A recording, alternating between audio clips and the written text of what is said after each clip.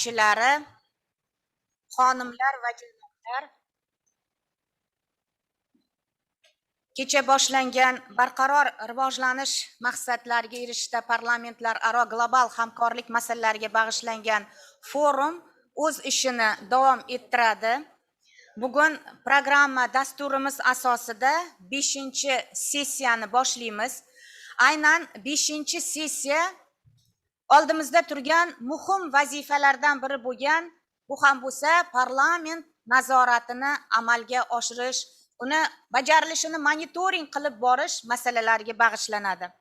5-sessiya parlament nazorati, barqaror rivojlanish maqsadlari bajarilish jarayonini monitoring qilish va baholash masalalariga oid mavzular yuzasidan biz ma'ruzachilarimiz ma'ruzalarini eshitamiz va reglament bo'yicha har bir chiqish uchun 10 minutdan 15 minutgacha vaqt ajratilgan va 20 minut biz bahs munozara savol javoblarni o'tkazishimiz kerak va sessiyani yakunlashimiz kerak. Hurmatli forum ishtirokchilari, bugun aynan forumimiz ishtirokchisi O'zbekiston Respublikasi Oliy Majlisi Qonunchilik palatasining deputati, Mehnat va ijtimoiy masalalar qo'mitasi raisi o'rinbosari, parlamentlararo ittifoqning demokratiya va inson huquqlari bo'yicha qo'mitasi a'zosi Tilavoldiyev Nodir Hakimovichni tug'ilgan kunlari. Forum ishtirokchilari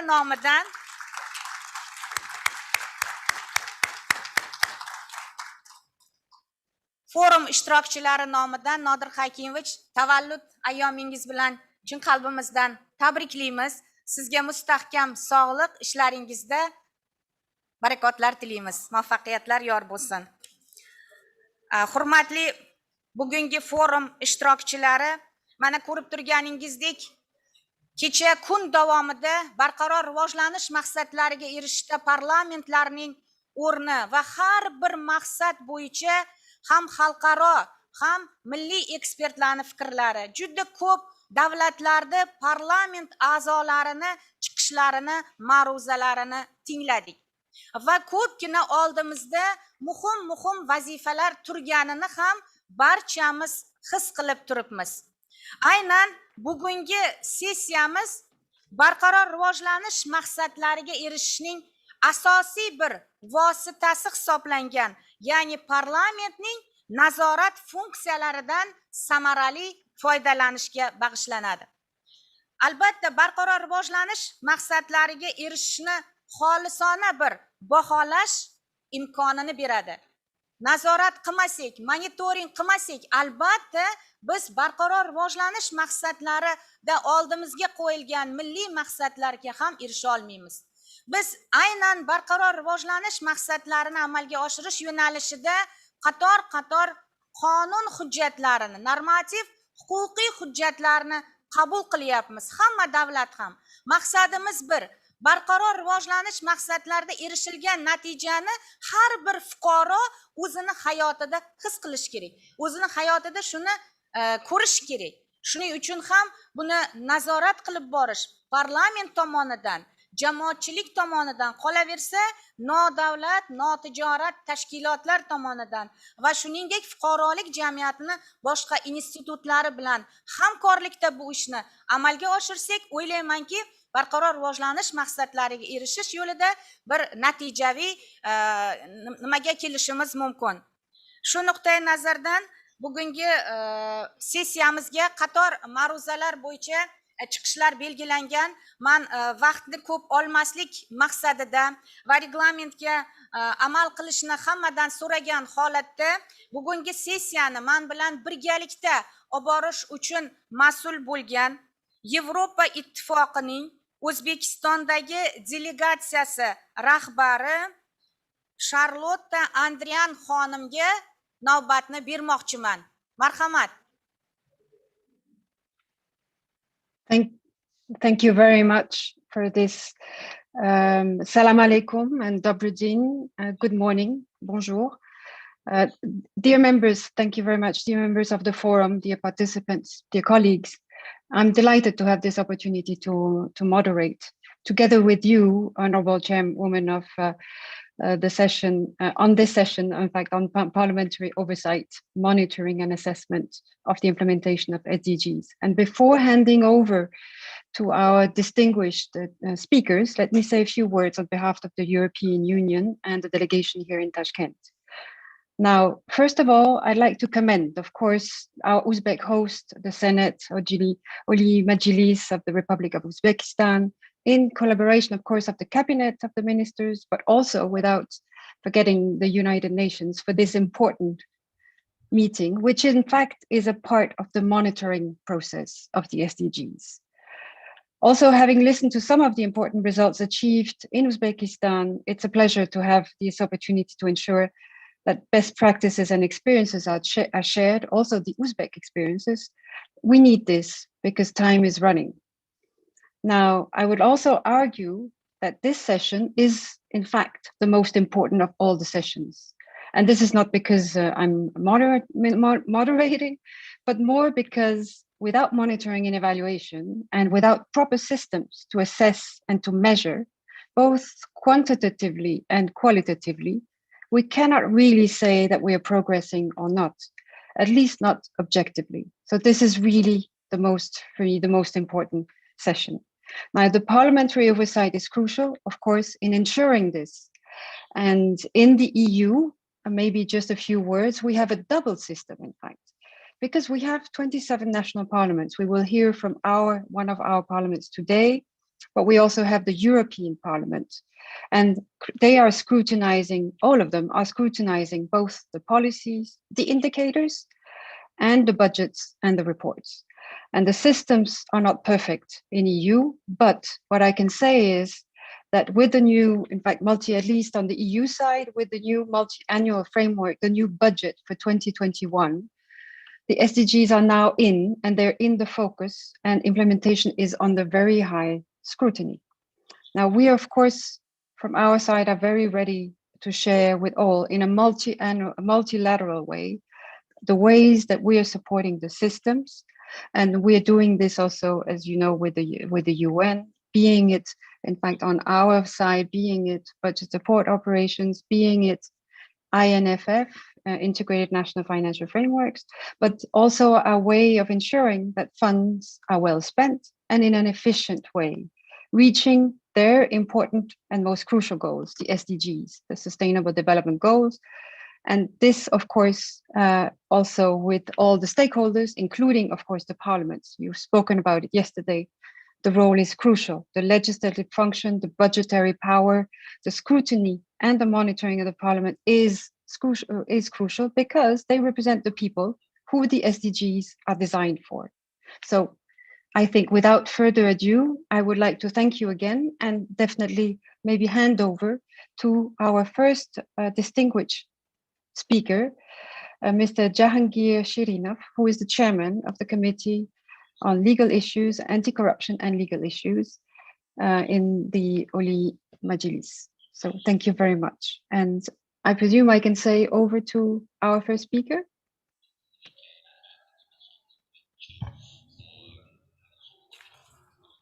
Rahmat. Assalomu alaykum, hurmatli forum ishtirokchilari, hurmatli Mavla Islovna, elchixonim Charlotte Adrian va bizni bugun aziz mehmonlarimiz.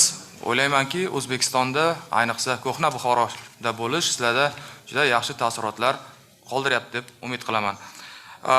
Avvalambor shuni aytish lozimki, yurtimizda slayd qo'yib beringlar, iltimos, slayd. Yurtimizda barqaror rivojlanish maqsadlarini ro'yobga chiqarish borasida juda katta islohotlar amalga oshirilmoqda. Bu masalada qator qonunlar, dasturlar qabul qilinmoqda. Endi gap mana shu qonunlar va dasturlarni ijrosi samaradorligida. Bu borada Mavla Islom juda ham to'g'ri aytdingiz, nafaqat jamoatchilik nazorati, balki parlament nazoratini ham o'rni beqiyos. O'zi parlament nazoratining mohiyati nimadan iborat? Keyingi slayd. Ma'lumki, hokimiyatlar o'rtasida o'zaro bir-birini tiyib turish va manfaatlar muvozanati tizimining samarali ishlashida parlament asosiy rol o'ynaydi. Bunda parlamentning nafaqat qonun ijodkorligi funksiyasi, balki bevosita nazoratni olib borish bilan bog'liq funksiyasi alohida e'tirof etish lozim bu funksiyani. Chunonchi qonun qabul qilingandan so'ng uning ijrosini ta'minlash, xususan mansabdor shaxsning qonun bilan belgilangan vazifalarini qay darajada bajarilayotganiga ustidan aynan xalq vakillari nazoratini o'rnatish muhim ahamiyat kasb etadi. Shuni ta'kidlash lozimki, milliy parlamentimizning nazorat olib borish bilan bog'liq faoliyati bugun yoki kecha paydo bo'lgan emas. Xususan bizdan oldingi chaqiriqdagi parlamentda ham, hatto o'sha bir palatali parlament bo'lgan davrda ham parlament nazoratining qaysidir elementlaridan foydalanilgan. Bugungi kunda mavjud qonunchiligimizda Oliy Majlisning nazorat funksiyasini u yoki bu darajada tartibga soluvchi 10 dan ortiq qonunlarni ko'rsatishimiz mumkin. Keyingi slayd. Mana ular O'zbekiston Respublikasi Konstitutsiyasidan boshlab parlament faoliyatini tartibga soluvchi boshqa 10 ga yaqin qonunlar. Shular bilan birga o'tgan davr mobaynida parlamentimiz faoliyatida juda katta islohotlar o'tkazildi. Shu jumladan uning nazorat borasidagi vakolatlari ham ancha kengaydi. Bu esa o'z navbatida parlament nazorati borasida maxsus qonunni qabul qilish uchun zamin yaratdi. Keyingi slayd. Shunga muvofiq 2016-yilda parlament nazorati to'g'risidagi qonun qabul qilindi. Qonun keyingi slayd. Demak, qonun bilan o'sha parlament nazorati subyekti, obyekti, shakllari, natijalari, bu borada ijtimoiy munosabat ishtirokchilarining majburiyatlari va boshqa muhim jihatlari ochib berildi. Keyingi slaydga o'tdi. Yana bundan keyingisi. Xususan, parlament nazorati kim tomonidan olib boriladi degan savolga, demak, qonunda 7 ta subyekt aniq ko'rsatilyapti. Ular avvalambor Oliy Majlis Qonunchilik palatasi, Oliy Majlis Senati, Qonunchilik palatasi va Senatning qo'mitalari va komissiyalari, Qonunchilik palatasidagi siyosiy partiyalar fraksiyalari, Qonunchilik palatasi deputatlari, Senat a'zolari, Oliy Majlisning inson huquqlari bo'yicha vakili ombudsmanni sanab o'tish mumkin. Ya'ni mana ko'rib turganingizdek, parlament nazorat subyektlari orasida parlament komissiyasi ham bor. Shuning uchun o'tgan yili biz O'zbekiston Respublikasini barqaror rivojlantirish sohasida milliy maqsadlar vazifalarning 2030-yilgacha bo'lgan davrdagi amalga oshirilishini nazorat qilish yuzasidan aynan parlament komissiyasi tuzganmiz. Xo'sh, parlament nazorati faqatgina qonunlar ijrosidan olib boriladimi yoki boshqa hujjatlar ijrosidan ham nazorat olib boriladimi? Keyingi slayd. Aytish lozimki, qonunda parlament nazorati obyekti aniq ochib berilgan. Unga ko'ra, davlat organlari, xo'jalik boshqaruvi organlarining hamda ular mansabdor shaxslarining konstitutsiya va qonunlarni, Oliy Majlis palatalarining va ular organlarining qarorlarini, davlat dasturlarini ijro etish, shuningdek o'z zimmalariga yuklatilgan vazifalar hamda funksiyalarni amalga oshirish bo'yicha faoliyati parlament nazoratining obyekti hisoblanadi.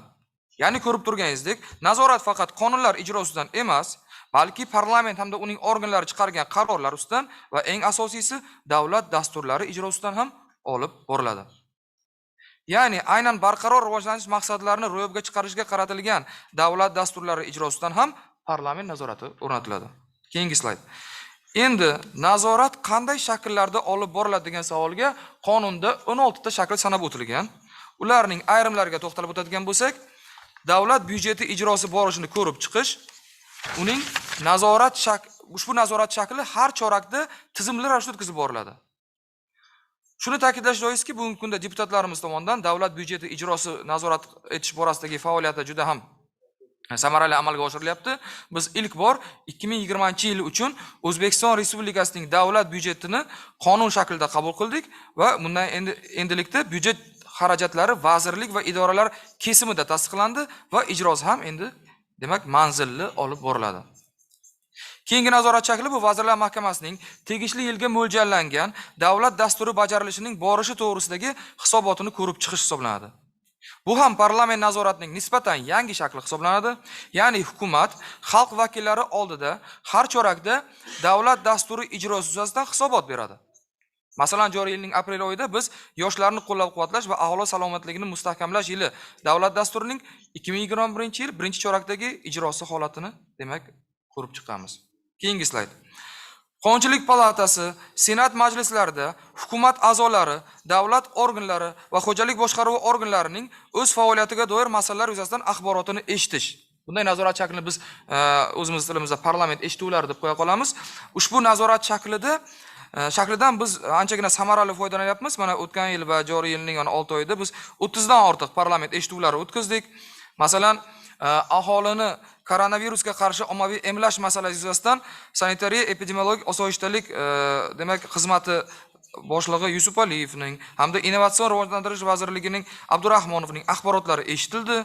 Mana shu eshituv yakuni bo'yicha ommaviy emlashni xavfsiz va fuqarolarning roziligi bilan o'tkazilishini ta'minlash, vaksinaning fuqarolar sog'lig'iga nojo'ya ta'siri oqibatini kompensatsiya qilish hamda javobgarlik masalasini hal etish, emlash tadbirlari uchun davlat byudjetidan ajratiladigan mablag'lar ustidan, demak, maqsadli sarflanishi ustidan nazoratni kuchaytirish bo'yicha qaror qabul qilindi va ijroga qaratildi.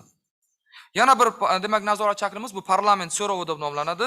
Bu nazorat shaklidan ham samarali foydalanyapmiz. Mana o'tgan yili va joriy yilning yarim yilligida 20 ga yaqin parlament so'rovlari tegishli mansabdor shaxslarga yuborilgan. Masalan, joriy yilning mart oyida Bandlik va mehnat munosabatlari vaziri Husanovga aynan o'sha O'zbekiston Respublikasi fuqarolarini xorijdagi olib borayotgan mehnati ishlari yuzasidan biz so'rov yuborganmiz. Keyingi slayd. Demak, keyingi nazorat shaklimiz bu hukumat soati deb nomlanadi. Mazkur nazorat shakli 2 yil oldin qonunchiligimizga kiritildi. Avvalambor hukumat soati nima degani? Bu Qonunchilik palatasi majlisida hukumat a'zolarining Qonunchilik palatasi deputatlari tomonidan berilgan savollarga javobini eshitish degani. O'tgan yil va joriy yilning yarim yillik davomida biz 13 marotaba hukumat soatlari o'tkazilgan. Masalan, joriy yilning aprel oyida transport vaziri Mahkamovning hukumat soatiga chaqirilib, unga o'sha mamlakatimizdagi umum foydalanishdagi avtomobil yo'llarining holati yuzasidan deputatlarning savollariga, demak, javobi eshitilgan. Bunday nazorat shakllarimiz albatta to'g'ridan to'g'ri YouTube, Facebook va boshqa ijtimoiy tarmoqlarda ko'rib borish imkoniyati bor. Demak, keyingi nazorat shaklimiz bu Qonunchilik palatasi deputati Senat a'zosining so'rovi deb nomlanadi. Ushbu nazorat shaklidan ham deputatlarimiz mana samarali foydalanishmoqda. Xususan, birgina joriy yilning yarim yil davomida 300 dan ortiq deputat so'rovlari yuborilgan. Keyingi slayd. Qonunchilik palatasi Senat qo'mitalari tomonidan davlat hokimiyati va boshqaruv organlari rahbarlarining axborotini eshitish. Endi bunday eshituvlar bu qo'mita eshituvlari deymiz. Ushbu nazorat shakli bevosita qo'mitalar tomonidan amalga oshiriladi. O'tgan yil va joriy yilning yarim yilligi davomida qariyb 100 marotaba bunaqa eshituvlar demak o'tkazilgan. Ushbu nazorat tadbirlari davomida ham mana barqaror rivojlanish maqsadlarini ro'yobga chiqarishga qaratilgan masalalar muhokama etiladi. Masalan, barqaror rivojlanish maqsadlarini 5-maqsadi, ya'ni gender tenglik va xotin-qizlarning huquq va imkoniyatlarini kengaytirish masalasi yuzasidan 2020-yilda Bosh prokuratura, Bandlik va mehnat munosabatlari vazirligi, Sog'liqni saqlash vazirligi, Mahalla va oilani qo'llab-quvvatlash vazirligining axborotlari, demak, quyi palataning demokratik institutlar, nodavlat tashkilotlar va fuqarolarning o'zini o'zi boshqarish organlari qo'mitasida eshitilgan. Keyingi nazorat shaklimiz bu qonun hujjatlarining ijrosi holatini, huquqni qo'llash amaliyotini Qonunchilik palatasi Senatning qo'mitalari tomonidan joylarga chiqib o'rganish. Bu borada ham qo'mitalar mustaqil demak o'zlari amalga oshirishadi buni, ya'ni o'zlarining ish rejalariga asosan qonunlar ijrosini joylarda o'rganishadi. Masalan, mana yaqinda biz korrupsiyaga qarshi kurashish va sud huquq masalalari qo'mitasi tomonidan Andijon viloyatida qurilish, Farg'ona viloyatida sog'liqni saqlash tizimida korrupsiyaga qarshi kurash to'g'risidagi qonunlarning ijrosi ahvoli o'rganildi va natijasi bo'yicha tegishli qarorlar qabul qilib, demak, bir qator qonun osti hujjatlarini, demak, korrupsiyaga sharoit yaratgan normalar deb topilib, ularni o'zgartirish yuzasidan qaror qabul qilindi. Endi oxirgi nazorat shaklimiz bu parlament tekshiruvi deb nomlanadi. Ushbu nazorat shakli demak Oliy Majlis palatalari tomonidan o'tkaziladi, lekin bunday nazorat shaklidan bu yaqin orada har ikkala palata ham foydalanmagan. Aslida bunga ehtiyoj tug'ilmasligini o'zimiz ham istardik, chunki bunday nazorat shakli, ya'ni parlament tekshiruvlari jamiyat va davlatning eng muhim manfaatlariga daxl qiluvchi, mamlakat xavfsizligi asoslariga, uning barqaror rivojiga salbiy ta'sir ko'rsatishi mumkin bo'lgan muayyan fakt chiqsa, shunday holatlarda o'tkaziladi. Shu uchun ham biz ham bunday holatlarni shunaqa imkoniyat bo'lmasin va o'tkazmaylik degan niyatimiz bor. Umuman men qisqa qilib aytmoqchi bo'lgan nazorat shakllari shulardan iborat edi. Xulosa o'rnida aytish mumkinki, parlament nazorati institutidan samarali foydalanish qonunlar va davlat dasturlarining ijrosini ta'minlashda Oliy Majlisning rolini oshirishga hamda ijro hokimiyatining parlament oldidagi mas'uliyatini oshirishga xizmat qiladi. E'tiboringiz uchun rahmat. Thank you very much, Mr. Sherina.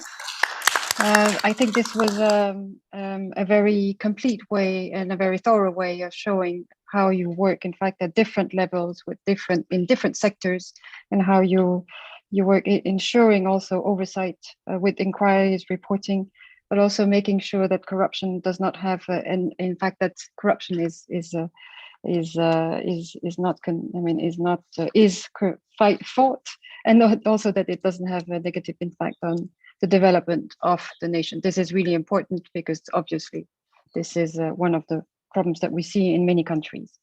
With this, I would like to give the floor now to Mr. Hervé Moret, the member of the Senate of the French Parliament. And Hervé Moret is the chairman of the France Central Asia Interparliamentary Group.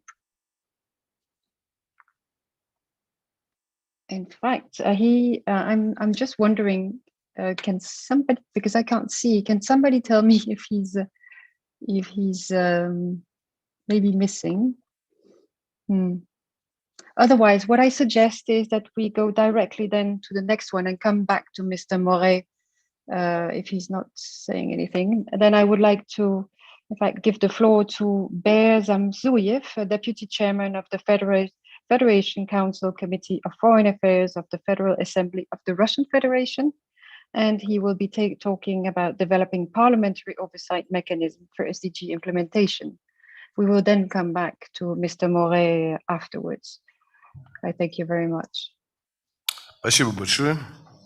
Уважаемые дамы и господа, коллеги, прежде всего хочу выразить слова благодарности за возможность выступить на столь представительном форуме. Прежде всего хотелось бы поблагодарить коллег из Узбекистана за радушный прием. Мы в России искренне рады успехам Узбекистана, который, в отличие от многих других стран мира, в условиях пандемии смог обеспечить рост своей экономики. Развитие российско-узбекского сотрудничества является приоритетным направлением внешней политики России. Ключевое значение для его развития имеет регулярный диалог на высшем уровне президента Российской Федерации Владимира Владимировича Путина в ходе встречи с президентом Республики Узбекистан господином Мирзиёевым. Подчеркнул уникальность стратегических и союзнических отношений между нашими странами. Интенсивная работа ведется по линии межправительственной комиссии по экономическому сотрудничеству между Российской Федерацией и Республикой Узбекистан. Создана совместная комиссия на уровне глав правительств Российской Федерации и Республики Узбекистан. Успешно развиваются наши торгово-экономические связи. Узбекистан входит в число ведущих экономических партнеров России на пространстве СНГ. В Совете Федерации Федерального собрания России уделяется большое внимание укреплению межпарламентского сотрудничества между нашими странами. В октябре 2019 года Узбекистан посетила председатель Совета Федерации Валентина Ивановна Матвиенко. В ходе состоявшейся встречи с президентом Республики Узбекистан были обсуждены планы реализации достигнутых на высшем уровне договоренностей, продвижение перспективных проектов в торгово-экономической, инвестиционной, инновационной, транспортно-логистической и агропромышленных сферах. А в апреле этого года состоялся визит в Россию делегации Верхней Палаты Сената Олей Маджлиса Республики Узбекистан во главе с госпожой Нарбаевой. Этот визит имел знаковый характер, так как он стал первой очной встречей российских парламентариев с зарубежными коллегами в этом году. Коллеги, Российская Федерация привержена успешной реализации повестки дня в области устойчивого развития на период 2030 года на всех уровнях. Наша страна рассматривает цель устойчивого развития в качестве консолидирующего фактора, позволяющего объединить усилия мирового сообщества и мобилизовать дополнительные ресурсы, необходимые для эффективного противодействия новым вызовам в сфере глобального устойчивого развития. Мы последовательно выступаем за комплексный, всеобъемлющий и неполитизированный подход к осуществлению целей. Руководствуясь в принципе солидарности, наша страна продолжает вносить вклад в создание и укрепление экономического, интеллектуального, информационного, научно-технического потенциала государств-партнеров в интересах устойчивого развития. Приоритетными получателями российской помощи является государство СНГ, при особом внимании к участникам интеграционных процессов на евразийском пространстве. Объем российского содействия в развитии достигли показателя в 1,23 миллиарда долларов США. Россия входит в число глобальных лидеров в деле укрепления и расширения многостороннего взаимодействия в области борьбы с последствиями изменения климата. вносит весомый вклад в обеспечение поступательного международного процесса по выработке соответствующих коллективных мер реагирования. Мы принимали самое активное участие в разработке Парижского соглашения по климату и согласовании правил его реализации. Эти документы образуют надежные международно-правовые основы для долгосрочного объединения усилий основных эмитентов парниковых газов среди развитых и развивающихся стран. Несмотря на отсутствие юридических обязательств по оказанию финансовой помощи развивающимся странам, Россия осуществляет климатическое финансирование на добровольной основе. В 2018 году мы вошли в число стран-доноров Зеленого климатического фонда. Еще одним из приоритетов государственной политики России в сфере содействия международному развитию является обеспечение продовольственной безопасности и устойчивого сельскохозяйственного развития. Помощь на данном направлении оказывается как на двусторонних каналах, так и многосторонней основе. Среди ключевых партнеров Всемирная продовольственная программа ООН, Продовольственная и сельскохозяйственная организация Объединенных Наций и Международный фонд сельскохозяйственного развития. В Российской Федерации работу над проблематикой устойчивого развития возглавляет межведомственная рабочая группа при администрации президента Российской Федерации по вопросам, связанных с изменением климата и обеспечением устойчивого развития. Основным элементом механизма отчетности стран по целям устойчивого развития является представление добровольного национального обзора. В прошлом году были представлены такие обзоры 47 странами, включая и Россию. В обзоре, в частности, отмечается, что по каждой из целей Россия в последние годы продемонстрировала позитивные результаты. В нашей стране создан эффективный механизм реализации повестки. На национальном уровне целями устойчивого развития во многом соответствуют цели и задачи, утвержденные указом президента Российской Федерации о национальных целях и стратегических задачах развития Российской Федерации на период до 2024 года. Срок достижения национальных целей синхронизирован с целями устойчивого развития до 2030 года. Многие из 17 целей устойчивого развития направлены на защиту, сохранение и эффективное использование ресурсов. За последние 25 лет Россия на 51,7% сократила объем сброшенных загрязненных сточных вод поверхностные водные объекты страны. Введен запрет на дрифтерный вылов рыбы. Начался переход российской промышленности на наилучшие доступные технологии, что позволяет не только сократить вредные выбросы, но и провести модернизацию производства, сделать их более современными и конкурентоспособными. В стратегии экологической безопасности Российской Федерации на период до 2025 года отражены основные угрозы экономической безопасности.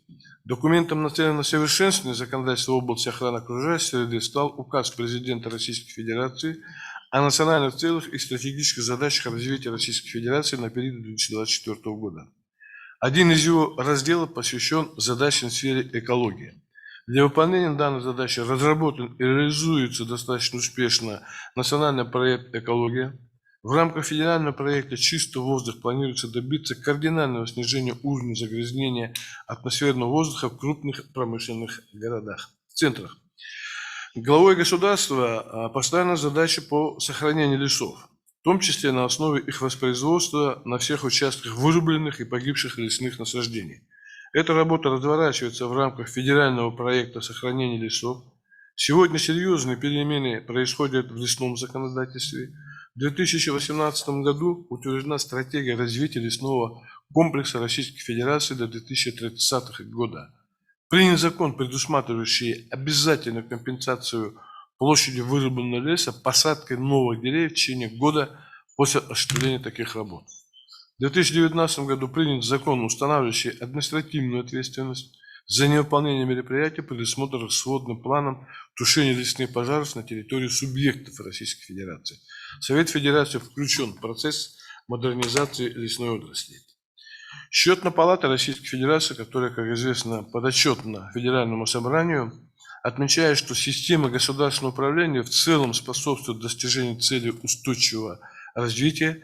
Вместе с тем необходимо распределение сфер ответственности и налаживание межведомственного взаимодействия.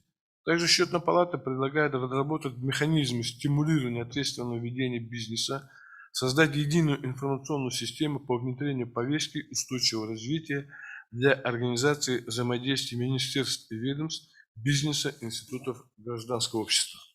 Все это свидетельствует о необходимости усиления парламентских контрольных механизмов реализации целей устойчивого развития. В России механизмы такого контроля эффективно функционируют в течение целого ряда в соответствии с федеральным законом о парламентском контроле. В частности, Советом Федерации, комитетами Палаты проводятся различные мероприятия по осуществлению парламентского контроля в данной сфере. На заседаниях Палаты в рамках правительного часа мы регулярно заслушиваем информацию членов правительства Российской Федерации, руководителей и должностных лиц федеральных органов исполнительной власти, отчеты должностных лиц на вопросы сенаторов. Совет Федерации постоянно осуществляет взаимодействие со Счетной палатой России, с уполномоченным по правам человека в Российской Федерации, с Генеральным прокурором Российской Федерации. Палата регулярно проводятся парламентские слушания. Мы осуществляем постоянный контроль за обеспечением соблюдения правительством Российской Федерации и федеральными органами исполнительной власти сроков принятия подзаконных актов, направленных на реализацию принимаемых парламентариями законов. Палата Федерального собрания заслушивает информацию представителей правительства о государственных и национальных докладах. В ходе заслушивания такой информации в обязательном порядке обсуждаются вопросы эффективного использования средств федерального бюджета по соответствующим направлениям, а также вопросы достижения целевых показателей, утвержденных государственными программами Российской Федерации. В частности, для примера, Совет Федерации регулярно осуществляет мониторинг реализации национального проекта «Экология», синхронизированного с целями устойчивого развития. Так, в марте 2019 года состоялась встреча в формате открытого диалога с участием министра природных ресурсов и экологии Российской Федерации. В марте 2020 года прошло совещание о механизме и инструменте финансирования национального проекта «Экология». С октября 2019 года работает межведомственная рабочая группа по совершенствованию лесного законодательства под председательством заместителя председателя Совета Федерации господина Воробьева. Сенаторы внесено в Государственную Думу немало законопроектов в данной сфере, впоследствии ставшими федеральными законами. 27-28 мая этого года в Санкт-Петербурге состоялся организованный в том числе Советом Федерации 9-й Невский международный экологический конгресс, основной задачей которого стало укрепление межпарламентского сотрудничества в сфере защиты окружающей среды. Основная тема конгресса – экология планеты, устойчивое развитие. В мероприятиях деловой программы конгресса в очном и онлайн-режиме приняли участие более 800 российских и зарубежных участников из 31 государства. По итогам работы выработаны рекомендации, которые будут использоваться в деятельности органов исполнительной и законодательной власти как на федеральном уровне, так и региональном. Кроме того, Советом Федерации осуществляется ежедневный мониторинг законодательства и правоприменения, в том числе в сфере реализации федеральных законов, способствующих достижению целей устойчивого развития. Коллеги, прогресс осуществления глобальных целей во многом зависит от формирования широкого общественного консенсуса, консолидации усилий различных заинтересованных сторон, включая гражданское общество, бизнес и научные круги, а это во многом зависит от грамотного, эффективного использования возможностей парламента. Без усиления мер парламентского контроля во внутреннем контуре и расширения горизонтов парламентской дипломатии на внешнеполитическом треке сложно будет достигнуть глобального прогресса в поставленных нами целях развития. Благодарю за внимание.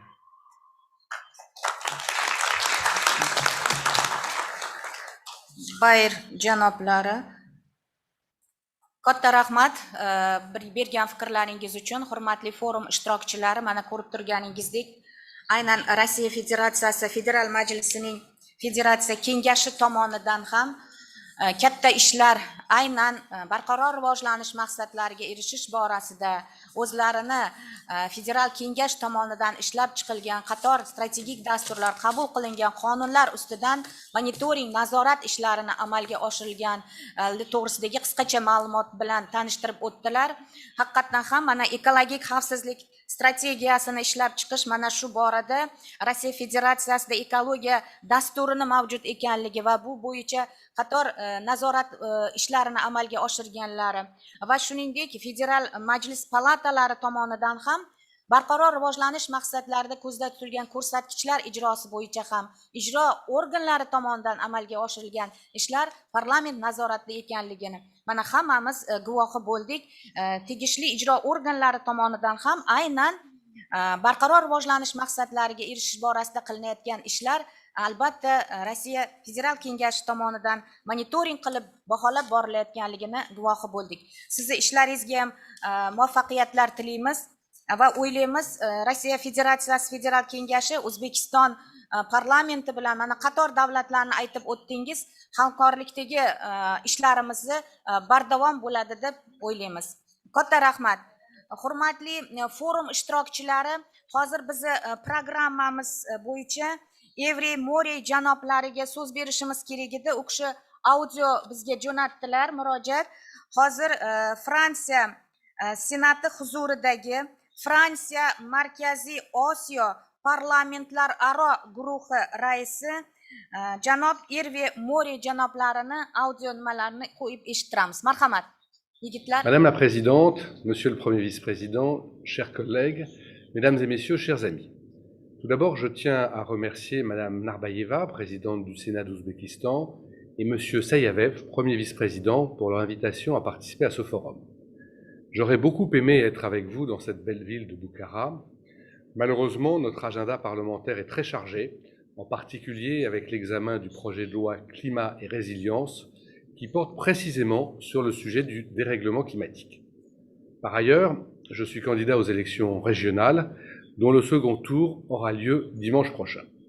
Je me console en me disant qu'en intervenant à ce forum depuis Paris, je contribue ainsi à ma modeste mesure à la réduction de mon empreinte carbone.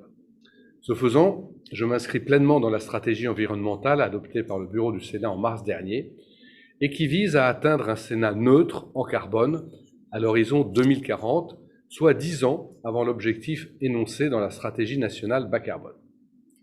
Parmi les 16 actions concrètes auxquelles va donner lieu la mise en œuvre de ce plan, la réduction de l'empreinte carbone des sénateurs à l'occasion de leur activité à l'étranger occupe une place prééminente. Je me réjouis donc d'y apporter dès à présent ma contribution. Néanmoins, je serai très heureux de venir dans quelques semaines en Ouzbékistan. J'en viens à notre sujet, auquel je suis particulièrement sensible, pour avoir présidé durant 6 ans la Commission de l'aménagement du territoire et du développement durable du Sénat. Plus de 6 ans après la naissance des objectifs de développement durable adoptés par l'ONU, il est grand temps d'en évaluer la mise en œuvre et les effets. Le rapport annuel de l'ONU sur les ODD de 2020 débute sur un constat amer. La crise sanitaire a constitué un frein dans la mise en œuvre des ODD. Pour autant, le rapport, fort heureusement, fait état de progrès dans plusieurs domaines. L'amélioration de la santé maternelle et infantile, l'accès élargi à l'électricité et à l'eau potable, l'augmentation de la scolarisation des enfants ou encore la meilleure représentation des femmes dans la vie politique. En revanche, il souligne l'insécurité alimentaire, les inégalités sociales, la dégradation de notre environnement. Ces éléments demeurent préoccupants. Les dérèglements climatiques se sont en effet accrus plus rapidement que prévu, avec des pics de chaleur records en 2020. L'acidification des océans s'accélère, la dégradation des terres se poursuit, de nombreuses espèces clés sont menacées d'extinction et les modes de consommation et de production non durables restent très répandus. Le cap a été fixé, il est donc maintenant urgent d'agir et d'obtenir des résultats. Si la mise en œuvre des ODD relève principalement des gouvernements, le Parlement a néanmoins un rôle à jouer. Il dispose pour cela d'un certain nombre de leviers. J'en citerai 4. Le premier, c'est le vote de la loi, c'est-à-dire l'activité législative. Dans ce cadre, les parlements et les parlementaires ont à s'assurer que la mise en œuvre des ODD est bien prise en compte dans les textes proposés par le gouvernement et, si nécessaire, de rehausser les ambitions environnementales des textes adoptés au Parlement en utilisant notre droit d'amendement. C'est ce que nous faisons en ce moment même au Sénat dans le cadre de l'examen du projet de loi Climat et Résilience. Nos amendements vont dans le sens d'une plus grande ambition par rapport aux objectifs 2030 et à la neutralité carbone en 2050. Nous avons ainsi estimé nécessaire de le faire car le texte proposé ne permettait pas d'effectuer totalement le chemin à parcourir en termes de réduction des émissions de gaz à effet de serre par rapport à la cible fixée en 2030. Il prévoyait seulement un quart de ces objectifs par rapport à la cible 2030 révisée en avril dernier par le Parlement européen. Pour parvenir à ces estimations, le Sénat s'est appuyé sur les travaux de plusieurs instances indépendantes, telles que le Haut Conseil pour le climat ou encore le Conseil économique, social et environnemental, dont les rapports sont essentiels à l'évaluation des politiques publiques en lien avec les ODD. Le deuxième levier, c'est l'activité de contrôle. De façon générale, il convient de faire un usage renforcé des mécanismes de contrôle parlementaire. Les séances de questions orales, les questions écrites au gouvernement, les auditions des ministres par les commissions parlementaires ou encore la mise en place de commissions d'enquête doivent permettre d'interpeller le gouvernement sur son action et de veiller à la mise en œuvre des ODD et au respect de leurs objectifs. Le troisième levier réside dans le vote du budget. Le Parlement vote le budget de l'État. À cette occasion, il peut et doit veiller à ce qu'il permette de favoriser l'atteinte des ODD. À cet égard, on peut citer l'Allemagne, qui dispose d'une commission dédiée au suivi des ODD. La mise en place d'une telle instance transversale, associant des parlementaires de l'ensemble des commissions, pourrait inspirer d'autres parlements. Autre pratique particulièrement intéressante, la Norvège a choisi de structurer l'élaboration et la discussion budgétaire autour des ODD, impliquant directement les parlementaires dans leur suivi. Chaque ministre, responsable d'un objectif, doit ainsi présenter un rapport de suivi des cibles rattachées dans sa proposition de budget. Il revient à chaque Parlement de s'interroger sur la marge de progression que nous avons au Parlement pour accélérer la mise en œuvre des ODD en tirant profit des bonnes pratiques observées chez nos homologues. Le Parlement doit donc se faire le promoteur d'une approche intégrée des ODD dans l'ensemble des politiques publiques en se référant aux 3 piliers du développement durable tels que définis dans le programme 2030, le pilier économique, le pilier social et le pilier environnemental. Le quatrième levier dont nous disposons, c'est la coopération interparlementaire. Elle est un outil précieux car elle nous permet de partager nos expériences pour mieux réussir. C'est ce que nous sommes en train de faire ici même en participant à ce forum. J'en ai également fait le constat, à la fois en tant que président du groupe d'amitié France-Asie centrale, mais aussi en tant que membre de l'Union interparlementaire. Ainsi, en avril 2015, la 132e Assemblée de l'UIP a adopté la déclaration de Hanoï intitulée « Les objectifs de développement durable, passer des mots à l'action ». Les parlementaires se sont ainsi engagés à faire tout ce qui est en leur pouvoir pour favoriser l'adhésion des pays à ces objectifs. En matière d'évaluation et de contrôle, l'Union interparlementaire a élaboré un outil d'auto-évaluation permettant au Parlement de faire le point sur leurs connaissances et leurs progrès dans le domaine du développement durable. Au-delà, nous devons soutenir les initiatives de nos gouvernements en faveur d'une coopération internationale renforcée, notamment à travers l'aide financière aux pays en développement, les transferts technologiques et le soutien technique. Je pense en particulier au Fonds vert pour le climat, qui a amassé plus de 10 milliards de dollars dans le but de transférer des fonds des pays les plus avancés au profit des pays les plus fragiles dans le cadre de la lutte contre le réchauffement climatique. À ces 4 leviers, j'en ajouterai un 5e. C'est celui d'être une interface entre le gouvernement et les citoyens, et pour le Sénat, entre le gouvernement et les collectivités locales que nous représentons. Les principaux acteurs de la lutte contre le changement climatique, ce sont les citoyens. C'est chacun d'entre nous. Et pour que les objectifs fixés soient mis en œuvre, chacun doit prendre sa part. Cela suppose une adhésion aux objectifs fixés et aux mesures prises, ce qui n'est pas toujours le cas. En France, la révolte des Gilets jaunes en 2018 résulte de la mise en place d'une fiscalité écologique mise en place sans concertation et sans l'écoute nécessaire. En tant que représentants élus, les parlementaires et notamment les sénateurs, qui sont les représentants des territoires, peuvent mobiliser sensibiliser et faire adhérer l'ensemble des parties prenantes de manière à ce qu'elles s'approprient pleinement les ODD et entendent les attentes des citoyens. Ainsi, dans le cadre de l'examen d'un projet de loi, la Commission a en charge des dizaines et parfois des centaines d'auditions d'acteurs. C'est un moment de concertation indispensable. De même, les collectivités territoriales sont un relais essentiel. Les chambres hautes des parlements bicaméraux, dont la vocation est de représenter les collectivités territoriales, comme c'est le cas du Sénat en France, représentent une véritable courroie de transmission pour le suivi et la mise en œuvre des ODD. Ainsi, dans le cadre de la loi Climat et Résilience, une consultation d'ampleur a permis de recueillir l'avis de 1800 élus locaux sur quelques mesures du projet de loi à fort enjeux territoriaux, relevant de la compétence des territoires. Ce travail paraît indispensable dans un esprit de co-construction de la législation visant à mettre en application les ODD, tout en s'assurant que les acteurs de terrain prennent la mesure de leur caractère primordial et urgent. Voilà, mesdames et messieurs, les messages que je souhaitais partager avec vous aujourd'hui. J'aimerais terminer sur un message d'espoir. L'évolution de notre société face aux enjeux climatiques nécessite, selon moi, d'entrevoir un chemin heureux, une dimension positive. Dans le contexte actuel de crise sanitaire et économique sans précédent que nous traversons, nous devons veiller à ne pas partager une vision résignée ou contrainte de l'écologie, mais bien au contraire positive et volontaire, en faisant valoir les opportunités que nos pays peuvent saisir dans leur stratégie de transition écologique et de décarbonation économique. Cet aspect est essentiel pour en assurer l'acceptabilité par tous les acteurs concernés. La mise en œuvre des ODD nécessite vigilance, évaluation, contrôle, mais aussi pédagogie, dialogue et partage pour construire ensemble un monde meilleur. Je remercie encore une fois les organisateurs de cette initiative, de leur invitation, et je vous remercie de votre attention.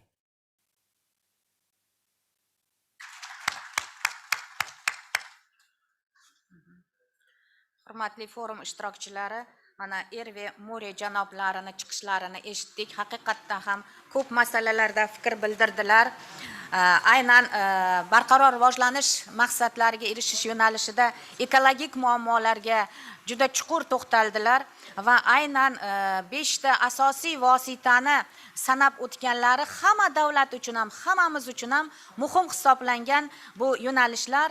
Birinchisi albatta qabul qilinayotgan qonunlarimizni ovoz berish jarayonida o'sha qonunlarda asosli qabul qilish, ya'ni qonunchilikni takomillashtirish masalalari. Qolaversa, hukumat tomonidan kiritilayotgan mana shu qonun loyihalarini yoki qonun tashabbusi huquqiy subyektlar tomonidan kiritilayotgan qonun loyihalarida ekologik muammolarni ham hal qilish masalalariga qaratilganligiga e'tibor qaratish zarurligini ta'kidladilar. Albatta,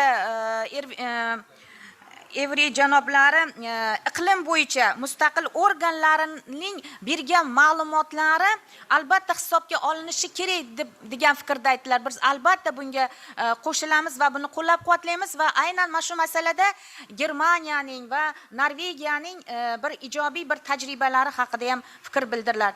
Va o'ylaymanki, mana shu 4-vosita deb hisoblagan yo'nalishlari bu albatta hammamiz mana parlament a'zolari o'tirib biz turli davlatlardagi parlamentlar aro aloqalarni mustahkamlash, uni rivojlantirish albatta bu juda katta ahamiyatga ega ekanligini va har bir fuqarolarni har birimizni mas'ulligimiz mana shu aynan iqlim o'zgarishlari yoki ekologik muammolarni hal qilishda bevosita mas'ul ekanligimizni his qilishimiz ham juda muhim ahamiyat kasb etayotganini bildirdilar. Men o'ylayman, Evri Mori janoblari mintaqaviy saylovlarda nomzodlari qo'yilibdi.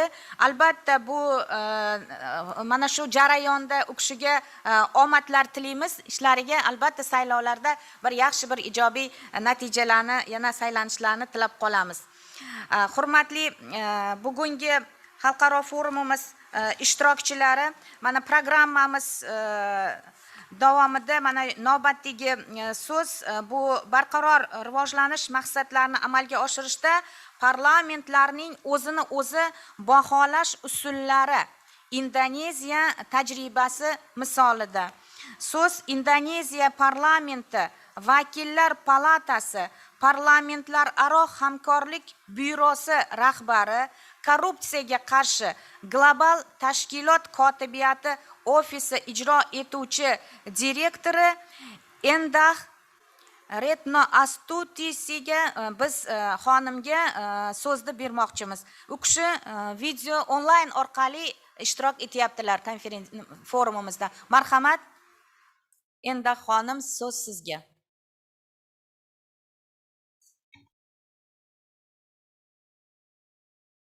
Distinguished guests, distinguished speakers, ladies and gentlemen, Assalamualaikum. First of all, allow me to thank the Olive Majlis of the Republic of Uzbekistan, the Cabinet Ministers, Ministry of Economic Development and Poverty Reduction, and the UN entities in Uzbekistan for convening this important panel and inviting me to share Indonesia's experience on assessing how Parliament can contribute to the implementation of sustainable development goals in Indonesia. Next slide, please. Honorable chairs, distinguished delegates, after it was, can I have the next slide, please?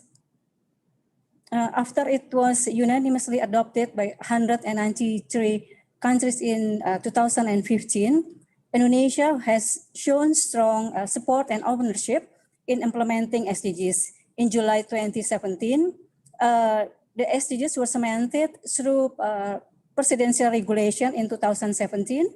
And with the regulation, SDGs have become the basis of our national medium and long-term development plan onward to 2030.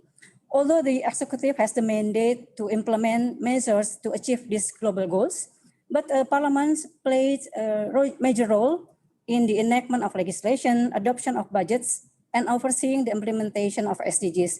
Parliament also uniquely positioned as a bridge between the people and the government in adopting legislation and represent the needs of the people, ensuring that no one will be left behind.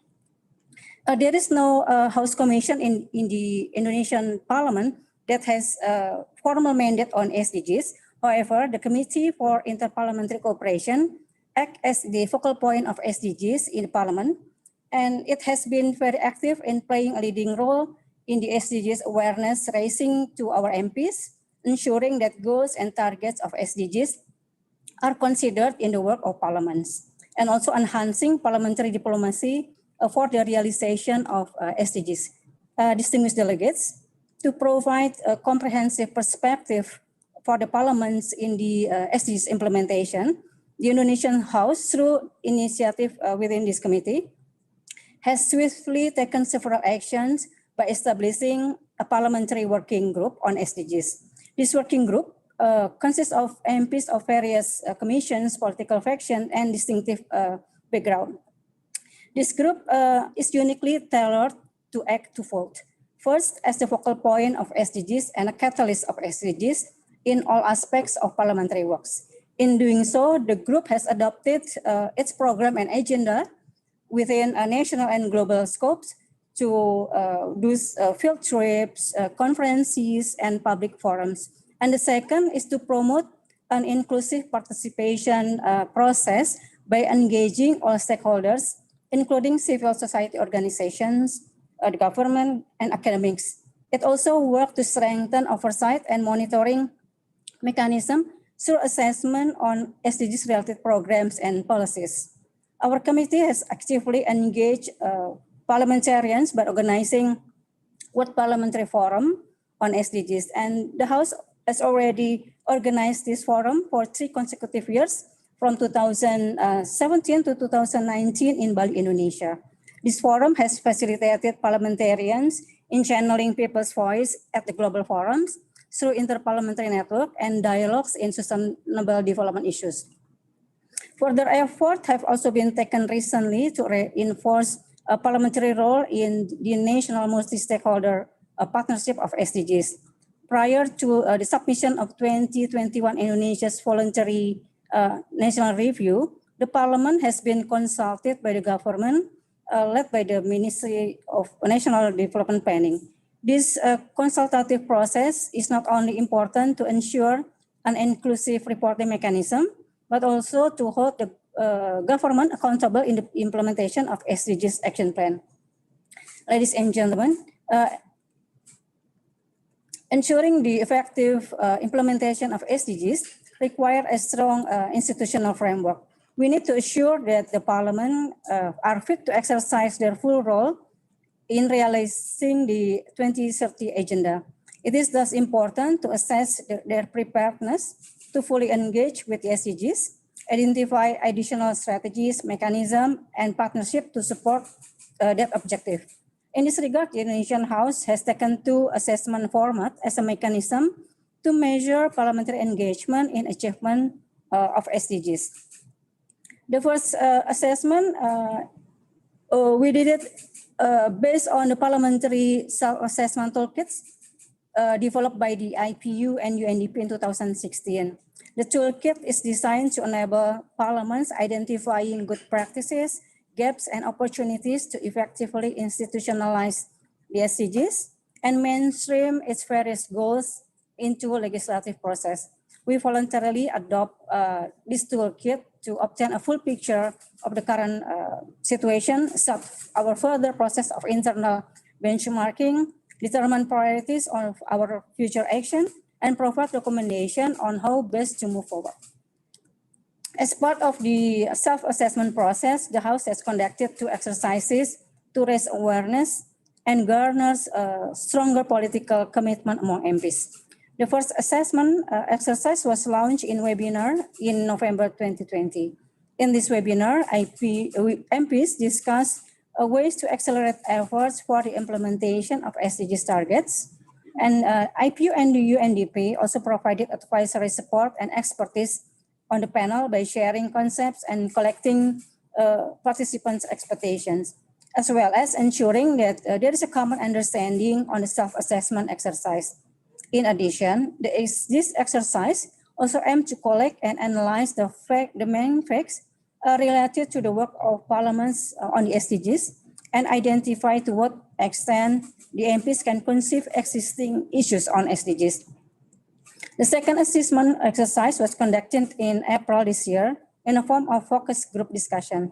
The deliberation included Indonesia's VNR process, as we believe that the IPU UNDP self-assessment toolkits and the VNR could mutually reinforce each other. It also discussed sustainable economic goals and its relation to the COVID-19 recovery framework. The result we got from the exercise was important in determining our current level of engagement with SDGs. Besides utilizing the IPU UNDP toolkit, the second assessment technique that we are using is SDGs progress tracker and individual questionnaires for policy advisors and other internal supporting system in the Parliament. This activity is part of our recent efforts in mainstreaming and institutionalizing the SDGs within parliamentary mechanism. We believe that parliamentary staff are key internal stakeholders in serving essential support, both in substantive and technical matters to provide SDGs-related data, expertise, research, and policy advice for the MPs. Their role are very crucial in bridging cross-cutting issues and facilitating cross-sectoral policies on SDGs, and also to provide appropriate support on effectiveness of its implementation. Just last week, we have a knowledge sharing session on SDGs for the House policy advisors, followed by SDGs progress tracker and exercises on how they could amplify their roles in materializing and internalizing SDGs. This tracking process was done through group discussion of cross-committee experts in the three pivotal areas: legislation, budgeting, and oversight. Upon the conclusion of our self-assessment exercises and capacity building series, we hope to be able to identify a tailored strategy to effectively support the implementation of the SDGs. The assessment will also help us in mapping our further priorities to institutionalize the SDGs framework, as well as engage in development of concrete parliamentary SDGs action plan across the entire parliamentary mechanism. In doing so, we highlight the need to sufficiently enhance Parliament's capacity through technical assistance from international development institutions and key stakeholders, as well as exchange of information and good practices within a robust interparliamentary cooperation network. This could be done, for instance, by increasing policy and budget literacy on SDGs. We call upon international development agencies such as the UNDP to provide technical assistance in facilitating discussion and presenting possible model of SDGs legislation for parliamentarians worldwide. And the OECD also, which has developed a green budgeting technique, which could facilitate parliaments in implementing approach to SDGs budgeting process and public financial management oversight. Distinguished delegates, ladies and gentlemen, despite the long road ahead to ensure an effective, accountable, and inclusive sustainable development agenda within the entirety of Parliament process, we believe that undertaking self-assessment exercise will help us in achieving that goal. To conclude, let me summarize and reiterate some standpoints of the House on this issue. First, we acknowledge the urgency to strengthen awareness of the SDGs among members of parliaments and their supporting system. Second, we recognize the urgent need to formalize a specific body on the SDGs within the parliament with a stronger legal basis. And third, we support the effort to set a comprehensive parliamentary legal framework that enables parliamentarians to exercise all aspects of the SDGs. And fourth, we believe that parliaments and parliamentarians need to be regularly and formally consulted about the national development planning, including how it can incorporate and reflect the SDGs agenda. Fifth, we call for an inclusive multi-stakeholder participation and expert assistance to support the institutionalization of SDGs within the work of parliaments. We hope our experiences and lessons shared in this session will bring benefits and relevant insights for other parliaments in utilizing the self-assessment mechanism to achieve their own targets in SDGs. Thank you. Kata Rahmat.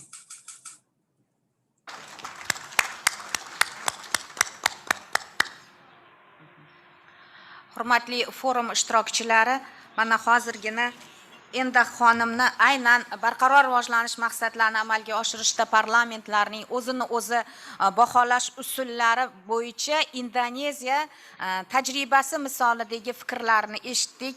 Haqiqatan ham Indoneziyada ham ko'p ishlar amalga oshirilganligi va mana shu maqsadlarga erishish borasida parlament tomonidan qilinayotgan ishlar, parlament nazoratini, monitoringini amalga oshirishda va aynan barqaror rivojlanish maqsadlariga erishishda inklyuziv ko'p tomonlama yondash haqidagi fikrlarni bildirdilar.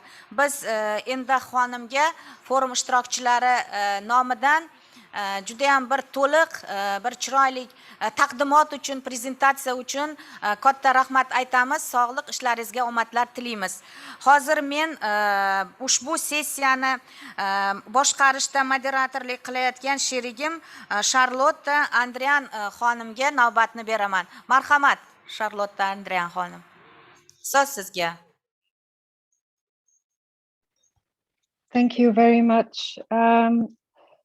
Just one question, because according to the program, we also had the role of Parliament in achieving SDG practice worldwide from Jonas Sekuolis, who is also, I understand, online. So maybe we give him the floor. Is that possible, or was there a change? Sorry, was there maybe a change in the program?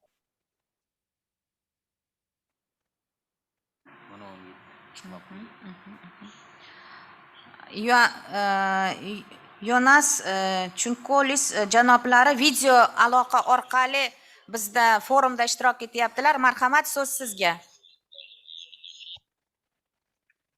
Katta rahmat. Доброе утро, дорогие друзья, дамы и господа. Большая честь и очень приятно участвовать в вашем форуме.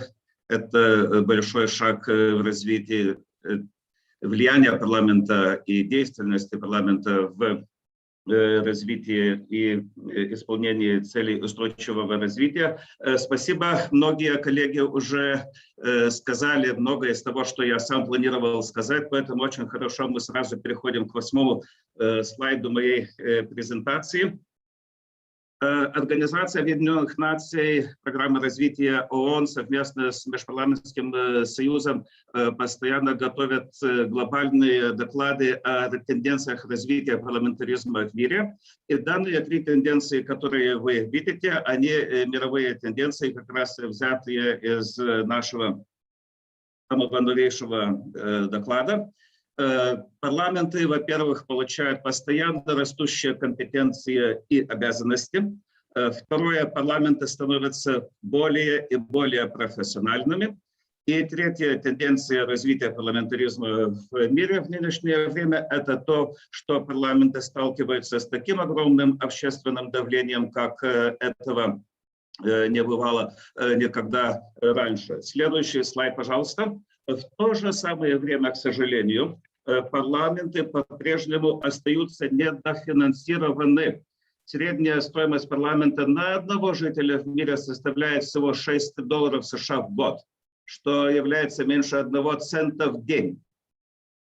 Мы говорим про растущие компетенции и уровень профессионализма парламентов. В то же самое время финансирование парламентов остается на прежнем уровне, и на это надо обратить внимание мировому сообществу.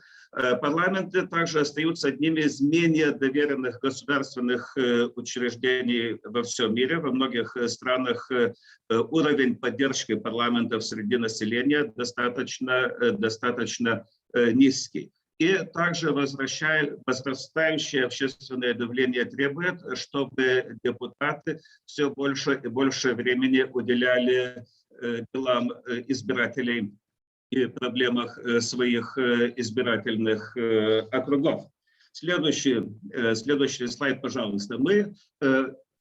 Мы проанализировали на основе анализа стран ОСР шаблонную структуру бюджета парламента. И когда мы говорим про необходимость повышения финансирования парламента, конечно, не зарплаты депутатов мы имеем в виду, но вот смотрите, 44%, почти половина бюджетов, внутренних бюджетов парламентов уходит на расходы на персонал и специалистов, на возможности парламентов делать независимые исследования и независимые оценки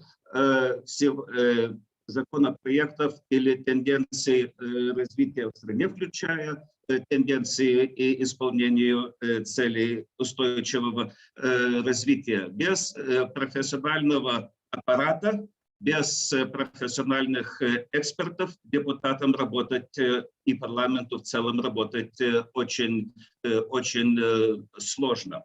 И следующий слайд, пожалуйста.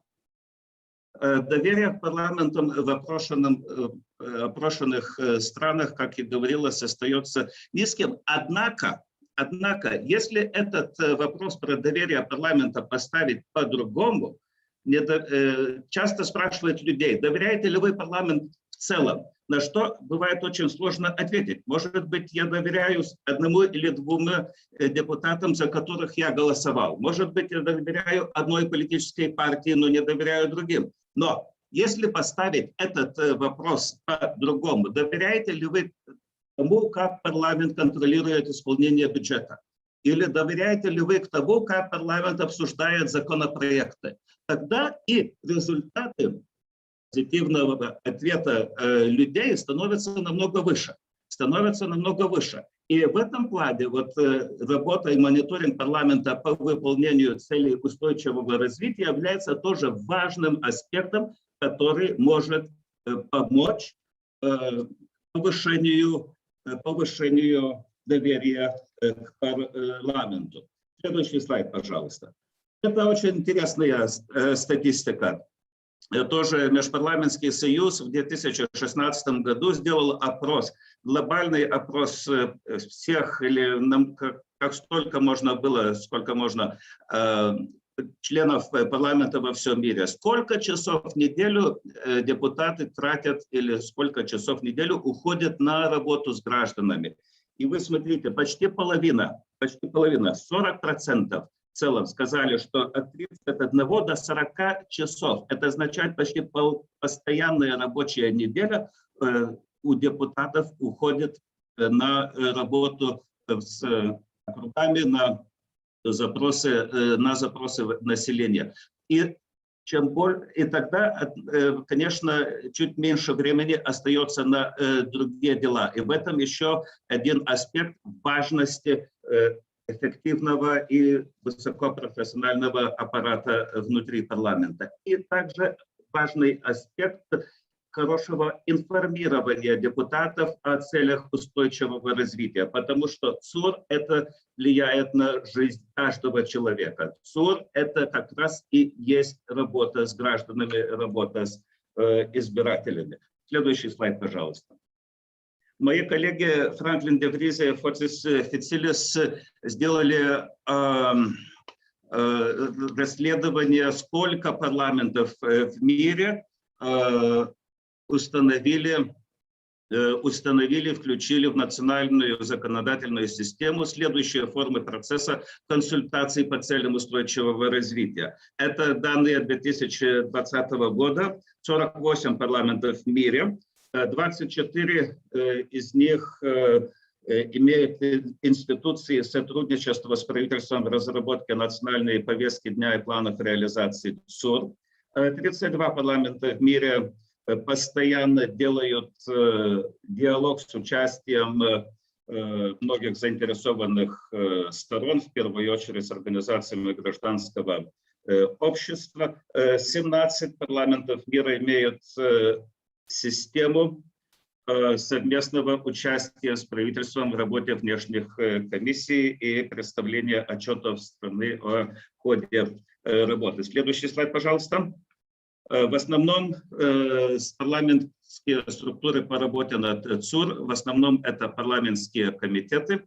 Это самая популярная структура, которая используется в тех парламентах, которые создали структуры по ЦУР. Количество структур по ЦУР, оно увеличивается, и это хорошая тенденция. Следующий слайд, пожалуйста.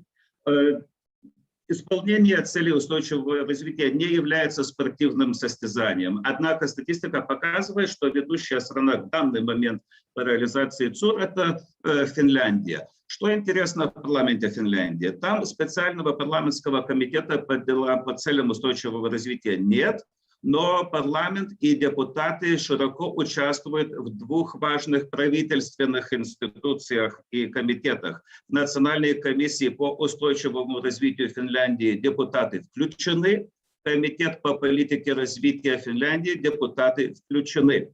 Также правительство Финляндии представляет годовой отчет о реализации ЦУР, который обсуждается на пленарном заседании парламента и приводит к принятию резолюции с конкретными рекомендациями. Германия, Бундестаг, первый парламент в мире, который учредил специальную структуру для целей развития. Это парламентский комитет по устойчивому развитию. Наш коллега из Франции уже говорил об опыте Германии в этом плане. Испания, интересный опыт Испании, в котором создан объединенный парламентский комитет двух палат парламента по повестке дня 2030, очень как и в Узбекистане. Также правительство Испании должно указывать в пояснительной записке к законодательным проектам, на какие цели устойчивого развития проект закона может повлиять. И следующий слайд, пожалуйста. Daniel, yes. Yeah, Jonas, can I ask you maybe to finalize your presentation, please, because we still have, in fact, another presentation. Yes, yes. It's 2 slides left. One is about experience of Дания, где все парламентские фракции создали межполитическую группу депутатов, которые следит за исполнением ЦУР. Следующий слайд. И 4 ведущие страны в рейтинге ЦУР, общие черты их парламентов. их парламентов являются следующими. Первое, регулярно получает от правительства обновленную информацию о вопросах реализации, регулярно проводят дебаты с гражданским обществом, распределили четко обязанности внутри своих структур по координации работы. Члены парламента участвуют в разработке и утверждении национальных планов и отчетов о ходе реализации ЦУР. Правительство дает ссылки на ЦУР в пояснительных записках. ЦУР тоже виден во время представления проекта национального бюджета в парламент. Аппарат парламента имеет специальную экспертную структуру для оказания помощи депутатам по ЦУР. И также персонал парламента и члены парламента регулярно проходят обучение по целям устойчивого развития. Вот эти тенденции можно проследить в работах других парламентах мира. Спасибо за внимание и успехов всем. Благодарю за эту возможность выступить перед вами. Thank you very much. Thank you very much, Jonas. And if my co-chair, Mr. Hojaeva, chairman of the committee, chairwoman, allows, then we would like, in fact, just to give the word to Mr. Hassan Masroom, Dr. Hassan Masroom, who obviously apparently member of the Shura Council, who did not have the opportunity yesterday to speak, but he has a very important experience to share in implementing the SDGs in the Kingdom of Saudi Arabia. So, Mr. Dr. Hassan Masroom, the floor is yours, if possible, within 5 minutes, so that we also have maybe 5 minutes for questions and answers. Thank you very much. Assalamu alaikum. Good morning. Thank you, Madam Chairwoman, and thanks to Oli Majlis for this opportunity. In 2016, His Royal Highness the Crown Prince Mohammed bin Salman announced the launching of Vision 2030, commonly referred to as the Kingdom's Vision. It's basically the foundation or framework through which unprecedented reforms were accomplished in the public sector and private sector operating model, the economy and society as a whole. I'd like to share with you our experience in Saudi Arabia with alignment of that national vision with the SDGs agenda. So a key task of the government is to create alignment with the Saudi Vision 2030 with the SDGs and to incorporate the SDGs in the national framework within its three themes: a vibrant society, a thriving economy, and an ambitious nation. The government of Saudi Arabia conducted a review to assess the alignment of Vision 2030 with the SDGs. To get a multidimensional perspective, several national strategies and subnational objectives and programs were assessed for consistency with the SDGs. The United Nations Development Program Design Rapid Integrated Assessment Tool was used in conducting this process. The alignment process between Saudi Vision 2030 and the global agenda SDGs has encountered some challenges, which we are sharing with you as follows. The first challenge is promoting the SDGs at the subnational level. Given the comprehensiveness of the SDGs, multiple stakeholders from the public, private, and nonprofit sectors play a vital role in turning the SDGs into practical tools for explaining sustainable development, managing implementation, ensuring accountability, and reporting on progress. Efforts and resources are therefore needed to strengthen existing mechanisms of coordination and adapting them to the requirements of the SDGs. The second channel was data availability and statistical capacity. The adaptation and monitoring of the SDGs require data and statistics that are accurate, timely, sufficiently analyzed, relevant, accessible, and easy to use. It is a priority to invest in strengthening data collection systems and the capacity of statistical bodies.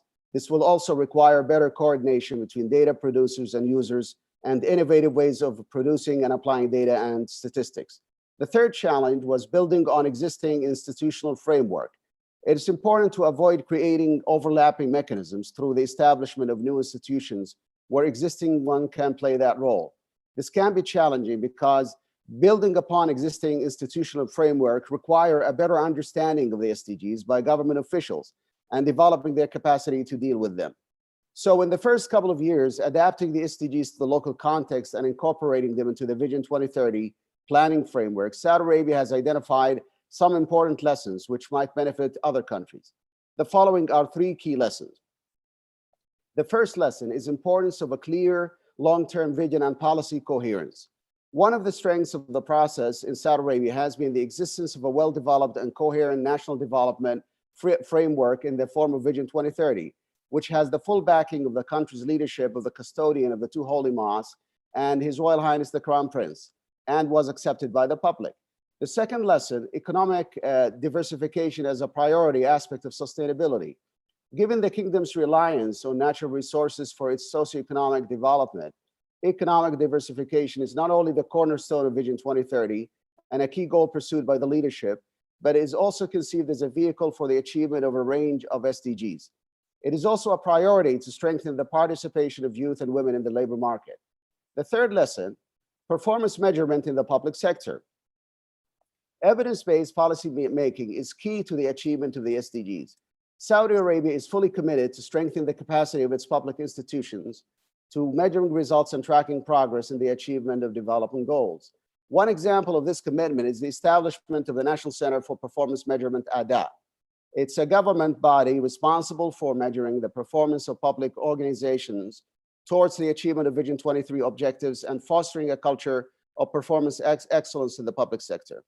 So in the year 2021, we had 5 years of the vision, and we needed to make a review, a 5-year review or assessment. So the 2021 review covered the vision's 3 major themes with examples as follows. In the first theme, the vibrant society, it included facilitating access to emergency health services within 4 hours at the rate of more than 87% compared to 36% before the inauguration of the vision, reducing the percentage of traffic accident fatalities annually to 13.5 deaths per 100,000 after it was 28.8, and increasing the percentage of people who participate in sports activities at least once a week to 19% in 2020 compared to 13% before the launch of the vision. In the housing sector, the percentage of home ownership increased to 60% compared to 47% 5 years ago. This is in addition to the issuance of the electronic tourist visa that can be obtained electronically within minutes. In the second theme, prosperous economy, it's the assets of the Public Investment Fund have doubled to reach approximately 1.5 trillion riyals in 2020 after not exceeding 570 billion riyals in 2015. The kingdom has moved up to the 12th rank in the Venture Availability of Capital Index in the Global Competitiveness Report 2020 and ranked 3rd globally in Minority Investor Protection Index. Moreover, the kingdom advanced to the 24th position globally in the Global Competitiveness Report 2020 after ranking 39 in 2018.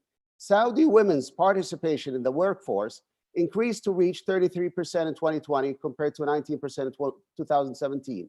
In the field of digital economy, achieving the first place in the world in 5G internet speed and covering more than 60% of major cities and 45% of other cities by deploying more than 12,000 towers that supply 5G technology. In the third theme, ambitious nation, the effectiveness of government work, including the issuance of more than 197 legislations in various fields, including laws, regulations, bylaws, and organizational arrangements. Combating corruption and enhancing integrity, as the culture of accountability has been entrenched at the level of the government apparatus and among citizens, the total financial assets recovered by the public treasury following anti-corruption settlements reached 247 billion riyals in the past 3 years alone, representing 20% of the total non-oil revenues, in addition to tens of billions of non-cash assets transferred to the finance ministry. So where do we go from here? I will just share with you 2 brief examples that encompass many of the SDG goals. The first one is the Green Initiative. Saudi Arabia faces desertification, which poses an economic threat to the region and the air pollution from greenhouse gases. It's estimated to have reduced the average life of citizens by 1.5 years.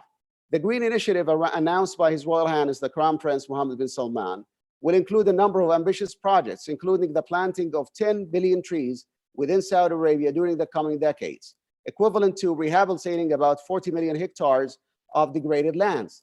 The Saudi Green Initiative will also reduce carbon emissions by more than 4% of global contributions through renewable energy projects that will provide 50% of electricity production in the kingdom by 2030.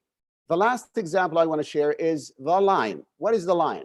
The Line is a proposed smart city in the Saudi Arabia in Neom, Tabuk, in the northern part of the country. It will have no cars, no streets, and no carbon emissions. The city is part of Saudi Vision 2030 project, which will create 380,000 jobs and add $48 billion to the country's GDP. The line will be the first development in NEOM, a planned $500 billion megacity. The city was unveiled by Saudi Crown Prince Mohammed bin Salman, and construction already started in the first quarter of 2021. When completed, the line will be 170 kilometers across, will preserve 95% of the nature within NEOM, and is planned to have 1 million residents. The city would be divided into nodes. All daily service would be reachable within a 5-minute walk. The city will also be powered entirely by renewable energy. The line will consist of 3 layers, including one on the surface for pedestrians, one underground for infrastructure, and another underground for transportation.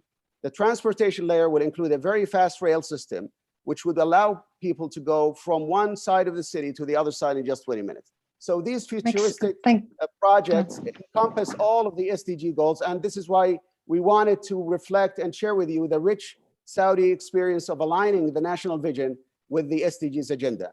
Thank you, Madam Chairman, and to the Majlis for giving us this opportunity. Thank you very much, Dr. Hassan Masloum.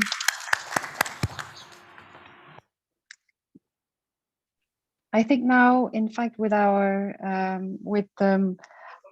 co-chair, Mrs. Hodai, if I may, I think, do we have time for a few questions? If possible, maybe for another 5 minutes for questions, and then, or is it time for the coffee? Charlotte Andriyam xonim, mana bizga juda iltimoslar bo'lyapti. Haqiqatdan ham mavzu juda ham dolzarb. Bizga Saudiya Arabistonidan iltimos qilishyapti. Saudiya Arabistoni qirolligi Ashura majlisi a'zosi, Sog'liqni saqlash qo'mitasi raisi 3 minut vaqt so'rayaptilar.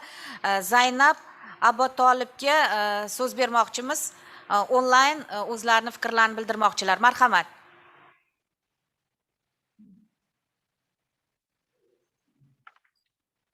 Marhamat, texniklarimiz ulab berishadimi?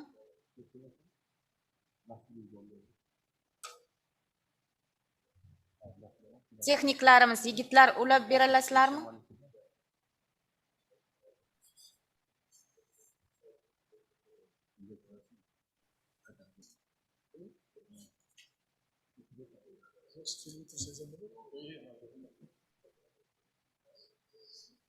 O'zbek Saudiya parlament qo'mitasi raisi ham so'z so'rayaptilar. Agar u kishini ulash ilojisi bo'lsa, Ali Al-Asiri janoblari. Assalomu alaykum. So'rayaptilar. Ulanishda imkoniyati bormi bizda? Assalomu alaykum. Marhamat Zaynab xonim, marhamat.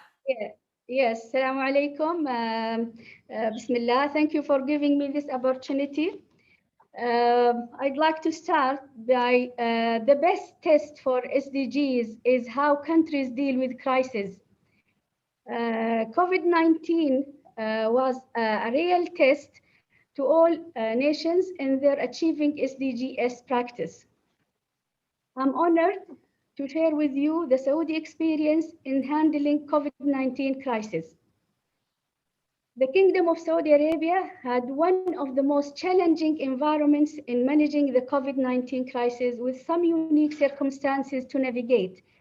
Saudi Arabia's successful experience of managing a deadly coronavirus marks its exceptional vigilance in responding to public health emergencies. Ensuring the well-being of residents and pilgrims is a primary pillar of the Saudi health care strategy. There were further challenges, especially that the kingdom was preparing to lead the G20 summit in Riyadh. King Salman announced in that summit in March 2020, quote, "A global response is crucial to addressing the COVID-19 pandemic and the challenges to the healthcare systems and the global economy," end quote. Saudi Arabia led the talk in this regard. Despite facing oil prices instability alongside the challenges of the pandemic, the kingdom took intensive efforts to overcome the crisis from all fronts. The Kingdom of Saudi Arabia used its position as president of the G20 and collect $8 billion to combat coronaviruses among poor nations. In addition, donated N95 masks and medical equipment such as ventilators, patient monitors, infusion pumps, defibrillators, ultrasound machines, and dialysis machines to countries in need. Also, being the most populous nation in the Arabian Gulf, Saudi Arabia also hosts a large population of expatriates from across the world, 2.5 million from Yemen, 3 million from Syria, and millions from other countries. Therefore, any crisis preparation and response framework had to address not just Saudi nationals, but this diverse demography. King Salman declared that coronavirus treatment must be available and at no cost to anybody in need of medical care, including for those who reside in the kingdom illegally with no legal consequences. The kingdom implemented drastic containment measures, notably the closure of schools, universities, commercial outlets, the prohibition of public gatherings, and suspension of operations in many governmental agencies. Complete lockdowns are imposed on major cities. Smaller cities were subjected to part-time curfews. All the decisions made after public health assessment, flexible working hours, and work from home routines, as well as the mandatory use of face masks in public, all of which proved to be successful. As the birthplace of Islam, Saudi Arabia welcomes pilgrims from across the world to the holy cities of Mecca and Medina, which require taking bold and swift measures to ensure the safety of not just residents, but pilgrims too. Thank God, there was not a single death from coronavirus in Hajj. Responding to the COVID-19 crisis with a clear plan of action, Saudi Arabia implemented extensive measures through reliance on advanced digital healthcare structure already in place, as well as the fast-paced mobilization of more than 25 hospitals and care resources, and the activation of virtual clinics in early phases of the pandemic in order to contain the outbreak. Measures were also taken to increase capacities, as well as the production of personal protective equipment and other medical supplies. Food security was safeguarded with well-stocked supermarkets, even as reports of hoarding were making headlines in other nations. In parallel, the National Laboratory at the Saudi Center for Disease Prevention and Control was the initial reference center for the advanced clinical laboratory tests. The kingdom has since expanded its laboratories that provides PCR testing for 1 to 51 labs covering all the regions. From a capacity perspective, Saudi Arabia has significantly expanded its ability to admit patients, both critical and non-critical, by adding to its intensive care units more than 2,500 fully equipped beds in a period of 3 months, which is more than 30% of the ICU capacity that has been built over the years. Skilled health workers have been recruited, and thousands of healthcare workers and volunteers were trained or retrained to assist with the care of patients. Last thing, additionally, dedicated and specialized teams to ensure a swift and timely updated monitoring clinical and therapeutic protocols. Oxygen helmets and high-flow nasal cannulas were utilized and produced encouraging results, allowing many patients to avoid intubation and mechanical ventilation. A financial package of $70.5 billion provided to health and government initiatives during the corona crisis. Zainab Khanım, katta rahmat sizga. Just one second. The government implemented wide range of economic stimulus measures, providing guarantee to cover 60% of the income of affected citizens working in the private sector. Saudi government also paid $150,000 to each family of the health sector workers in the kingdom who died due to the COVID-19 virus, regardless of their nationality. Finally, the successful response of Saudi Arabia in managing the crisis today serves as a roadmap in healthcare crisis management for the worldwide. And thank you very much for giving me this opportunity. Thank you very much. Zeynab xonim, katta rahmat sizga. Haqiqatan ham Saudiya Arabistonida aynan COVID-19 masalasidagi holatni butun dunyo mamlakatlaridagi musulmonlar kuzatib bordi va mana shu sayohatga borish, niyat qilib, o'sha yerga borish niyatida yurganlar har kuni ham mana shu holatdan baxabar bo'lib turishdi. Mana hozirgi bergan ma'lumotlaringizdan ko'rinib turibdiki, ancha jilovlangan. Albatta biz xoliymiz mana shu COVID-19 pandemiyasi butun dunyoni tezroq tark etishini, butunlay mana shu infeksiyani yo'qolib ketishini va avvalgi bir holatga qaytishimizni butun Allohdan ham so'rab qolamiz yaratgandan va hammamiz shu niyatdamiz. Hurmatli bugungi forum ishtirokchilari, bizni sessiyaga ajratilgan vaqtdan o'tib ketdik, lekin juda qattiq iltimos qilishdi. Ali Al-Asiri 2 minut vaqt bermoqchimiz, o'zlarining fikrlari bilan o'rtoqlashmoqchilar. Marhamat. Marhamat.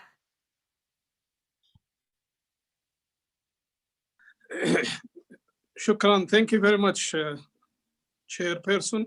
Assalamu alaikum wa rahmatullahi wa barakatuh. I only have a small point on the draft of the final report. If you please go to the before the last point, it says enhance capacity of political party fractions and groups in parliament playing an important role in discussion and promoting legislative policies on sustainable development. I would like this one to be a point by itself and put at the end of it, please, between two brackets, if applicable, because this is not applicable in all the parliament, like the Shura doesn't have this point. So if you put if applicable, that means if you have it, you put it. If you don't have it, it doesn't matter. The last one is, the point is very important, and this is, if this summit just come up with this point, it will be more than enough, which is expanding dialogue with regional and global networks of parliamentaries to promote mutual ideas. Very important point. It should be put it as one title, because this is really a point where the whole thing we are doing now is pushing toward this point. If we have a dialogue, continuous dialogue between us as shuras and parliaments, then we will share the ideas. We'll come up with things which we experience and share it with the others, and we come up with things which will help us in implementing the what we need to implement, really, the sustainable development goals. Thank you very much. This is my point, and please take action toward it. Assalamu alaikum.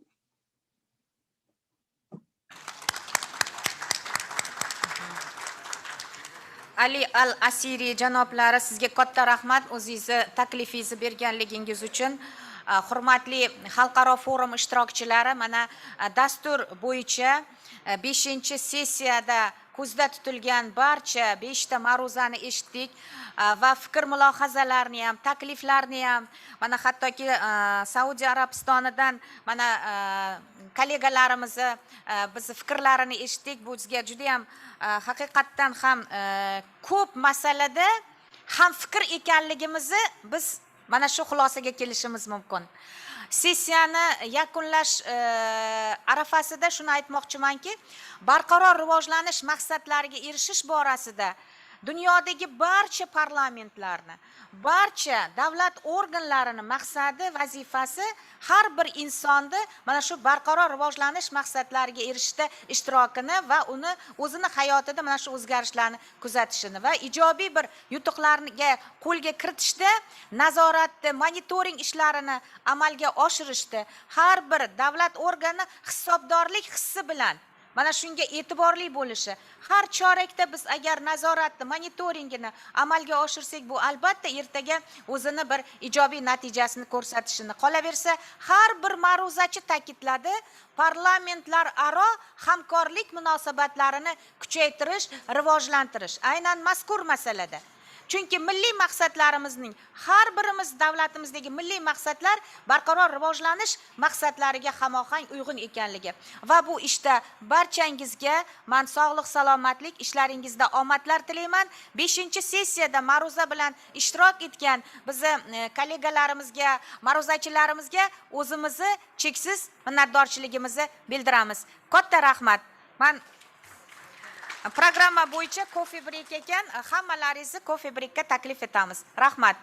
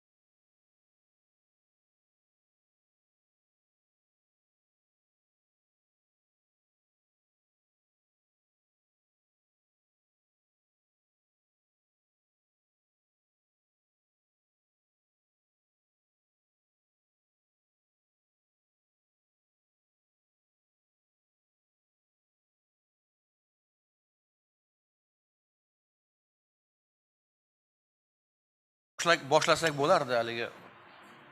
Qolganlar ham kiraversin sekin.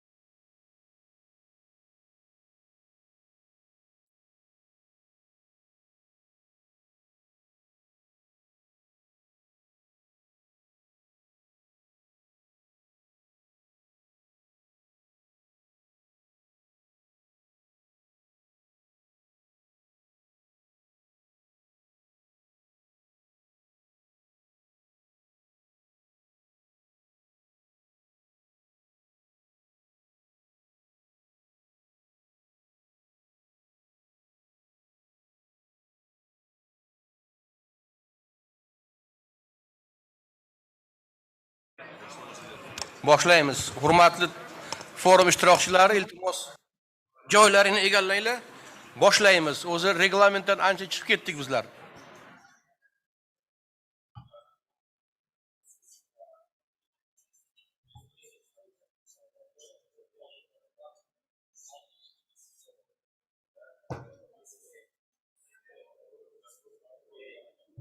Soatimiz ham 11:30 bo'ldi.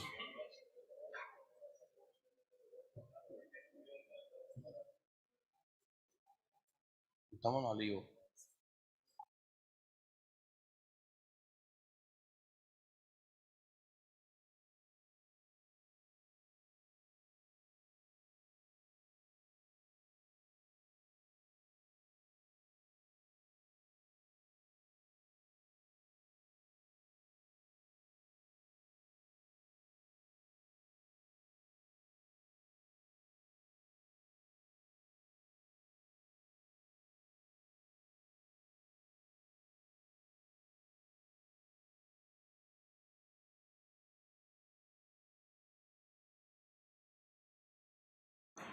Odam kamda.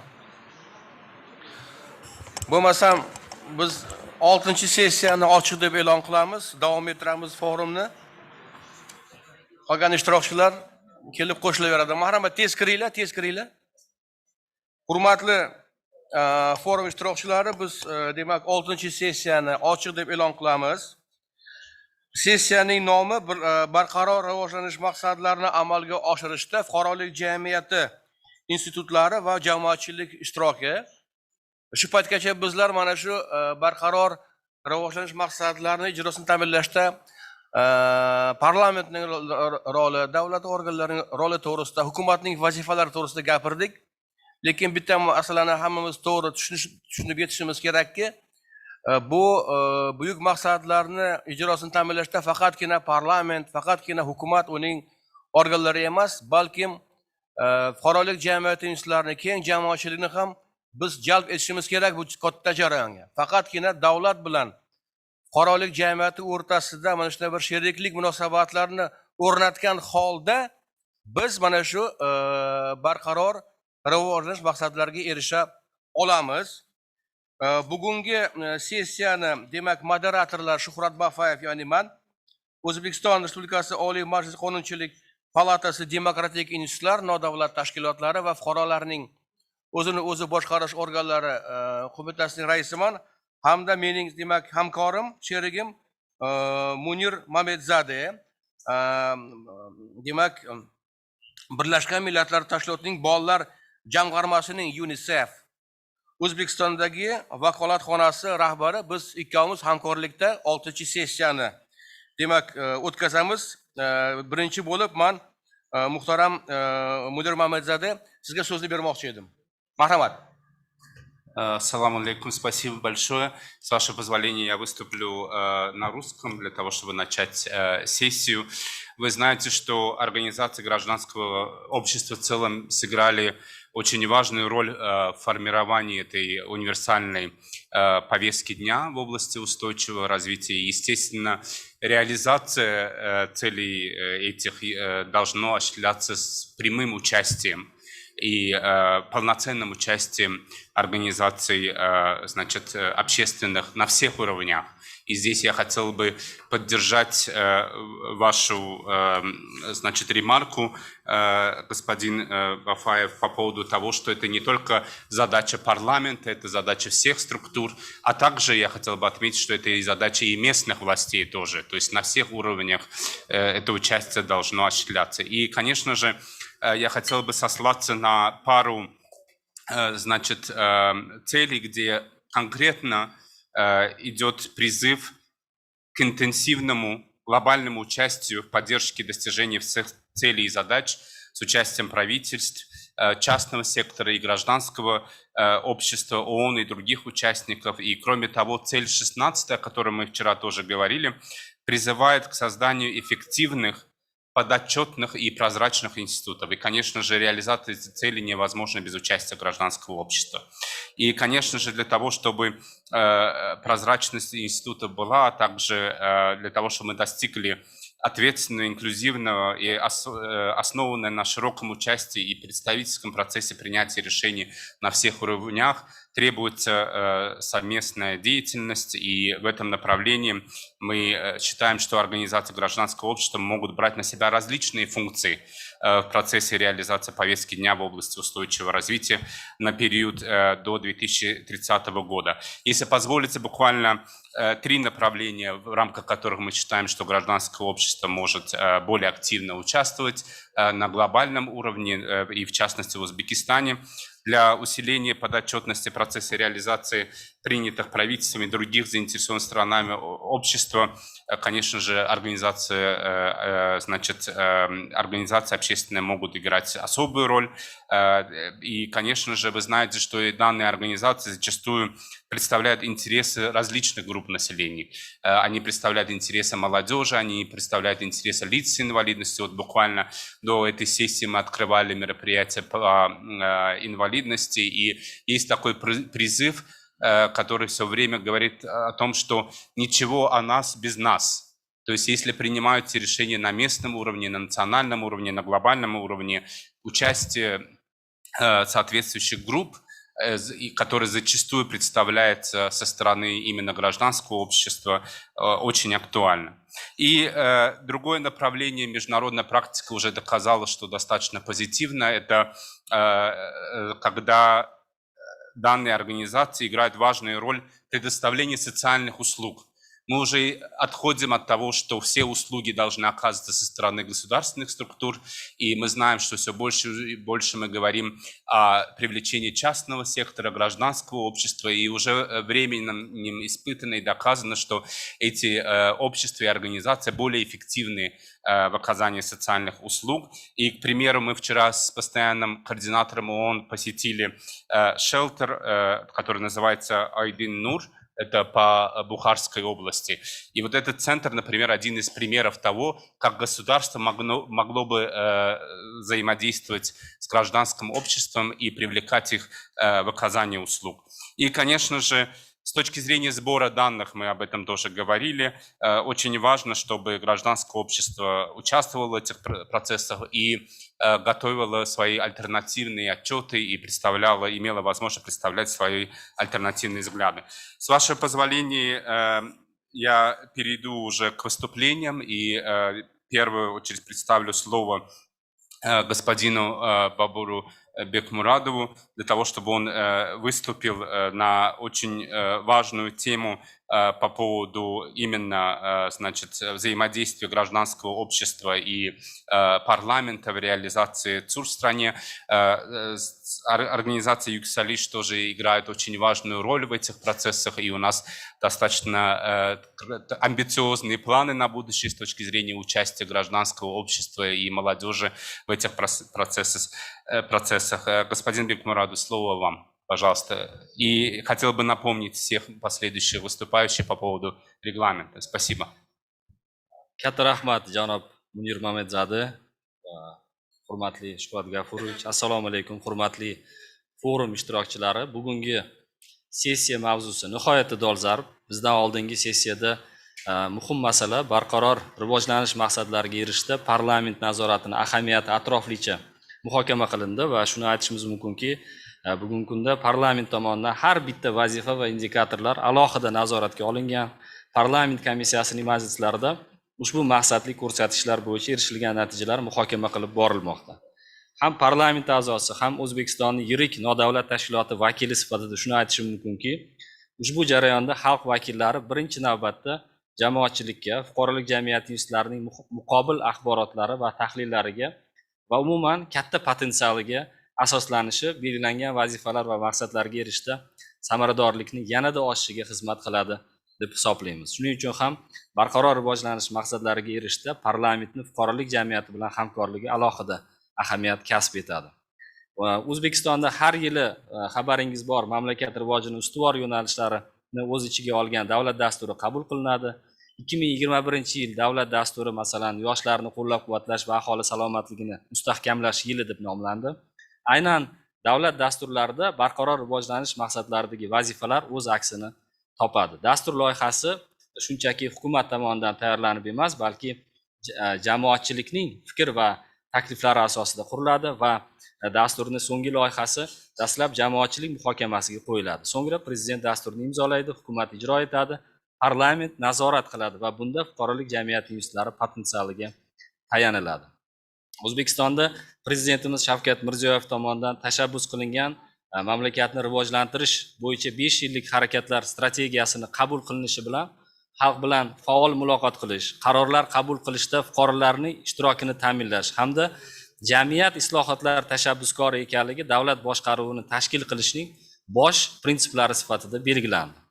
Islohotlarni samarali amalga oshirish keng jamoatchilikni faol ishtirokini talab etishi hammaga ma'lum va shuni aytishimiz kerakki, 2000-yillarning o'rtalarida uzoq yillar davomida soyaga o'tkazilgan sun'iy ravishda fuqarolik jamiyati institutlarini qo'llab-quvvatlash, fuqarolik jamiyatini rivojlantirish masalalari mana shu islohotlarning boshlanishi bilan ustuvor vazifa etib belgilandi. Shuning uchun ham davlat boshqaruvini inkluzivligini ta'minlash, yuqorida aytilgan prinsiplarga amal qilish maqsadida o'tgan davr mobaynida fuqarolik jamiyatini rivojlantirish borasida qator muhim ishlar qilindi. Ya'ni aytmoqchimizki, islohotlarni amalga oshirishda xoh u parlament bilan munosabatlar bo'lsin, hukumat bilan munosabatlar bo'lsin, avvalo bizni oldimizda shu vazifa turgandiki, fuqarolik jamiyatini erkin faoliyat yuritishini ta'minlashimiz va fuqarolik jamiyatini potensialini oshirishimiz, fuqarolik jamiyatini islohotlarni faol ishtirokchisiga aylantirish vazifasi turgan edi. Shuning uchun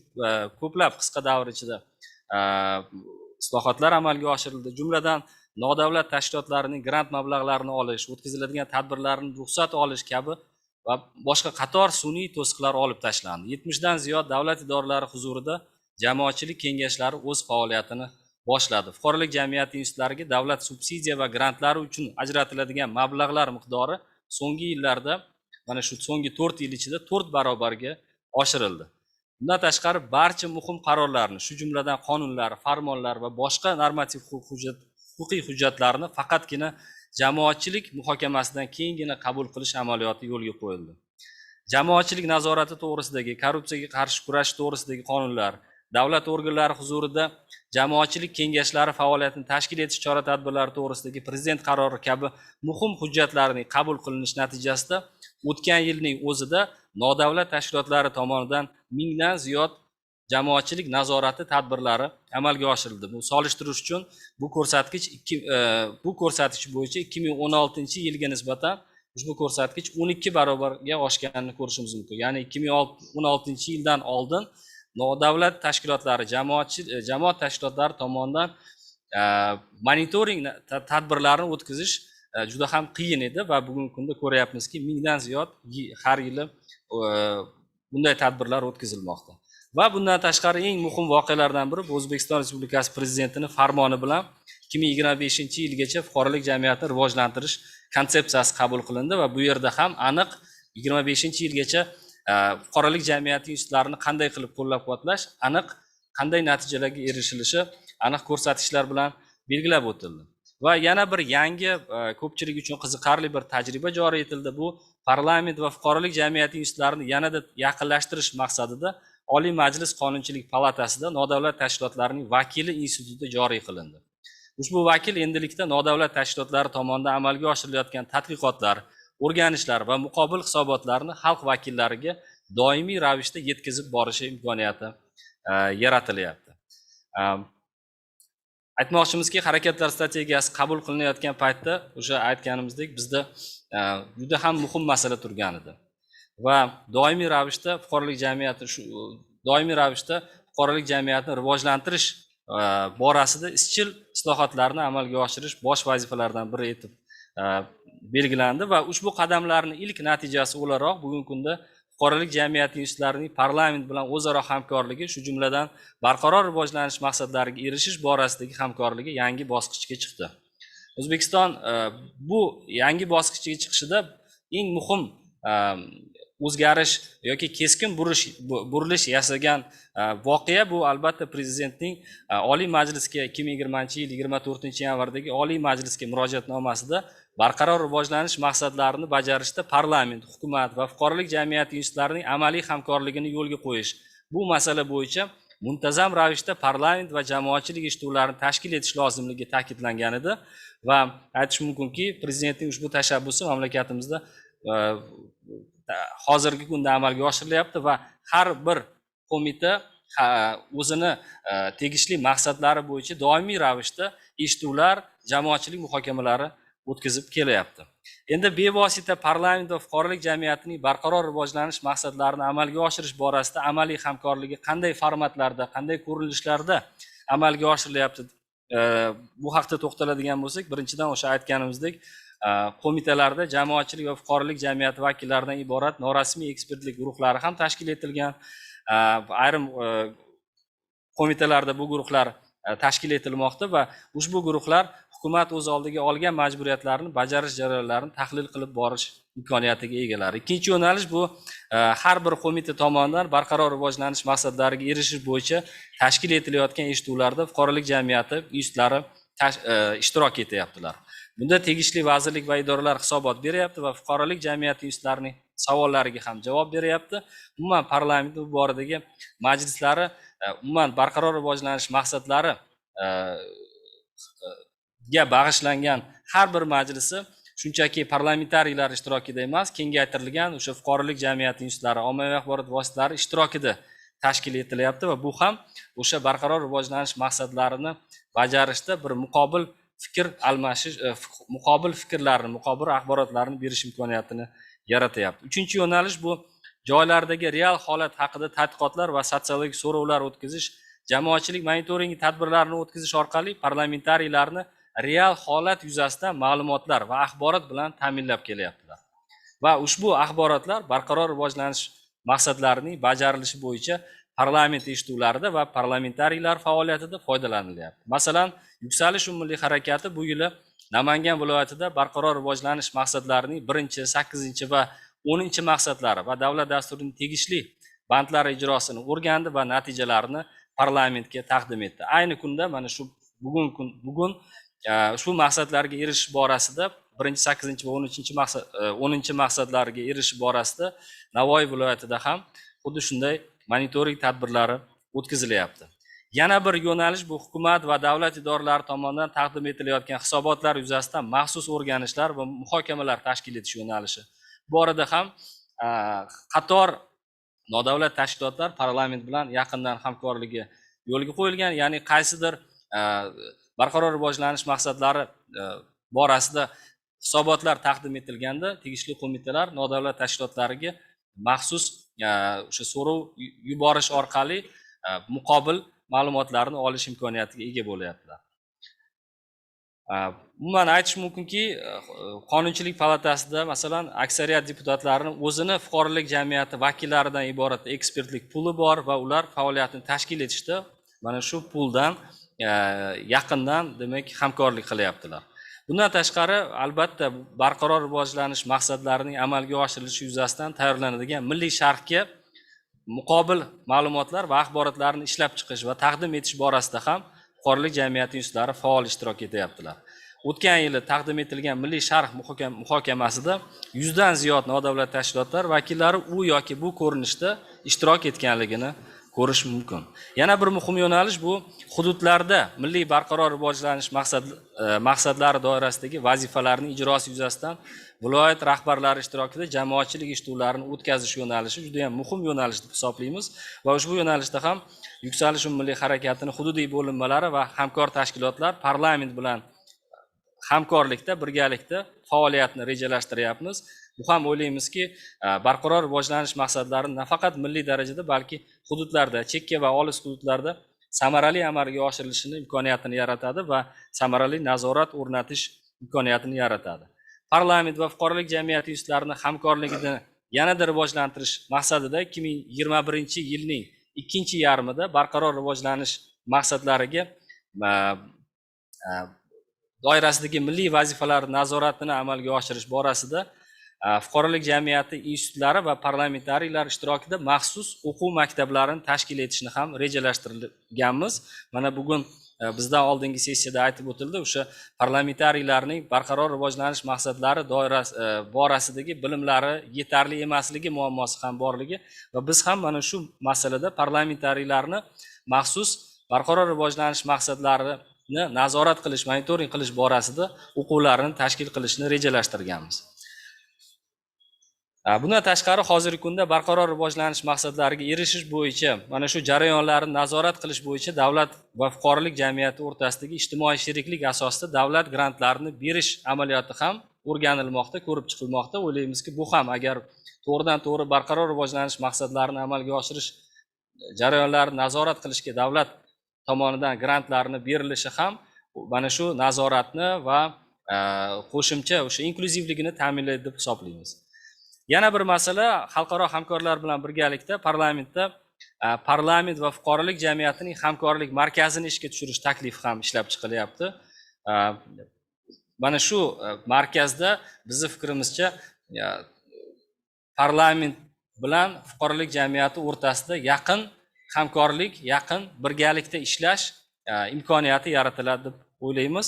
Umuman xulosa qilib aytganda, parlamentni demokratlashtirishda, uni inkluzivligini ta'minlashda fuqarolik jamiyati institutlarining roli nihoyatda muhim va barqaror rivojlanish maqsadlariga erishish jarayonlarini qo'llab-quvvatlashda fuqarolik jamiyati parlamentning eng doimiy va eng yaqin hamkori bo'lishi lozim deb hisoblaymiz. Rahmat.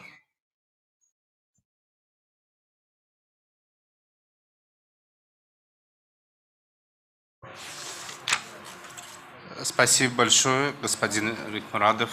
Вы отметили очень важные элементы существующих инициатив. Да, не забудем, может, похлопать, как и всем предыдущим выступающим. Участие в мониторинге гражданского общества, конечно же, очень актуально.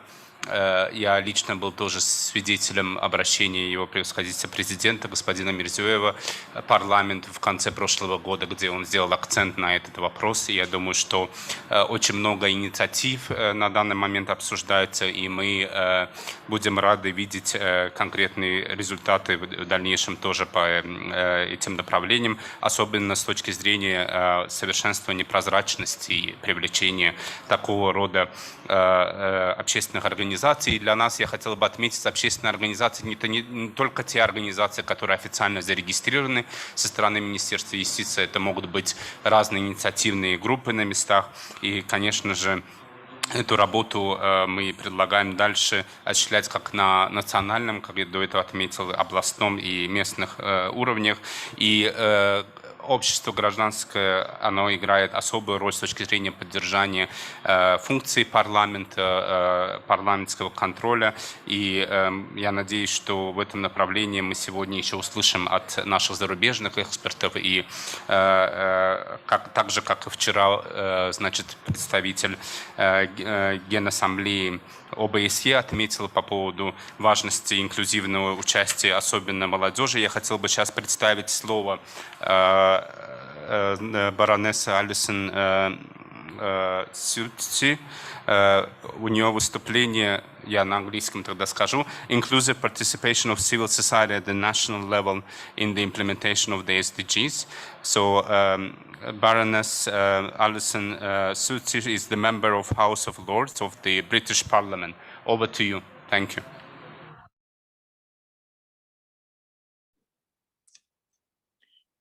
Good morning. Здравствуйте, уважаемые коллеги. It is a great pleasure to be able to join you from London this morning through this video link. One of the few positive things about the COVID pandemic is that it has allowed us to adapt new ways to connect and communicate with one another across the world using technology. I do have to say, however, that it is hugely disappointing for me personally not to be able to be with you today in Bukhara. 3 years ago, in April 2018, I was able to spend a truly wonderful weekend in Bukhara, and I thought it was one of the most beautiful and fascinating cities that I've ever had the privilege to visit. I hope to be able to return to Uzbekistan in the near future and to see for myself the changes that have happened since my last visit. The pace of development in your country, in Uzbekistan, is truly remarkable. The adoption of the Sustainable Development Goals in September 2015 marked a major step towards a global approach to making the world a better, fairer, and more sustainable place for future generations. Their adoption was a hugely positive example of different countries, political leaders, parliamentarians, and civil society all working together to achieve agreed goals. I am pleased that back in 2015 that the United Kingdom played a major role in getting agreement on the Sustainable Development Goals in New York in September of that year. Indeed, the United Kingdom was instrumental in driving forward the excellent initial report, which got the process off to a flying start. One of the key phrases from its report was "leave no one behind." Unlike the earlier Millennium Development Goals, the Sustainable Development Goals are universal. In other words, these goals are for all of us, for the United Kingdom as much as for Uzbekistan, and for Germany as much as for Ghana. Launched with the United Nations Conference on Sustainable Development in 2012, that conference involved various thematic and national consultations. Civil society played an active role throughout this process. Very importantly, civil society worked to coordinate their efforts and enhance their impact by forming coalitions across sectors and across national boundaries, working together effectively on the international stage. By working together effectively, civil society organizations were able to shape the 2030 agenda and were instrumental in ensuring that the SDGs covered an ambitious and overarching agenda covering social, economic, and environmental aspects of sustainable development. Together, we have achieved so much already, but there is still so much to do to make these ambitious goals a reality. And implementation is always much harder than setting the goals, which brings me to the subject of this morning's session. That is to say, the vital role that civil society can and should play in the implementation of the SDGs. If civil society organizations were very involved with the drafting of the SDGs 5 years on, their involvement with the implementation in many nations is more mixed, which is, I believe, greatly to be regretted. The global situation we now find ourselves in is also very different to the perhaps more optimistic backdrop back in September 2015 when the SDGs were adopted. The arrival of COVID-19 global pandemic has made the implementation of the SDG goals even more challenging and yet ever more important. Arguably, therefore, it is equally more important than ever that national governments reach out effectively to civil society to ensure that the ambitious goals and targets are met. No government can deliver these goals alone. They can be achieved only by working in collaboration with civil society, the private sector, local government, and academia, and with communities both nationally and internationally, as set out in Goal 17, strengthening partnerships to deliver the SDGs. And it is great to learn that the Youth Parliament in Uzbekistan has been holding its own sessions around this topic, and I look forward to learning more about the outcomes of that work. My second visit to Uzbekistan in 2018 that I mentioned earlier was during a visit to Uzbekistan and Tajikistan with the Global TB Caucus, a global project that I have been engaged with for several years. The Global TB Caucus aims to connect parliamentarians with civil society and governments to raise awareness of tuberculosis and to share best practice on how to combat and eventually work to eradicate that terrible disease. And so I was delighted that SDG Goal 3 on global health has substantially raised the profile of the fight against global tuberculosis. As a parliamentarian, and in particular in my role as an advocate in the fight against tuberculosis, I have found that working with civil society is absolutely key. Civil society organizations often have greater access to and understanding of the realities on the ground. This has certainly been my experience in the case of working with health-related CSOs in your region and beyond. Civil society organizations have access to TB survivors and patients that it is very difficult for ministries of health or parliamentary health committees to have access to.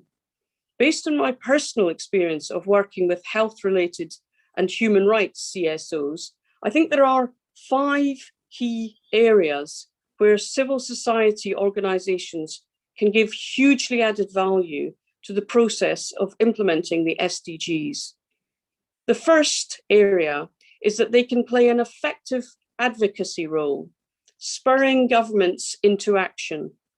Certainly in the political debate in the United Kingdom, it is civil society who constantly contact us as parliamentarians to remind us of how much more still has to be achieved to meet our SDG targets by 2030.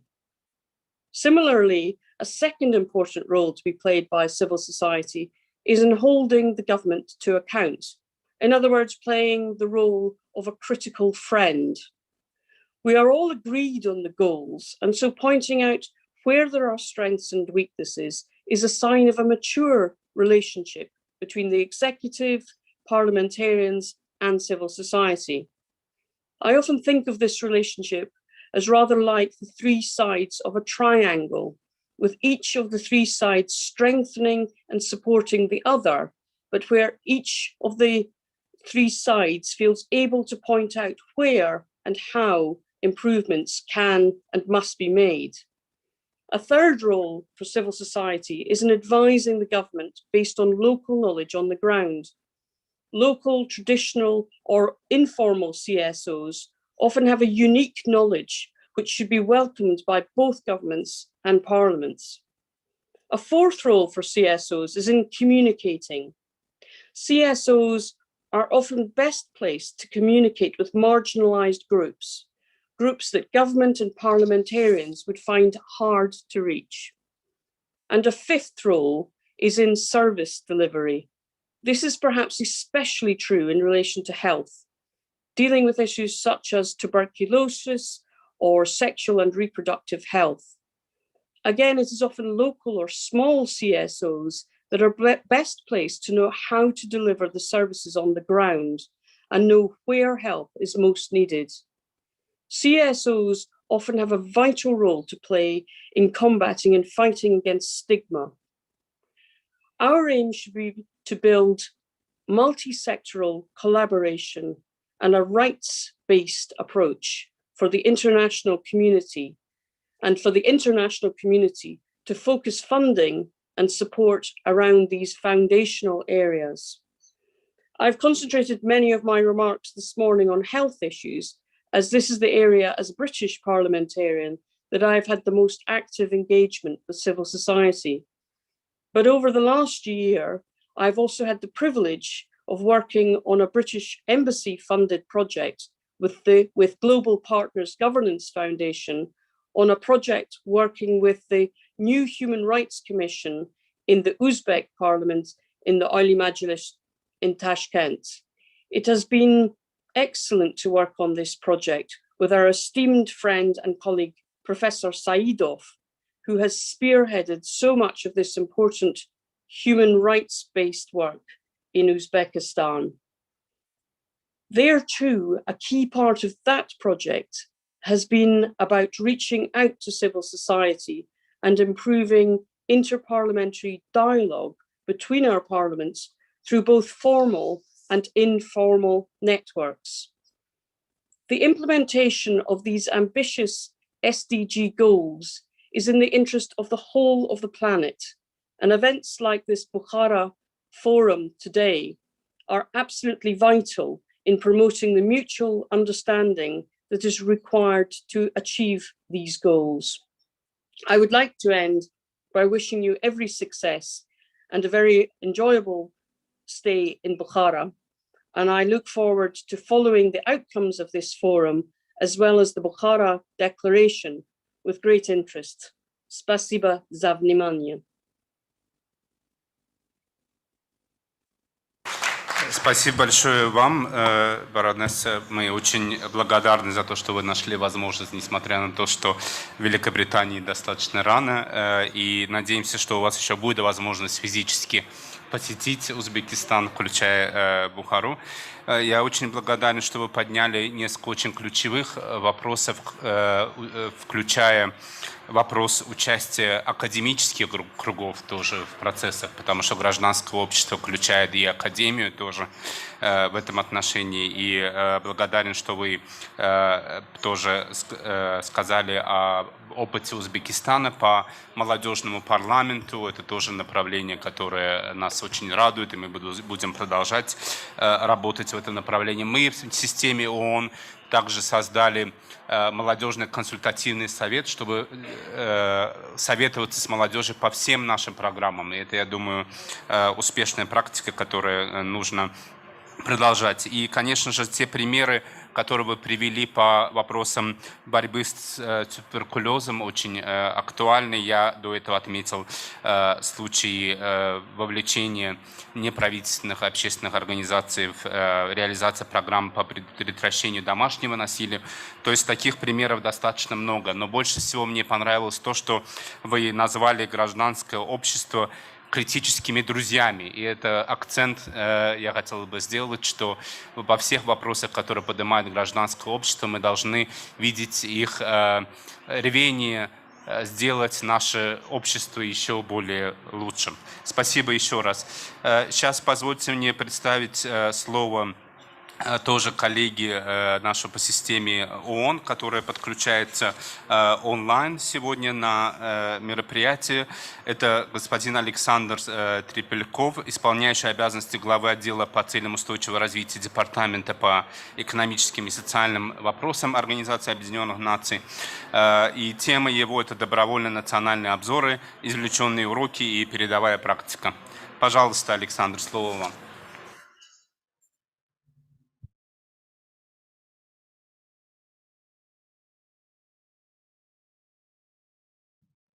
Excellencies, distinguished participants, ladies and gentlemen.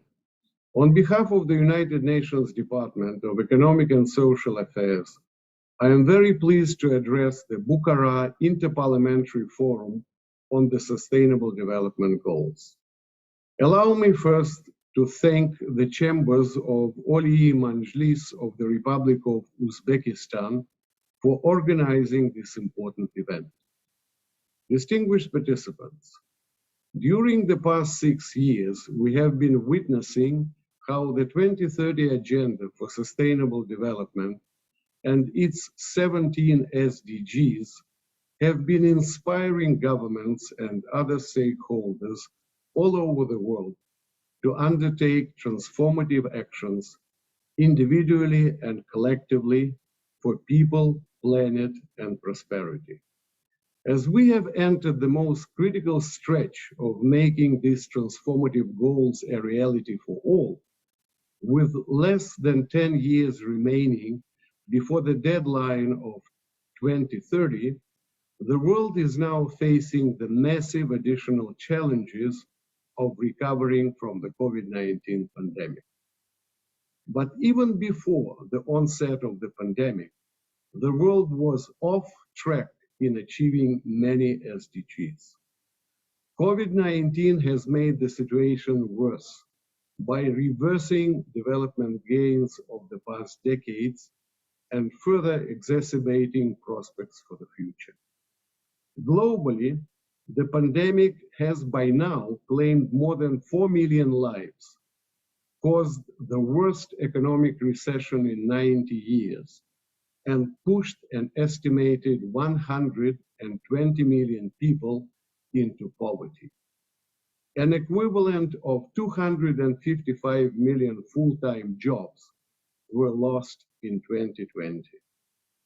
Violence against women and girls has intensified, and child marriage is expected to increase. Some 100 million children and youth fell below the minimum reading proficiency level. Income and other inequalities are aggravating. In the face of all these challenges, recovery from COVID-19 demands a new course of action, aligned to a more sustainable trajectory that would move us closer to achieving the SDGs.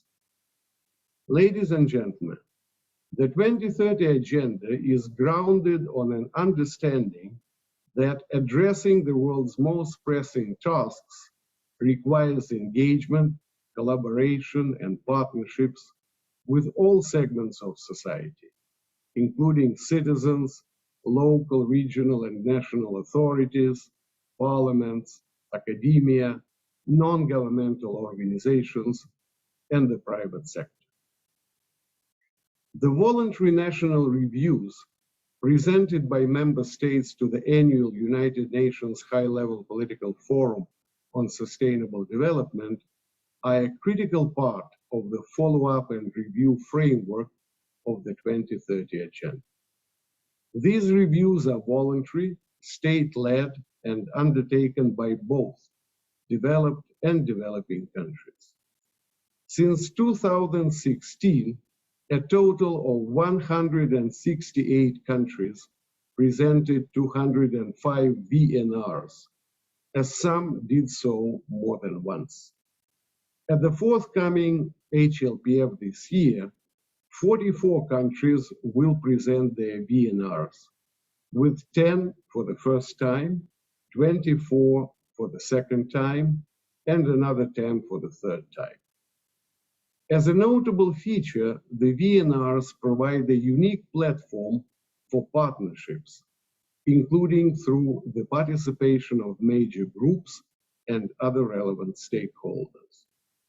During the first VNR cycle, from 2016 to 2020, around 75% of countries reporting to the HLPF noted direct contributions of non-state actors to the national review process. And 80% highlighted activities to inform the public and diverse stakeholders, including civil society. In this context, various approaches are emerging, including through media, conferences, school programs, websites, adaptation into local languages, and creative endeavors such as art installations and festivals, all aimed at creating a space for engagement and multi-stakeholder collaboration. Several challenges still remain, however, such as the need to improve reporting on multi-stakeholder engagement in VNRs, and the creation of enabling environments for collaboration and partnerships. There is a clear demand for capacity building and exchange of good practices and lessons learned. Uzbekistan presented its first voluntary national review in 2020. We were very pleased to note that a variety of stakeholders were involved in that process, especially through virtual consultations in view of the COVID situation.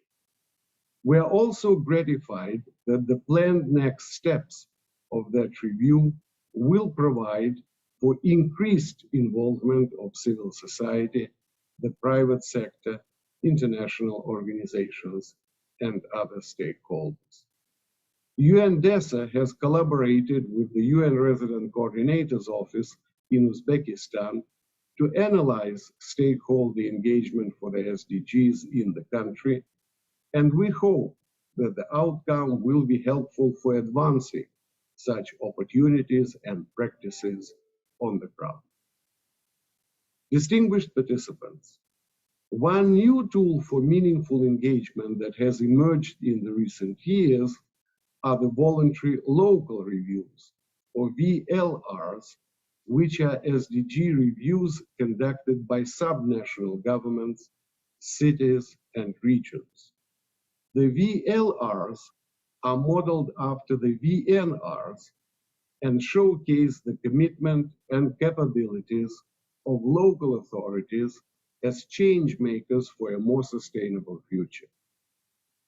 Cities as diverse as New York, Harare, Bristol, and Tokyo have already published their reports or are in the process of doing so. VLRs provide many benefits to SDG implementation at the local level, ranging from increased data collection to enhanced collaboration and stakeholder engagement. They can also serve as a tool for finding new partnerships and means of implementation for local efforts. For the national governments, VLRs can provide a more accurate picture of the realities in different regions of a country and serve almost as a diagnostic tool for addressing geographical imbalances in development outcomes. The 2021 session of HLPF will discuss how to further utilize VLRs for the SDGs. In support of this process, UNDESA has developed a set of global guiding elements for VLRs and has launched capacity building activities for interested local authorities. We stand ready for collaboration with the government of Uzbekistan on this front. Dear colleagues, during the decade of action for the SDGs, it is essential that everyone, everywhere, be mobilized to meet the level of ambition of the 2030 agenda and to translate ideas into concrete, bold, and practical solutions. I would like to invite both the government and all stakeholders in Uzbekistan to showcase your SDG acceleration actions through a dedicated online portal that is available on our website at sdgs.un.org. The SDG Acceleration Actions platform was set up to highlight new and ambitious initiatives voluntarily undertaken by governments and non-state actors. It also serves as a tool to inspire and mobilize actions around the world to promote the achievement of the SDGs, as well as to build resilience and bring about inclusive and sustainable recovery from COVID-19. More than 300 initiatives are currently featured on the platform. Governments lead on the number of such good practices with a share of around 32%, followed closely by civil society, around 30%, UN entities, 16%, and the private sector, 11%. A special event on the SDG acceleration actions will be held virtually on the margins of the 2021 HLPF on 8 July to showcase some outstanding examples. Partnerships and stakeholder engagements are vital to the SDGs in general and also as a framework for COVID-19 response and recovery. We count on your collaboration and commitment, and I wish you a very productive discussion. Thank you. Спасибо большое. Это было видеообращение. Конечно же, в таких случаях сложно фасилитаторам напоминать о регламенте. Господин Трепельков отметил участие гражданского общества добровольных национальных обзоров. Очень, кстати, технически сложно было прислушиваться. Очень сильный фоновый шум в зале, к сожалению. Я хотел бы попросить коллег более чувствительно подходить тоже к выступлениям наших коллег в целом во время мероприятия. И хотел бы отметить, что помимо добровольно-национальных обзоров, гражданское общество участвует во многих других инициативах. И очень важно, чтобы правительство и парламент полностью увлекал организации гражданского общества разработки различных отчетов, в том числе по реализации международных обязательств Узбекистана и реализации конвенции, касающейся прав человека. Господин Вафаев, я передаю слово вам для фасилитации последующих двух выступлений. Спасибо. Рахмат. Hurmatli forum ishtirokchilari, biz shu sessiyada yana qolgan bir ikkita ma'ruza bor. Men so'zni berishdan oldin yana bir bor ma'ruzalarimizni e'tiborini qaratmoqchi edim. Qat'iy reglamentga rioya qilish, chunki bizdan keyin 7-sessiyani ham biz davom ettirishimiz kerak tushlikka qadar. Shuning uchun men navbatdagi so'zni, demak, Ispaniyadagi Pan Yevropa ittifoqining bosh kotibi janob Carlos Uriartega so'z beramanda. U shuning mavzulari Ispaniyaning qonunchilik va Yevropa fuqarolik tashabbuslari, parlament demokratiyasini to'ldiruvchi to'g'ridan-to'g'ri demokratiyaning ikki yo'li degan bir demak mavzuga bag'ishlangan. Marhamat, janob Uriarti, so'z sizga.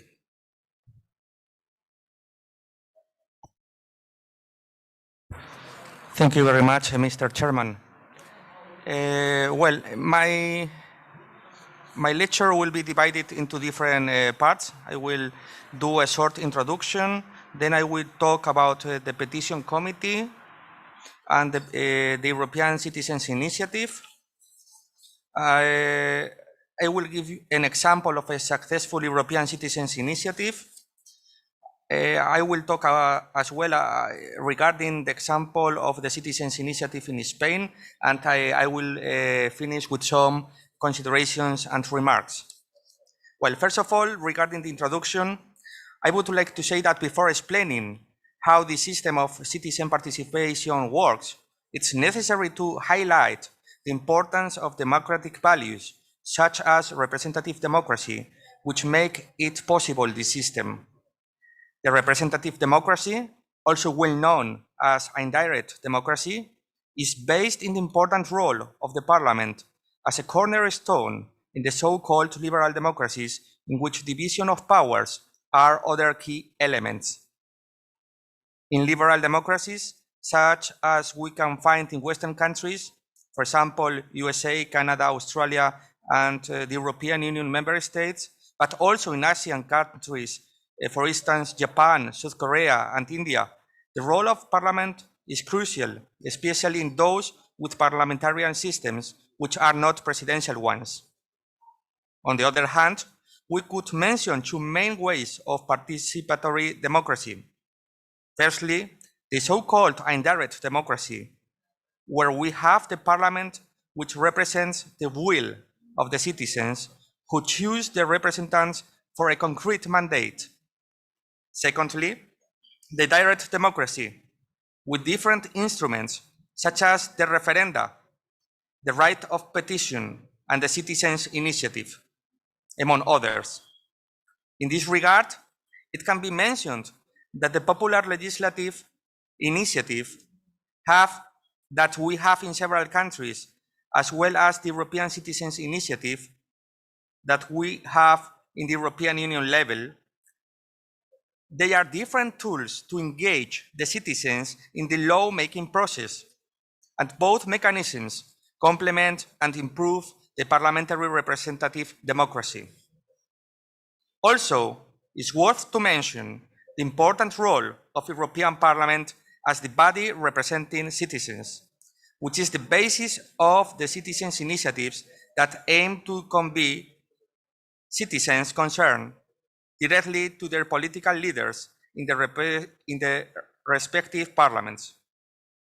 In this way, the democratic system is intended to complement the representative democracy in force in the 27 member states in the European Union. The European Citizens' Initiative is an essential tool to create a European debate and to engage European citizens in the European Union building process. Now we will analyze very briefly different kinds of direct democracy instruments which enforce the role of the Parliament in major societies, which are the European Union right of petition in the Petitions Committee of the European Parliament, the European Citizens' Initiative and its procedure, the story of a successful European Citizens' Initiative, and finally, I will give you the example of the Spanish Popular Legislative Initiative.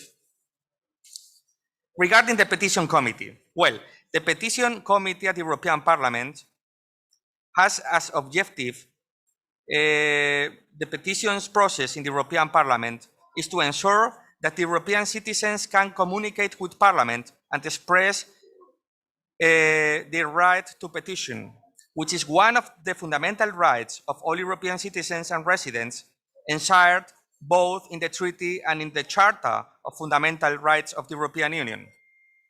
European Union citizens petition allow Parliament, through its Petitions Committee, to conduct an ongoing reality check on the way in which European legislation is implemented and measure the extent to which the European institutions are responding to your concerns.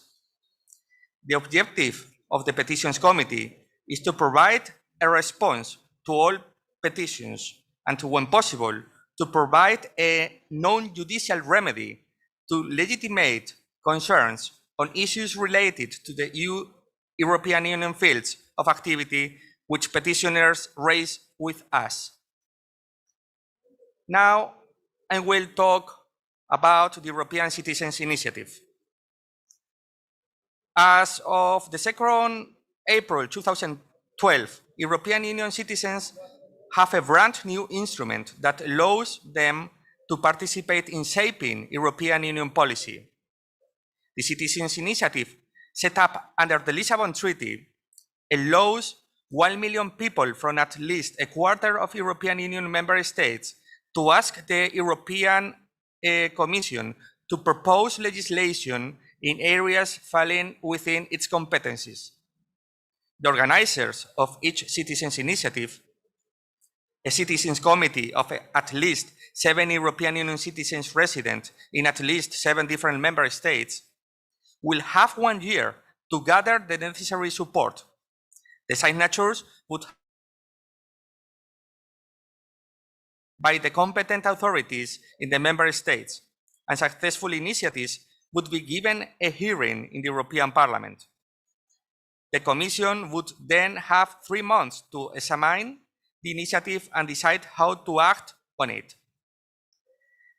The Popular Legislative Initiative, also known as the Citizens' Initiative, is a mechanism of direct democracy. It's the possibility under the Constitution for individuals to submit legislative initiatives without being popular representatives in the respective congresses or chambers. These legislative initiatives must be endorsed by a certain number of signatures to be considered by the respective legislative chamber.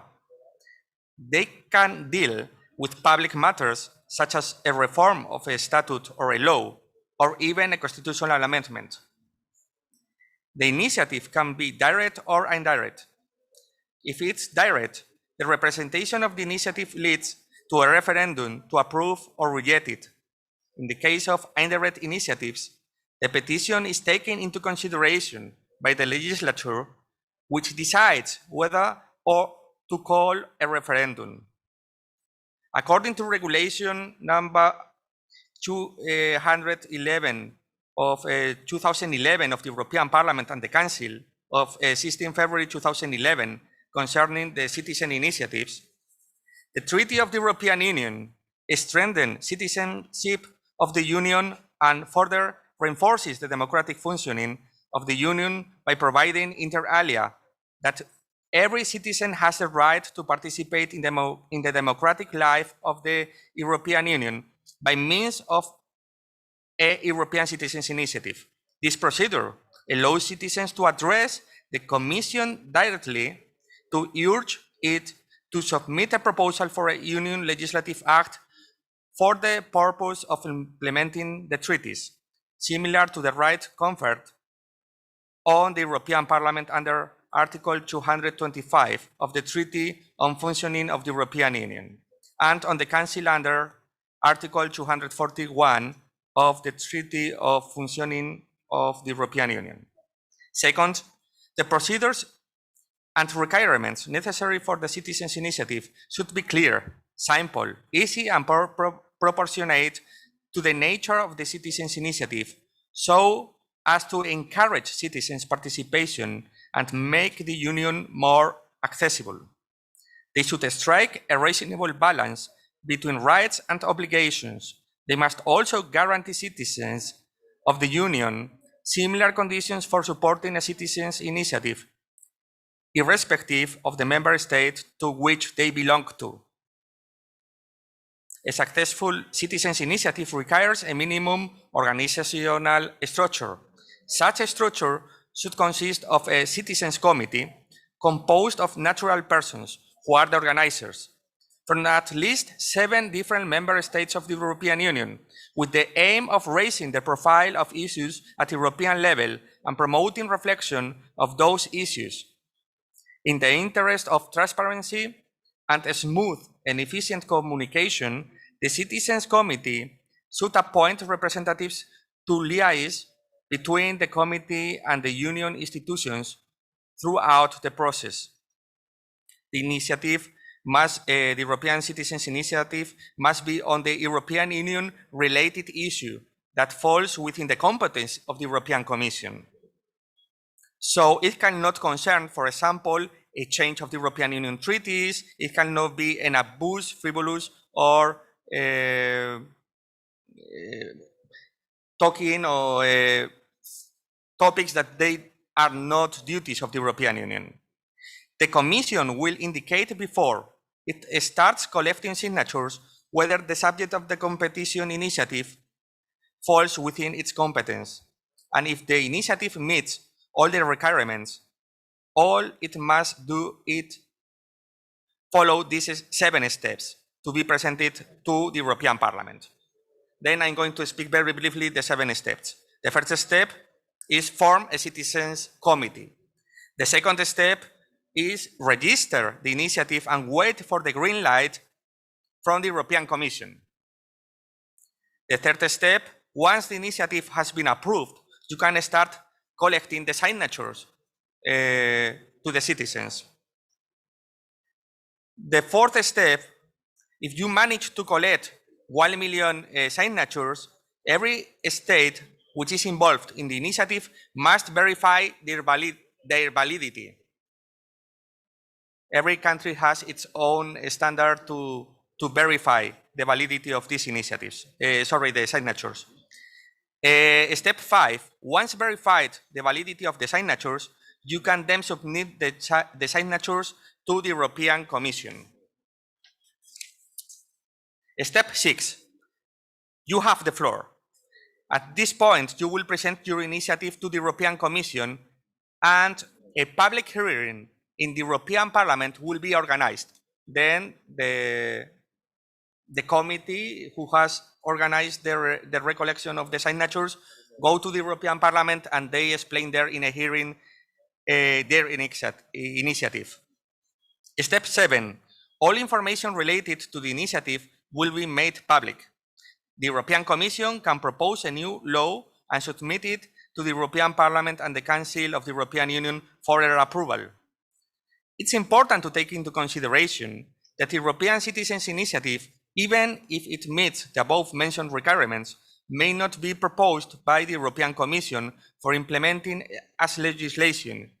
In other words, we are dealing with a non-binding act. Okay, it's not compulsory for the European Commission to make a proposal after having taken in consideration the citizen initiative. Well, now very briefly, I'm going to explain you a successful European Citizens Initiative, the so-called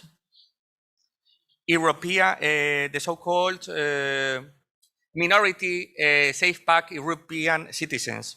The European Commission responded in an official communication to the European Citizens Minority Safe Pack Initiative. 1 million signatures for diversity in Europe, and it's the 5th European Citizens Initiative to have met the requirements set out in the European Citizens Initiative regulation. As after reviewing the aim of the initiative, the European Commission allowed the organizers to collect statements of support for the initiative. The organizers officially submitted their initiative to the Commission on 10th January 2020.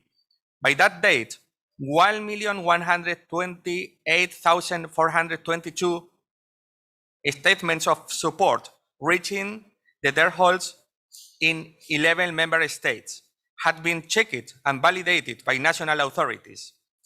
On 15 October 2020, the organizers presented their initiative and its proposals at a public hearing organized at the European Parliament.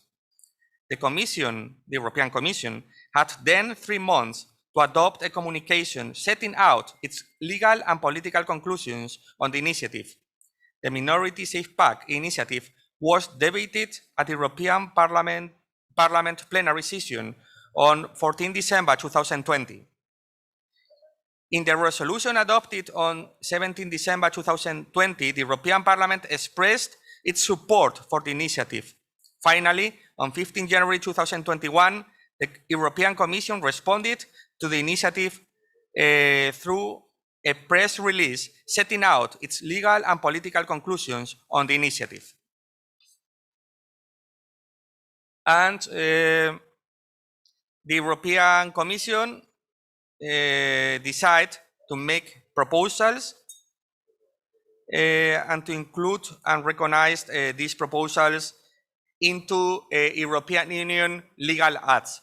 For example, in a recommendation of the Council on the protection and promoting of cultural and linguistic diversity in the Union, to make a decision or a regulation of the European Parliament and the Council, the subject matter of which is adapt funding programs so that they become accessible for small regional and minority language communities. A decision, additionally, it was proposed by the European Commission in a way of a decision or a regulation of the European Parliament and of the Council, the subject matter of which is to create a Center for Linguistic Diversity that will strengthen awareness of the importance of regional and minority languages and will promote diversity at all levels and be financed mainly by the European Union.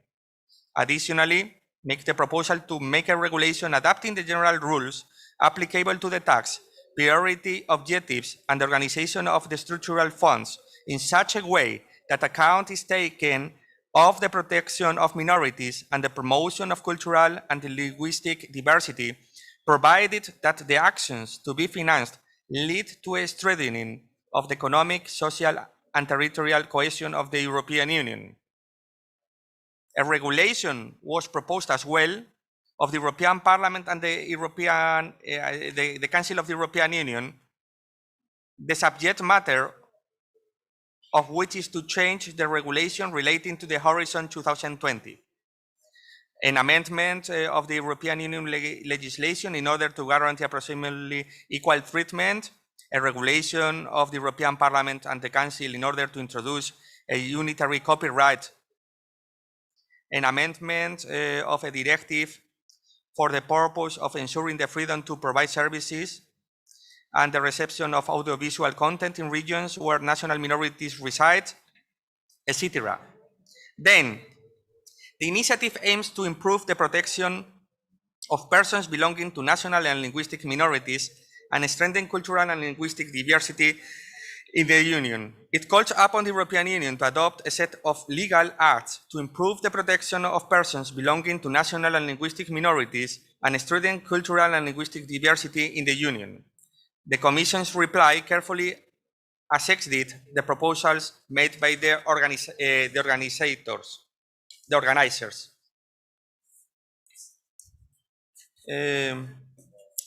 Yes.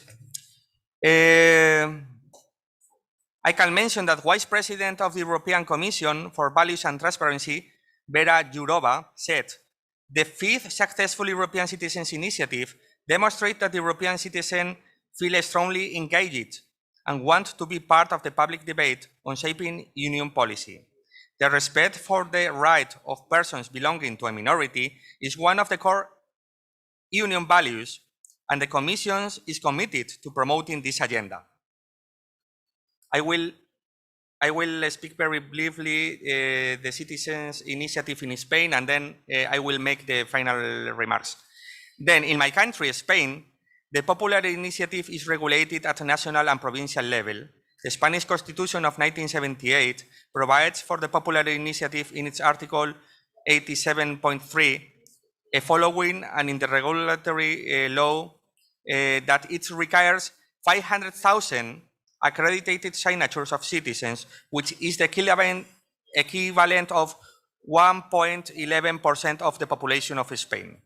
The process begins with the presentation of the documentation to the Bureau of the Congress of Deputies. The Bureau examines the documentation submitted and decides on its admissibility within 15 days. The deadline for the collection of signatures in the case of Spain is not 1 year like in the European Citizens Initiative, but in Spain, 9 months. This period may be extended in case of force majeure. Finally, the state compensates the promoters for the cost incurred in the dissemination and collection of signatures, provided that the required number of signatures is reached and parliamentary procedure is initiated. Then, now it's possible also, since the amendment of law in 2006, to recollect these signatures in an electronic way. Important to mention is that the Citizens Initiative in Spain cannot be used, for example, to reform any tax law, which excludes the general tax law, the law regulating local treasuries, the law on personal income tax. It means everything regarding changes of low taxes is not, it's forbidden. It's not possible to use these mechanisms for that. The statutes of autonomy set out the conditions required to formalize it. Finally, the possible plebiscites for their approval must be authorized also by the central government of Spain. Then, final conclusions. In liberal democracies, especially in the member countries of the European Union, there are two ways of involving citizens in the legislative system. These two systems are the representative democracy, which is basically embodied in national parliaments and in the European Parliament, and participatory democracy, on the other hand, which aims to involve citizens actively in the decision-making process, not only every 4 or 5 years with the election of their parliamentary representatives, but in a more transversal, inclusive, and citizen-friendly form of politics. Finally, it's nowadays fundamental to affirm the role of Parliament as the center of political life in democracy. But it's also important to bear in mind that there are other forms of democracy which don't replace representative democracy, but complement and improve it. In the European Union, new forms of participatory democracy are being created to promote more innovative forms of citizen participation that will lead to greater European debate, which will help to create a sense of European citizenship and ultimately to the forging of a genuine European demos. In short, new procedures to get European citizens excited about the project of European integration. The latest step in this direction was initiated on 9th May 2021 with the Convention on the Future of Europe, which will last 1 year and will serve to promote to the European institutions and to the member states what kind of European Union the European citizens want. Okay, thank you very much for your attention. Thank you.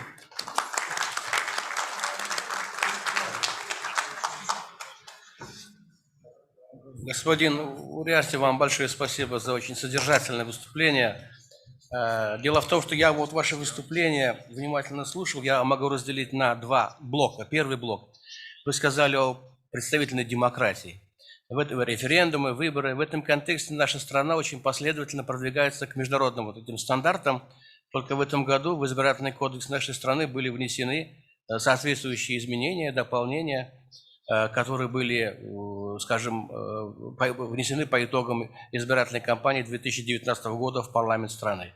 Это первое. В этом контексте, да, единые подходы мы можем еще разработать, и этот процесс продолжается. Вторая часть вашего выступления, она очень интересная. Она непосредственно касается деятельности вот именно нашего комитета, который называется Комитет по демократическим институтам, негосударственным организациям и органам самоуправления граждан. В Нижней палате парламента у нас 12 комитетов. Вот только наш комитет именно занимается с гражданским обществом. Да, действительно, когда мы разрабатывали законопроекты, которые касаются привлечения участия общественности, широкого круга институтов гражданского общества в законотворческую деятельность, мы изучали европейский опыт. Как вы правильно заметили, у каждой страны есть свои подходы. Скажем, во многих странах Европы существует такое понятие, как народная законодательная инициатива. Вы сейчас на примере вашей страны, Испании, это раскрыли. И вторая часть – это подача петиций гражданами, которые проживают в странах Европейского Союза. Мы вот эти вещи уже, когда разрабатывали в основном законы о социальном партнерстве и об общественном контроле, мы очень внимательно изучали ваш опыт. И Испании, стран Евросоюза и так далее. Поэтому я думаю, что на этом мы не остановились, мы продолжим. В нашей стране тоже имеется портал, который называется Meningskrim, то есть «Мое мнение». Здесь, конечно, сбор подписей не такой уж большой, как, скажем, в вашей стране или в других странах, но все же мы создали возможность гражданам высказывать свое отношение к тем или иным событиям, в том числе внесение каких-то изменений в законы нашей страны. Поэтому вам большое спасибо за ваше очень содержательное, детальное выступление. Я думаю, что вот в этом контексте мы еще с вами продолжим наше сотрудничество и партнерство. И я предоставлю очередное слово для выступления Нобаттаги Созуман Бераман, Германия, Бундестага депутаты, Erkin Demokratik Partiya fraksiyasining iqtisodiy hamkorlik va rivojlanish qo'mitasining a'zosi janob Til Mansmanga u kishining ma'ruzalari rivojlanish maqsadida xalqaro hamkorlikni amalga oshirishda fuqarolik jamiyatini mustahkamlash asosiy rol sifatidagi demak mavzuga bag'ishlangan mavzu onlayn orqali amalga oshiriladi. Marhamat, janob Mansman, ma'ruza uchun so'z sizga, iltimos bir reglamentga rioya qilsak. Rahmat.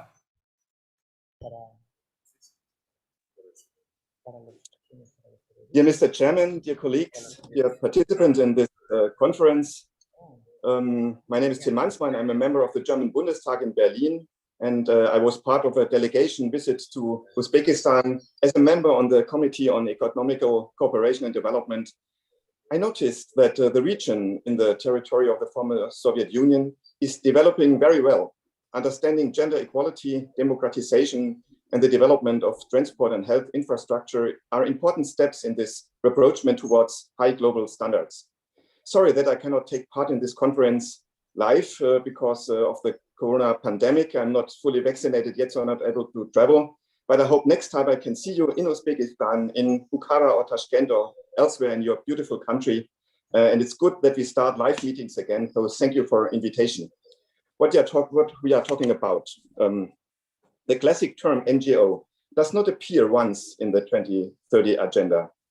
This not only reflects a change in semantics, but also symbolizes a change in the understanding of the role of civil society organizations in the UN. For a long time, the focus was on its non-governmental, non-state character, clearly differentiating it from governments.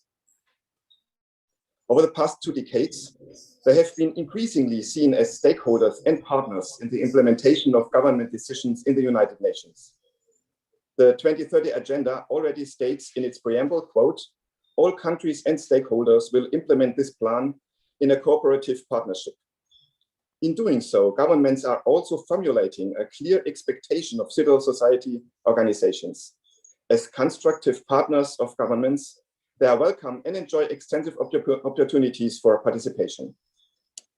Civil society stakeholders participated in sessions of the intergovernmental negotiations and the open working group and provided input to governments ahead of and during sessions.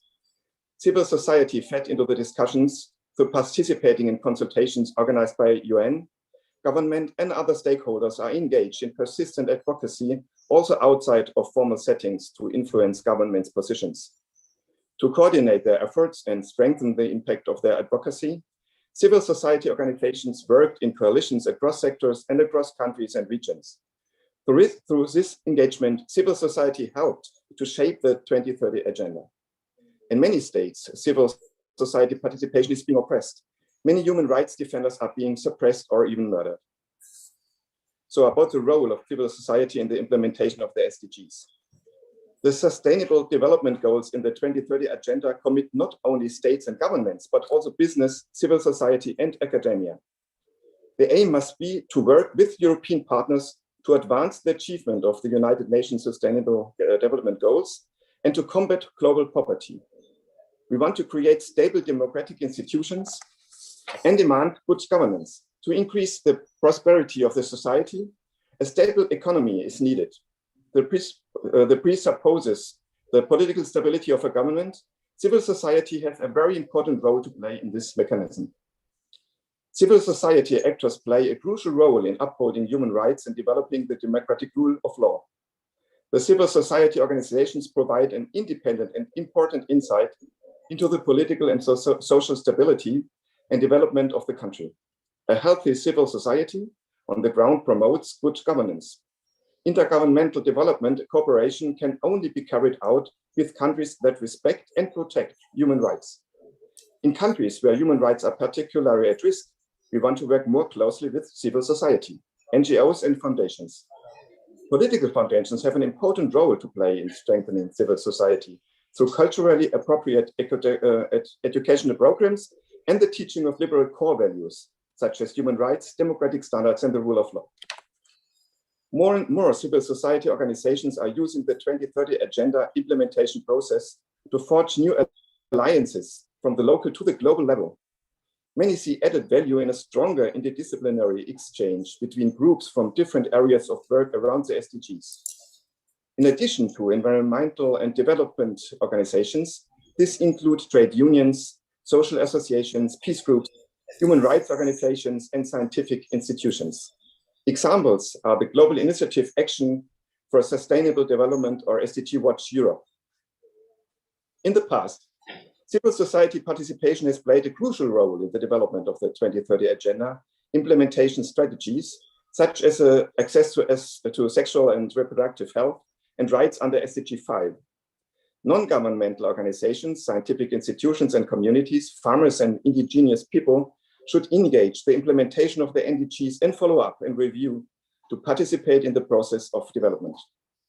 The 2030 Agenda provides an important reference framework for critically supporting sustainable development towards a socially and ecologically compatible society.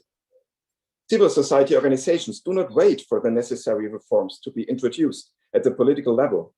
Numerous associations are already using the 2030 Agenda to formulate and implement their demands for sustainable development and social ecological transformation from the municipal to the global level. Governments will pursue implementation in different ways, depending on their national circumstances and realities. They may choose to incorporate the goals and targets into already existing policies and processes, or they may put in place new structures to guide their implementation. They may establish interministerial working groups to coordinate implementation efforts or develop dedicated implementation strategies. Civil society stakeholders can only on a variety of functions in the implementation process. They can spur government action through persistent advocacy and act as watchdogs, holding governments accountable to their commitments. They can advise governments on concrete implementation measures to take, building on their experience on the ground, often working with marginalized communities. Civil society organizations can also directly support implementation through the role they often play in service delivery, including in the area of sexual and reproductive health, and can have any important role in supporting data collection efforts, including on marginalized groups. In order for civil society to be able to contribute meaningful to implementation of the SDGs, it is essential to have an enabling environment in which it can operate freely. This requires respect by governments of rights of freedoms of opinion and expression and of association and peaceful assembly, as well as to access to justice. It also requires transparency of government and public access to information. Commitment to these freedoms and entitlements is affirmed in the 2030 Agenda itself.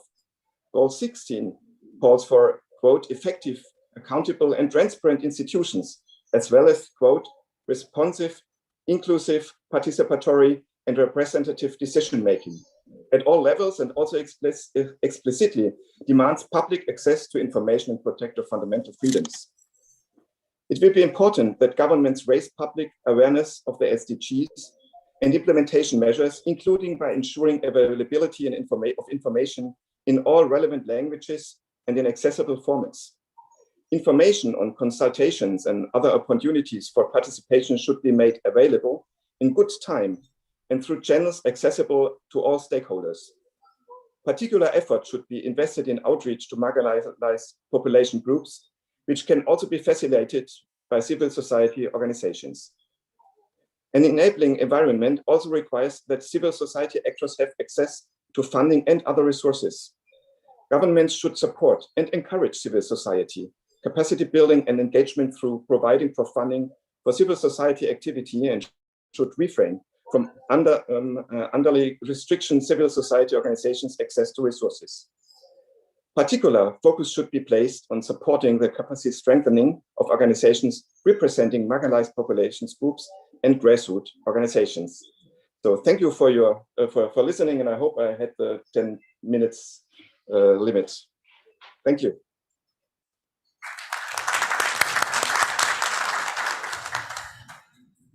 Janob, Manisman avvalambor sizga katta rahmat.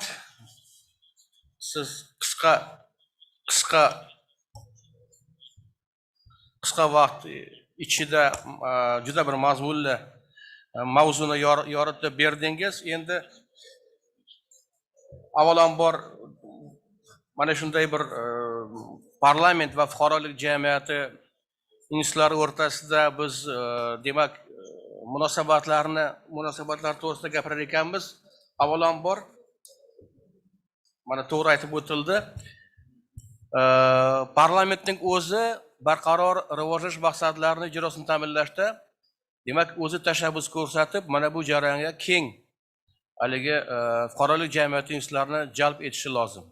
Chunki fuqarolik jamiyati institutlari jamiyatdagi barcha ijtimoiy qatlamlarning manfaatlarini himoya qiladi. Siz janob Manisman o'zingizni ma'ruzangizda advocacy degan so'zni ishlatdingiz. Bu haqiqatan ham uning asosiy mazmun va mohiyati o'sha jamoatchilik manfaatlarini himoya qilishga qaratilgan. Bu ham institut bizning mamlakatimizda bosqichma-bosqich rivojlanib kelyapti. Ayniqsa harakatlar strategiyasi doirasida mamlakat fuqarolarining, mamlakatdagi o'sha 10 mingdan ortiq fuqarolik jamiyati institutlarining faoliyati bu borada albatta kun sayin bosqichma-bosqich oshib boryapti. Lekin gap shundaki, biz faqatgina mana shu parlament tomonidan barqaror rivojlanish maqsadlarini ijrosini ta'minlashda faqatgina mana shu bilan chegaralanmasdan, bizning mamlakatimizda yana bir nechta demak farmonlar qabul qilinganki, ular ham mana shu demak maqsadlarni ijrosini ta'minlashda o'zining hissasini albatta qo'shadi. O'tgan yili mana ma'lumot uchun men hammaga aytmoqchiman, o'tgan yili 2020-yilda davlatimiz rahbarining farmonlari bilan inson huquqlari bo'yicha milliy strategiya qabul qilindi, tasdiqlandi. Mana shu strategiya doirasida o'tgan yil sentyabr oyida parlamentimizda inson huquqlari bo'yicha parlament komissiyasi tashkil etildi. Sati xonim, bu to'g'rida siz yaxshi axborot olgansiz. Bu borada bir necha marotaba demak onlayn tarzda uchrashuv o'tkazganmiz va bundan tashqari O'zbekistonning xalqaro va reyting va indekslarda nufuzini yanada yuksaltirish borasida ham davlatimiz rahbari tomonidan farmon qabul qilingandi. Mana shu farmonda 19 ta indeks va reyting ko'rsatilgan. Mana shu indekslar va reytinglarning 5 tasi demak ijtimoiy siyosiy demak reytinglarga bag'ishlangan.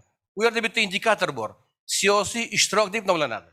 Shuning uchun ham biz siyosiy ishtirokni demak bu borada reytingni, indeksni ko'tarmoqchi bo'lsak, albatta fuqarolik jamiyati institutlarini bu jarayonga keng jalb etishimiz to'g'ri bo'ladi. Men demoqchimanki, bizning mamlakatimizda bu borada insonning asosiy mana shu huquq va erkinliklarini, qonuniy manfaatlarini himoya qilish borasida biz tizimli ravishda mamlakatimizda mana shunday bir ishlar olib borilyapti va bu demak farmonlar, qarorlar bevosita insonning huquqlarini ta'minlashga qaratilgan va bu normalar, bu talablar o'zining aksini, o'zining yechimini parlament tomonidan qabul qilinayotgan qonunlarimizda o'zining yechimini topayapti. Shuning uchun men qisqacha mana shunday bir xulosa qilmoqchi edim. Biz bugungi sessiyada mana ham milliy tajribani mana sizlarga gapirib berdik. Har bitta mamlakatda o'zining tajribasi bor. Xalqaro tajribada bu vosita demak ma'ruzachilarimiz o'zlarining fikrlarini bayon etishdi va albatta bu borada jahon tajribasi ham demak mavjud. Mana shu ko'proq biz mana kecha bugun mintaqalar aro shu kesimida mana bu demak masalalarni o'rganib chiqdik, fikrlarimiz bilan o'rtoqlashdik. Men o'ylaymanki, tadbirimiz yakunida biz barcha mana shu tashabbus va takliflarni albatta tizimli ravishda bir tartibga solib, bu hujjatlarimiz, bu fikrlarimiz o'zining yechimini Bukhara deklaratsiyasida demak topadi.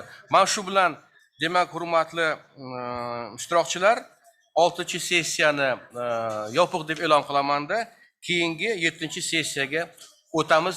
Rahmat.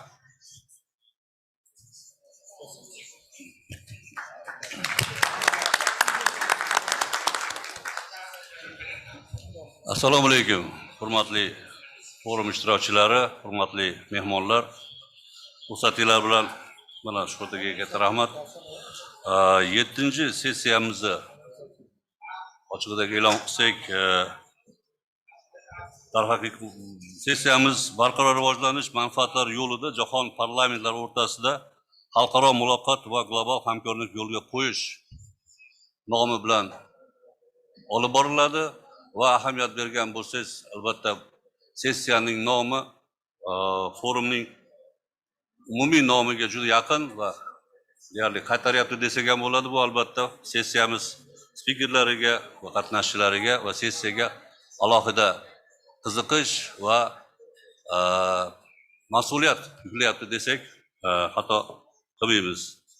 Endi sessiyada ozgina tartibi, sizlarda tarqatilgan sessiyada spikerlarda chiqish tartibida ozgina o'zgarish bo'ladi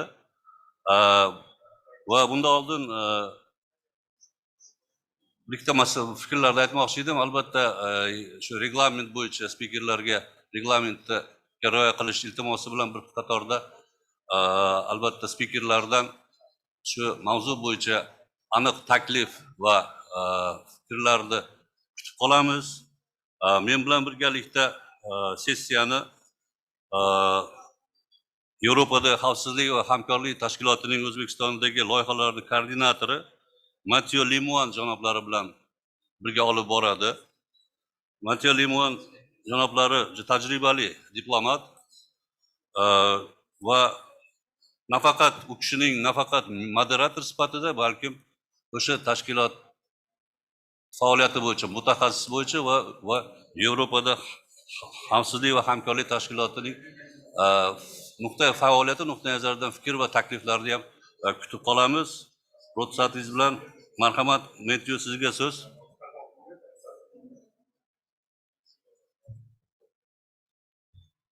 Assalamu alaikum, здравствуйте, спасибо за теплые слова. As mentioned by the moderator, co-moderator, the session will be about fostering international dialogue and global cooperation among the world's parliaments for sustainable development. In reason of the time constraints, I think I will have preliminary comments only after the first speaker will speak. So I'm very happy to already introduce the first speaker of this session. It's Mr. Keisuke Suzuki. He's the member of the House of Representatives of the National Diet of Japan and head of the Executive Committee of the Japanese Parliamentary League of Friendship with Uzbekistan. His DACLAD, his report will be on a way to maximize impact and minimize costs for solving global problems. Please, Mr. Suzuki, you have the floor. Oh, thank you, Chair. Oh, can you hear me? Okay. Can you hear me? Hello? Okay. Yes, yes.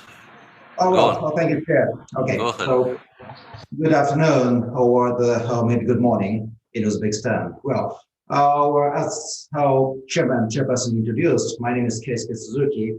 I'm the former Foreign State Minister of Japan, and I'm the fourth-term elected member of the House of the Representative of the Parliament of Japan, and also the Director General of Friendship League between Uzbekistan and Japan.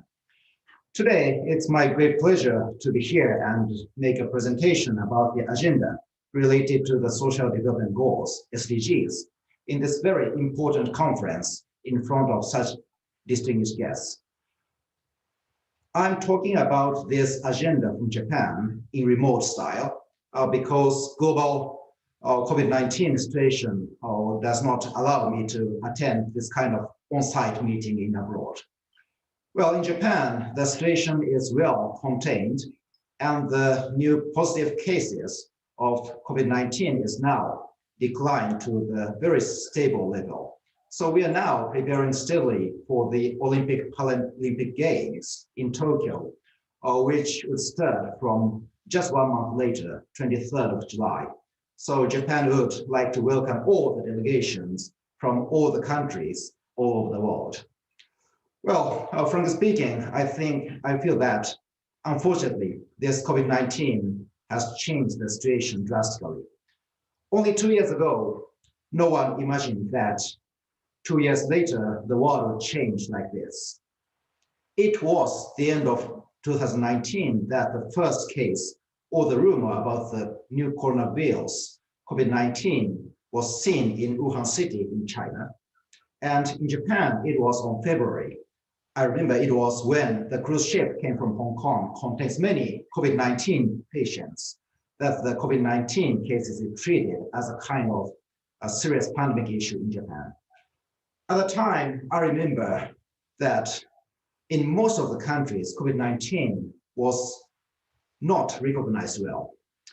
At the time, I was Japanese Foreign State Minister, so I traveled a lot and had bilateral meetings with many important figures in many countries all over the world. But from those talks at the time, no one expected such serious pandemic and global shocks would come. To foresee the seeds of the risks is such a very difficult task. What is important in the context is that the COVID-19-like pandemic is not so unique, but we have experienced it many times in history. And I think the history shows that, and all the scientific studies shows that, this should not be the last pandemic. We would see many other pandemics in the future, so we need to prepare for it. And I believe that the current global system, international system, is resilient enough to contain such kind of catastrophic crisis. The SDGs, Sustainable Development Goals, which is one of the main agenda of today's conference, I think that the concept covers a lot of the global challenges we are facing. No poverty, zero hunger, good health and well-being, quality education, gender equality, clean water and sanitation, affordable and clean energy, decent work and economic growth, industry, innovation and infrastructure, reduced inequalities, sustainable cities and communities, responsible consumption and production, climate action, like the water, life on land, peace, justice, and strong institutions, partnerships for the goals. These 17 goals covers most of the big challenges, the global challenges, global agendas we need to tackle now. What we should think now is the fact that these kinds of challenges are now getting diversified and getting more serious than before. I think that today's conference, that is very important and timely conference. I heard that this conference is held in Bukhara city in Uzbekistan. I think that Uzbekistan is really appropriate place to hold such kind of meetings. In Uzbekistan, I remember this country has the Aral Sea, which had been the fourth largest lake on this planet. But nowadays, most of the lake is not a lake now. Nowadays, the size of the Aral Sea became 1/10, and most of the part becomes a simple salty land. This is one of the most serious tragedy that happened on this planet related to the environmental or climate change issue.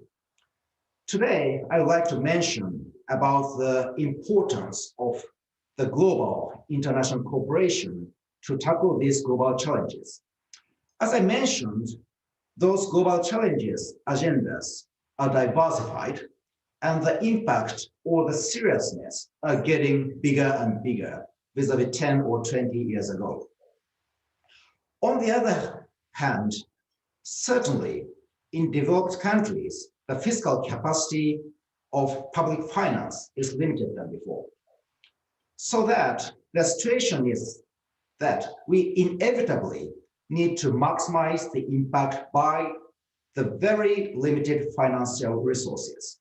So I think that we need to find out a kind of different, not traditional solution in this context. For the first part, the maximize the impact, I think that what is important is to set and share the common goal internationally. And in that context, SDGs type of the concept is very helpful. It is very easy to understand, that is catchy and very well recognized by many people in many countries. And in addition to this, I think that the macro type of the approach is very needed, and it is very critical, I think. In COVID-19 vaccination or climate change issue that I dealt with this kind of issue as foreign state minister last year, mainly, I think that these two cases is very good cases to understand this kind of the concept. About COVID-19 vaccinations, the concept is that everybody, including developing countries, developed countries, people in poverty, vulnerable people, or the rich people should be vaccinated, because that is only the way to make one country recovers and realize the good economic recovery all over the world. Because this recognition is well shared by all the countries or all the stakeholders, most of the stakeholders, I believe, so that it became a very good kickoff. Then how to do comes next. Only 1 year ago, there had been no appropriate vaccine at the time. So we needed to accelerate research and development process of private pharmaceutical firms. And we needed the mass production system, and we needed also the way or the tool of delivery to all the countries. And also we needed to set up the system to deliver the vaccines for all the people inside the countries, in each country. Then how to reach to the goal and tackle difficulties appropriately or most effectively comes to as a next question. So we set up a kind of framework in G7, G20 meetings, and also we needed to involve the private sector and other stakeholders. How to build up all this kind of package quickly was a key for the success of the vaccination. And I think that if we look back the last 1-2 years, we successfully make most of the country to share the goals and involve many stakeholders to this macro type of approach. I think that the same things could happen in climate change issue. Of course, climate change issue, whose character is a bit different from the COVID-19 vaccination issue. It is not short-term, but it is more long-term issue, so that to have the common goal or kind of the common shared burden is really difficult and very complicated vis-a-vis COVID-19 issue. But I believe that we can do that. And this year, the 2021, is the year which is very important to set up this kind of the framework or the ecosystem. 2 weeks ago, G7 meetings had held in UK, and one of the main agenda was climate change issue. And the G20 meetings is now coming soon. And in this November, COP26 meetings should follow. We need to discuss about the international regulation and the commitment of each country. But to reach to the fruitful agreement, we need to share a common goal internationally. And I would like to shift to the question to the next to how to maximize the impact. The next question is how to minimize the cost and how to effectively finance it. In that context, as I mentioned, the public finance capacity of developed countries is very limited now. And also the public finance capacity of the international institution is also limited. So that we need to involve the private finance or private sector's finance resources. And to involve the private finance, the monetize should be the key word. To involve the private finance, we need to monetize these challenges. Once we successfully monetize it, big flow of the private finance will be followed. And in addition, I think that traditionally, this kind of global challenges whose traditional styles have been the style like developed countries assist developing countries. But I do think that in the long run, what we need to do is to accelerate the ownership of the developing countries or the implementing countries. The importance of ownership is very critical for the success. For instance, global health coverage, that is a concept that Japan is promoting for last decade to build up national healthcare system at some implementing country. The ownership is the core of the key concept. This kind of system should finally be financed and operated or managed by its own people. Of course, in the first phase, in early stage, for transferring technologies or know-hows, some assist or help cooperation from global community or the donor country should be very important. But once it works sustainably, that should be shifted to the implementing country's ownership as soon as possible. Of course, this issue, the way to maximize the impact and to minimize the cost or make the financing aspect of tackling global problems most effectively is not the easy things to do. But I do think that if we successfully have the good global international cooperation or coordination together, we can do that. COVID-19 pandemic's first reaction all over the world was a good example and the hope that show that human society can make it. And I also hope that all the arrangement in the climate change issue should be the next case that we see the good success. And in that context, in democracy, Parliament plays a very important key role. Parliamentarians who have the roots in the voice of the people should play very important role to find the best way to solve these global problems. We, Japan, are very happy to dedicate our lessons to our friend because we ourselves have the history that we revived from the ash after the World War II. We've faced most of the challenges, those are included in SDGs. So we do have the vivid experience to tackle these kind of difficulties. And we are very happy to dedicate our lessons for our important friends all over the world. So thank you very much for your attention. Thank you.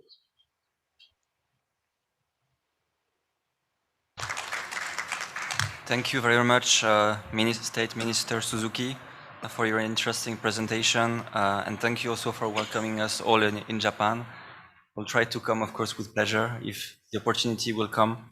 Thank you also for your words regarding the importance of resilience. And as you say, we need to work, of course, together as we face on the global level the same challenges. Also, of course, you mentioned the key importance of fiscal capacities and the importance of managing to budget proper implementation of SDGs. You also mentioned, of course, the climate change and the RLC, which has also, of course, key elements. Interestingly, also, I think you're one of the first speakers to mention the importance of private partnership, public-private partnership, and the importance to include private funding, and that's actually a good point, especially in terms of difficult economic times for states. And also the importance of ownership. Of course, it's good to have partnership with all the different development partners, with civil society, but at the same time, definitely there is a need for ownership from states themselves. Thank you very much again for your presentation. It was good to see you. Before turning to the next speaker, let me very quickly have a short introduction about our work at the OSCE about this topic. I'll try to be short. So of course the SDGs are key tools that we all need to use as development partners, government officials, civil society.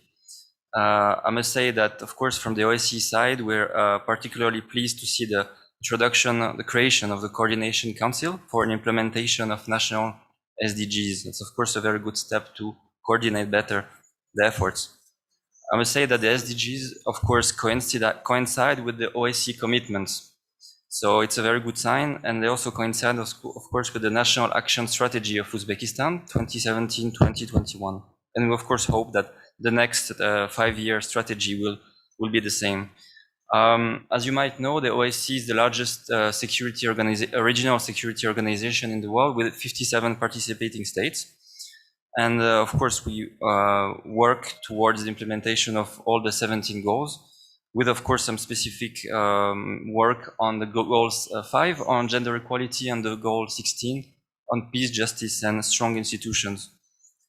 As you might know, in 2021, we had a chairpersonship in office is from Sweden, and of course, Sweden is one country that is extremely trying to push us to do more on gender equality this year.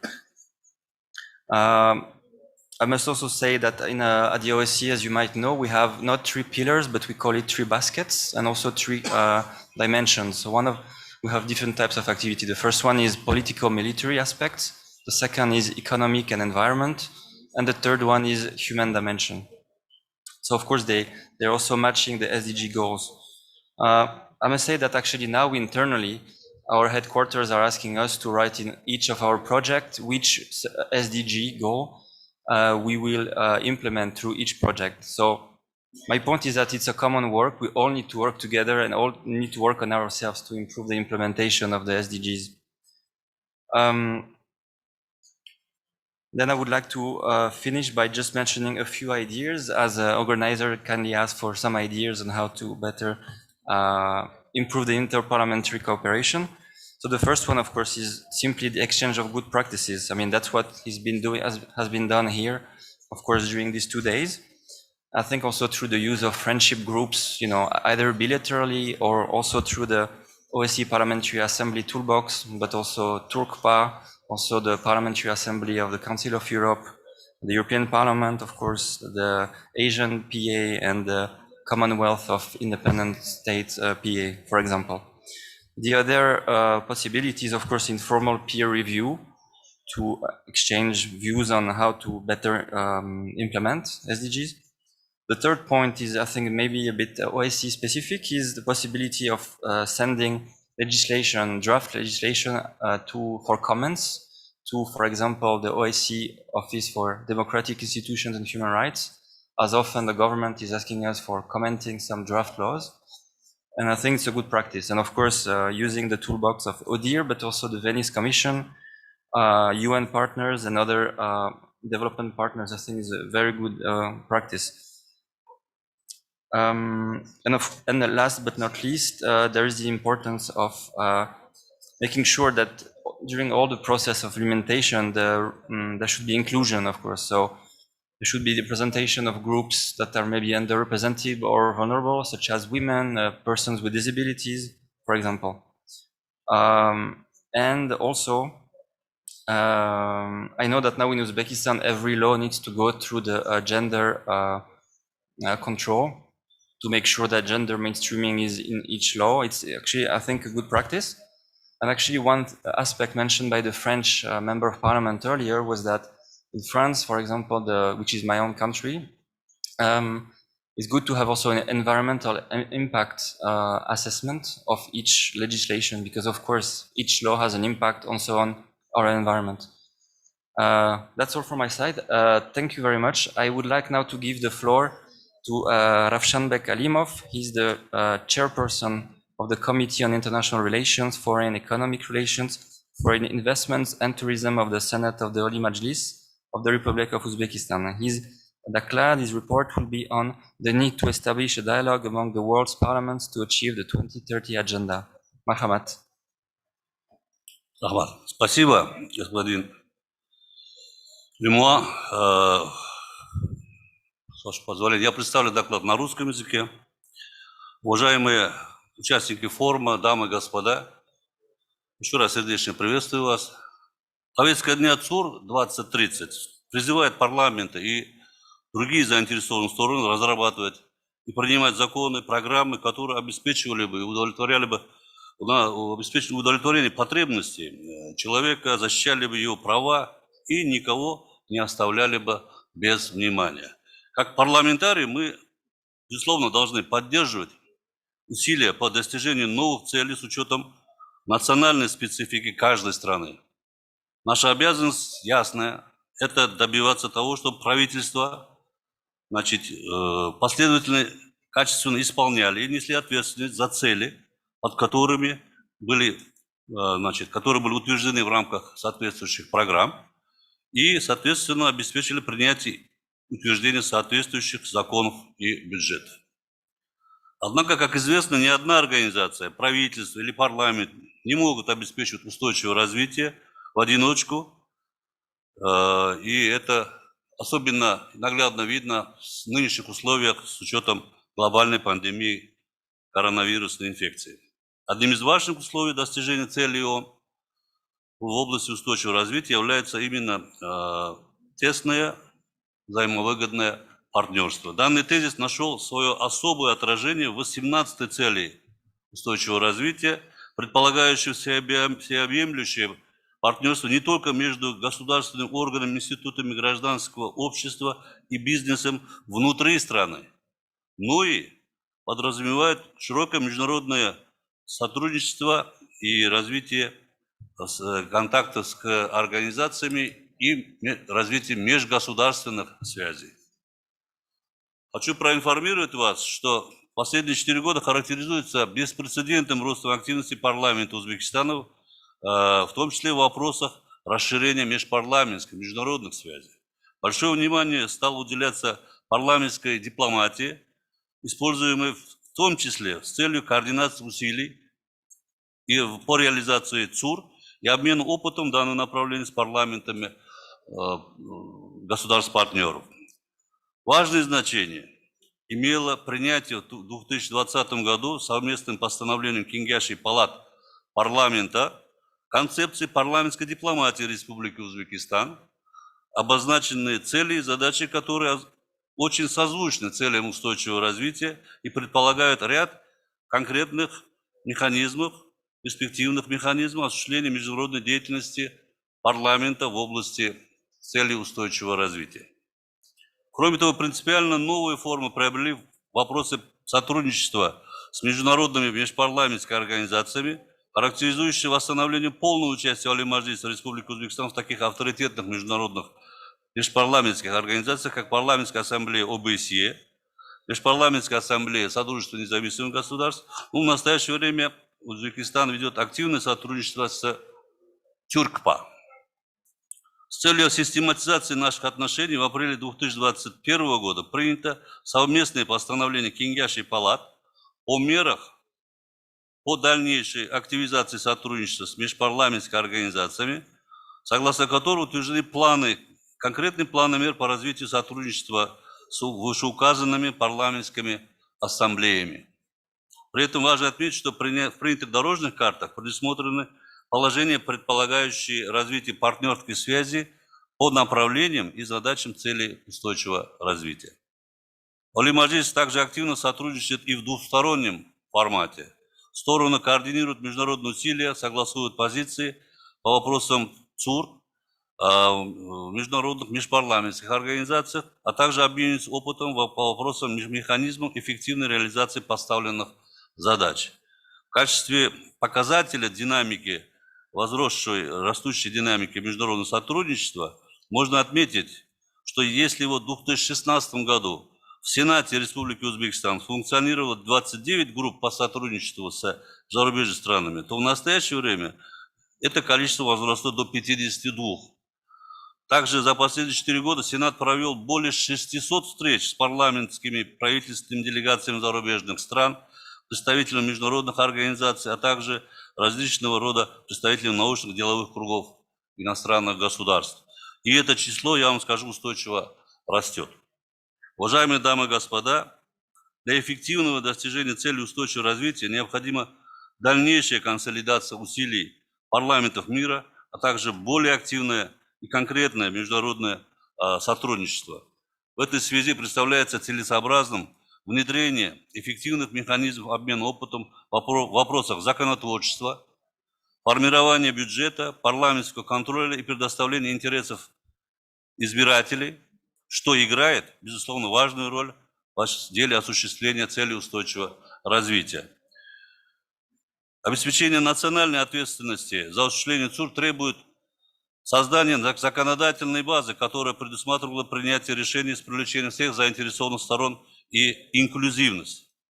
То есть для достижения ЦУР абсолютно необходимо создать благоприятные условия, которые ориентировались на интересы граждан, населения, учитывали бы гендерный фактор и основывались бы на безусловном уважении и обеспечении прав человека.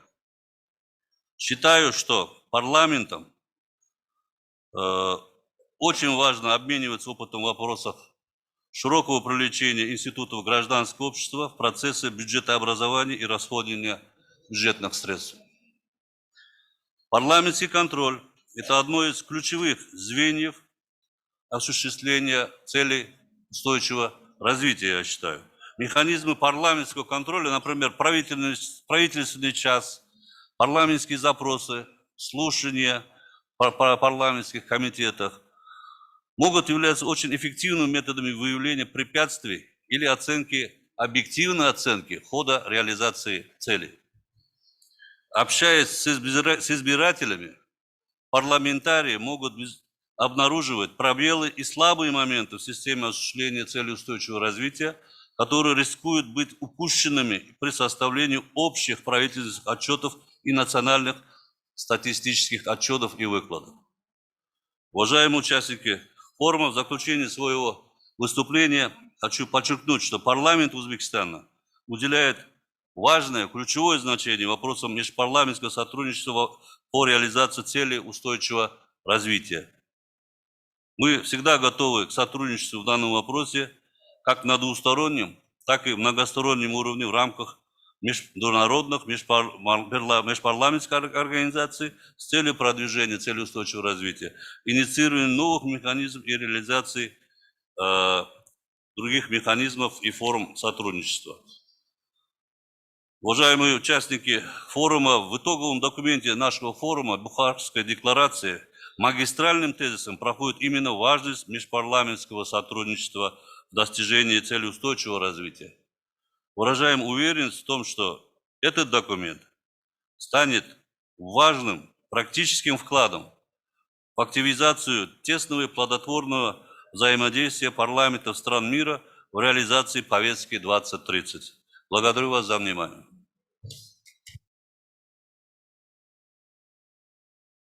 Thank you very much, dear Mr. Alimov, for your words. Indeed, you recall the importance, of course, of parliamentary diplomacy. From the OSCE side, we can really see indeed also that Uzbek diplomacy and all the state institutions are very active, very willing to learn best experiences or foreign experiences. So it's really impressive. And of course, there is the importance of always having the human rights approach and gender sensitive approach in all our work.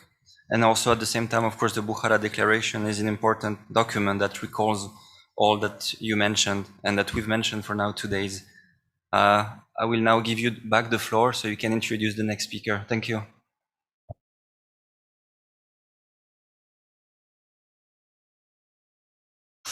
Rahmat, Limon janoblari, bizni sessiyamizni dolzarb parlamentlararo hamkorlik mavzusiga bag'ishlangan muhokamamiz davom etadi va albatta keyingi spikerga so'z berishdan avval albatta O'zbekistonning xalqaro parlamentlararo tashkilotlar doirasidagi hamkorligini va hamkor davlatlarning parlamentlari bilan hamkorligini alohida ahamiyatini aytib o'tmoqchiman. Respublikamiz tomonidan, Respublika parlament palatalar tomonidan ushbu hamkorlikka yana bir bor aytaman, ta'kidlab aytaman, juda katta alohida ustuvor ahamiyat berilib kelmoqda. Ruxsatinglar bilan so'zni Italiya Markaziy Osiyo parlament guruh raisi Simona Suriana xonimga bersam, u kishi 2030-yilgi kun tartibida xotin-qizlar huquq va imkoniyatlarini kengaytirish, xalqaro muloqot va institutlarda ayollarning muhim roli mavzusidagi o'zini ma'ruzasini taqdim etsa. Marhamat, Suriyana xonim, so'z sizga. Thank you. Thank you very much. Good morning. Thank you for giving me this opportunity to attend the forum and speak to these high-level panelists. I am a member of the Italian Parliament, and I believe in the importance of interparliamentary relations and the exchange of best practice and ideas with a broader perspective to improve life of our citizens. For what concerns the Sustainable Development Agenda, Italy is one of those countries that are making great efforts in order to achieve all the goals by 2030. Among those goals, there is one which I am particularly concerned about, and it is the women empowerment and gender equality. In my experience, I could say that Italy is in front line in supporting women and in fighting against violence on women, but in my opinion, it is not enough. In pandemic area, the big loss of job concern mainly the women's work. In Italy, during the COVID pandemic, the occupation level of is highly worsened because during the lockdown, women had to choose between the job and their children who were at home and needed to be taken care of. I came from South Italy, and for instance, in southern regions, full-time courses at school from morning to late afternoon are not implemented yet. And I really could not understand why it is so difficult to organize it. One reason could be the lack of teachers in those regions, but it is not a problem because many teachers came from South Italy. On the other hand, we still have to invest in social infrastructures like nursery, schools, and social improvements like father's leave. The Recovery Fund approved and supported by European Union, in my opinion, doesn't invest enough in social infrastructure, especially in South Italy. We have to raise funds in technological education for women, which is the field where women employment is very low, in wage equality. And I want to say that in Italy, just yesterday, we have started a discussion about the law for the wage equality between men and women. And we need, obviously, support to families and children. According to the European Institute of Gender Equality, in Italy, we have to wait almost 60 years to obtain a totally equality between men and women. I know that we are doing a big efforts, and the deep knowledge of this problem is yet a step forward, but especially in South Italy, we are far away from a full protection of women's rights. It is remarkable that for the public role in Italian government and in the parliament, great conquests have been made in the last 2 decades. And today I'm proud to say that I have a lot of male colleagues, but in the private sector, women have still hard difficulties in reaching pivotal roles. And we know that the International Monetary Fund is even looking at a higher women employment rate in order to increase the local and global gross domestic product. During the last years, in my personal role or responsibility as a member of the parliament, as well as mother and wife, I have spent part of my work in improving our legislation. With other colleagues of every political wing, we have founded an interparliamentary group which deepens and deals with all the problems that do not permit a full gender equality in our country. And this afternoon, just with my colleagues and the representative of Ministry of the Interior, we will present a press conference just when we request to improve the legislation about violence against women, another problem that emerged during the lockdown for COVID-19. For what concerns the relation between Italy and Uzbekistan, I think we can cooperate in implementing and improving our awareness on these issues and in using our public power to make life better for millions of women. I do hope that our efforts will be taken into account by future generations, and they will keep following a path that we have just started today. Thank you.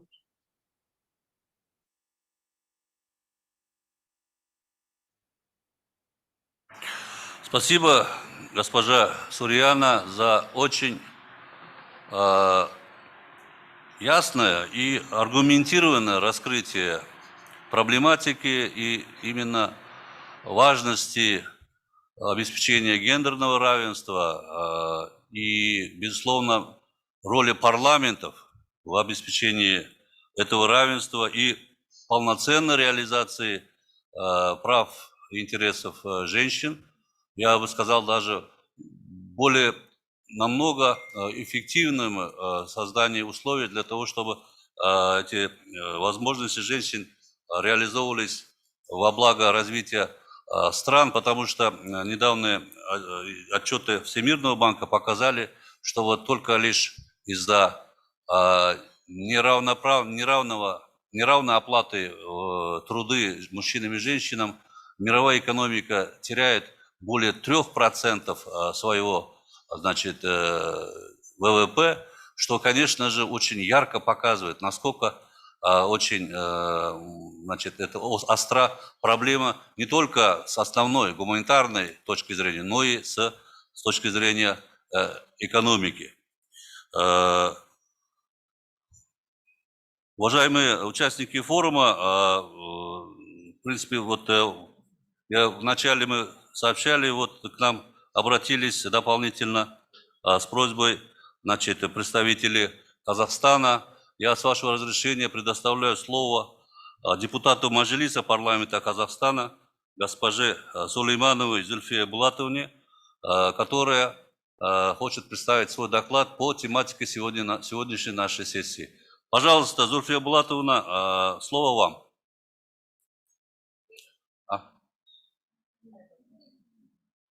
Да, я хочу попросить, чтобы, да, с учетом уже того, что мы совсем уже вышли из регламента, уложиться, ну, как можно больше 3-5 минут, пожалуйста. Слово вам, Зульфия Булатовна.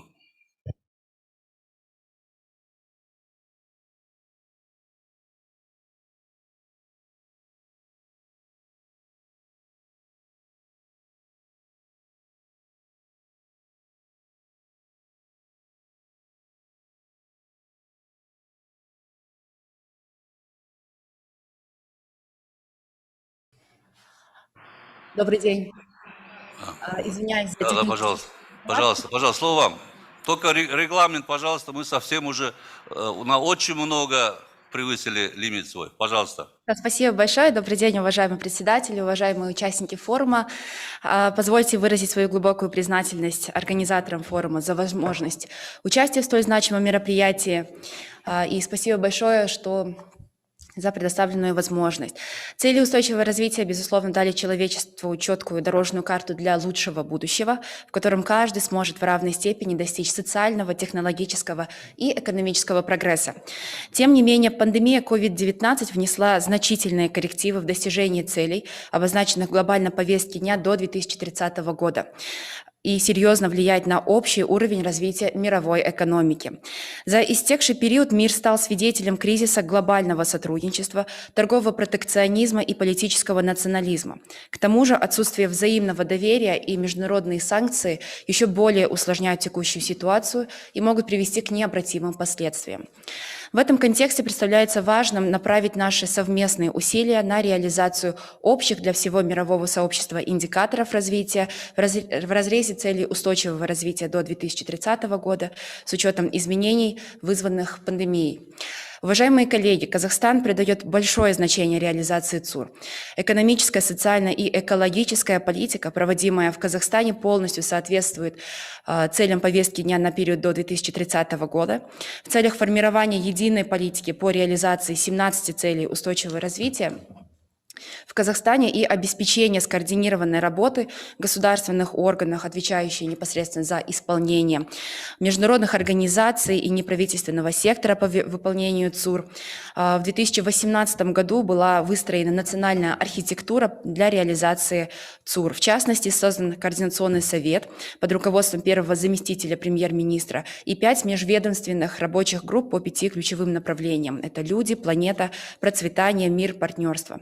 Возглавляемые первыми руководителями соответствующих государственных органов. В условиях пандемии для Казахстана одним из наиболее актуальных является вопрос финансирования повестки дня 2030. В этой связи в 2020 году в Казахстане началась реализация совместного с ПРООН проекта по разработке интегрированной национальной структуры финансирования с целью ускорения прогресса в достижении ЦУР. Также проведена масштабная работа по оценке степени интегрированности задач ЦУР в стратегические и программные документы, в рамках которой проанализировано 80 документов по методике ООН и установлено, что почти 80% задач и индикаторов ЦУР охвачено документами в системе госпланирования.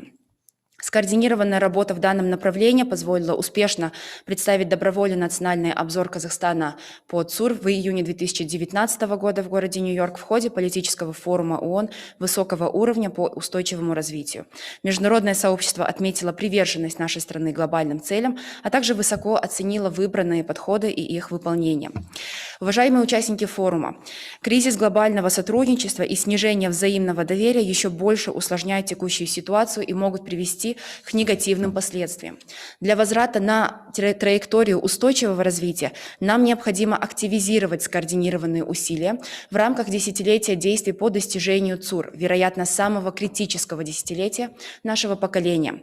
В этой связи президент Казахстана Касым-Жомарт Токаев в своем выступлении в рамках 75-й сессии Генассамблеи ООН выступил с рядом мер в качестве глобального ответа на текущие вызовы, в том числе модернизировать национальные учреждения здравоохранения за счет своевременной и скоординированной поддержки со стороны развитых стран и агентств ООН для создания сильной глобальной системы здравоохранения.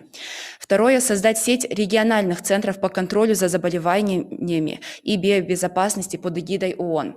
Третье, в целях глобального экономического восстановления принять пакет мер по стимулированию экономики общей стоимостью в 10% глобального ВВП с целью создания равных и более широких возможностей для всех. Четвертое, заморозить выплаты долгов беднейшими странами, что поможет снизить неопределенность. Международным финансовым учреждениям необходимо внедрять инновационные решения, такие как замена долговых обязательств обязательствами по финансированию национальной системы здравоохранения. Уважаемые коллеги, национальные парламенты могут и должны играть ключевую роль в реализации нашего коллективного стремления к лучшему и счастливому будущему.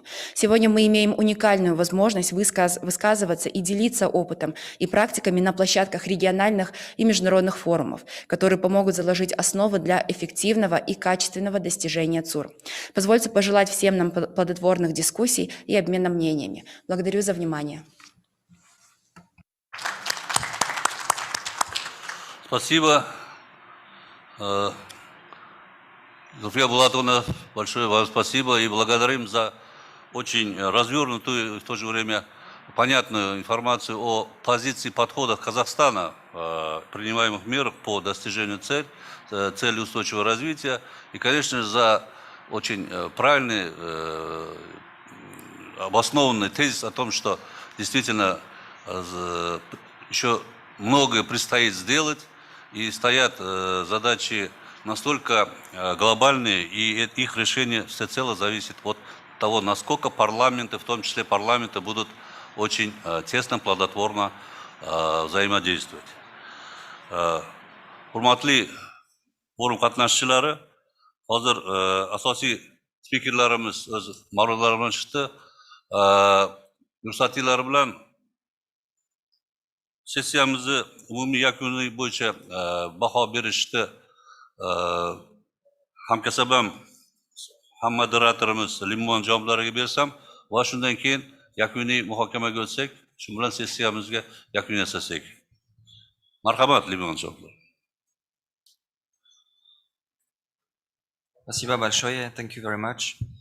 So during this session, I think we discussed many interesting topics. One of them, of course, is again the importance of the budget, of probably finding different sources, of course, on how to fund the implementation of sustainable development goals.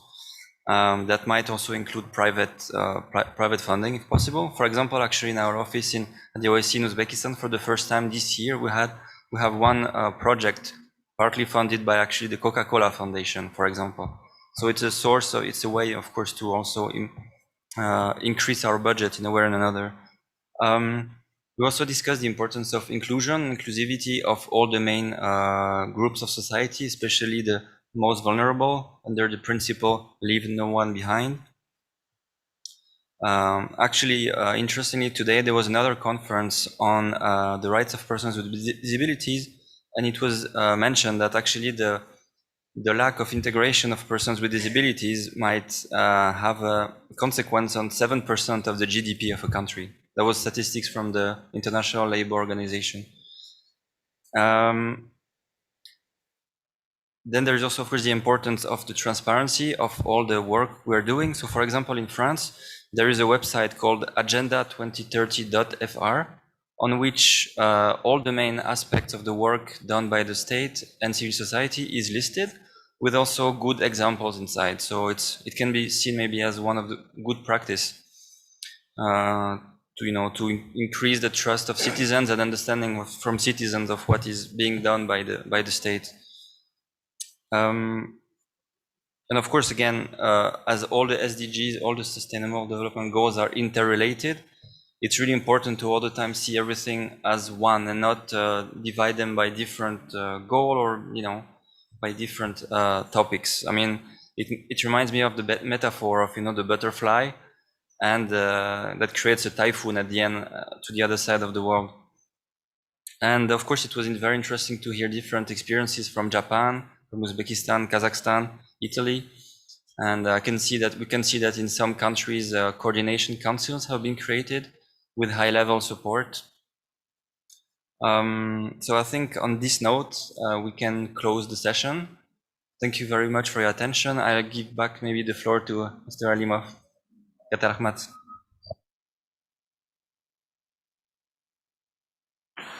Rahmat, Meteo.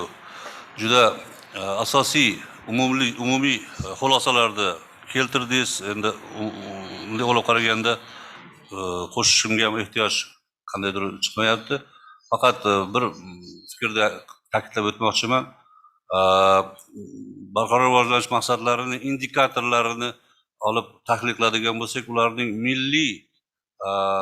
milliy xarakteriga egaligiga qaramasdan, lekin ularga erishish albatta xalqaro hamkorliksiz mumkin emas.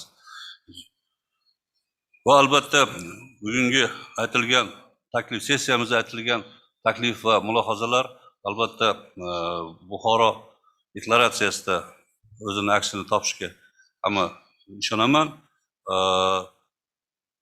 Asosiy muhokamalar, dokladlar bo'ldi. Agar qandaydir qo'shimcha savollar bo'lmasa, sessiyani shu bilan yakunlasak, yana bir bor barcha spikerlarga, sessiyamiz spikerlariga minnatdorchiligimizni bildirmoqchimiz va ularning har tomonlama aniq takliflarga to'la ma'ruzalari albatta o'z yuqori ahamiyatga ega. Ruxsatinglar bilan shu sessiyani tugatsak-da va hammaga yoqimli ishtaha tilab tushlikka taklif qilmoqchimiz va tushlikdan keyin yakuniy yakunlovchi 8-sessiyaga o'tamiz va unda hurmatli moderatorlarimiz Zuhra Ibragimova, O'zbekiston Respublikasi Oliy Majlisi Senat Oliy Majlis Qonunchilik palatasi spikeri o'rinbosari va Jamoliddin Tuney, Turkiya Xalqaro hamkorlik rivojlanish agentligining O'zbekistondagi vakolatxona rahbariga beramiz. Ular barqaror rivojlanish manfaatlari yo'lida gender yo'naltirilgan siyosat va yoshlar parlamentari rivojlantirish mavzusidagi 8-sessiyani olib boradi. Hammaga rahmat, yoqimli ishtaha. Rahmat.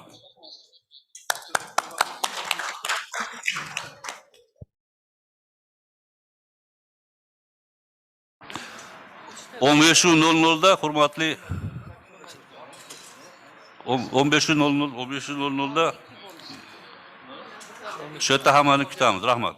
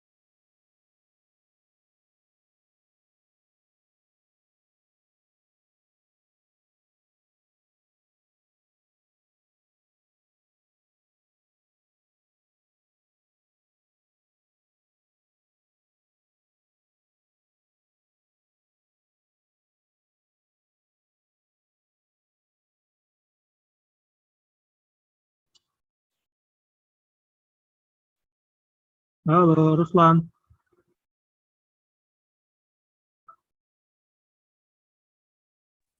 Да, Добрый слушаем. день, Руслан. Добрый, слушаем.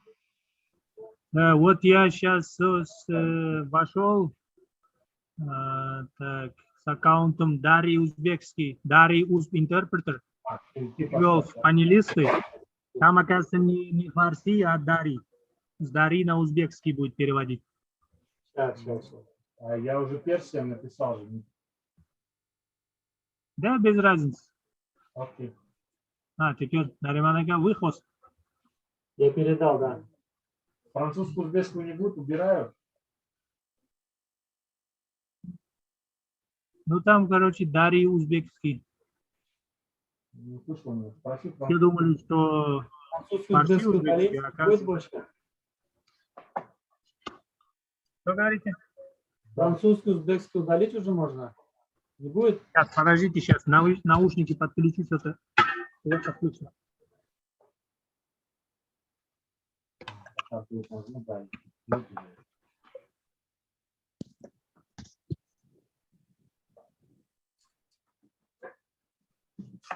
Так.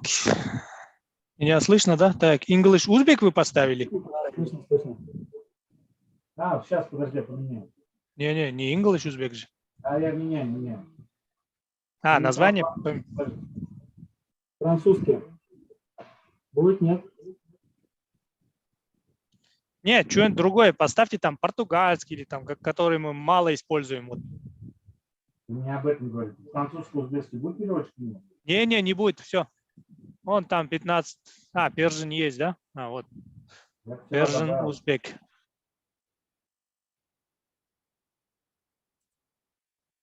Работает? На одном из этих там перепиши будет.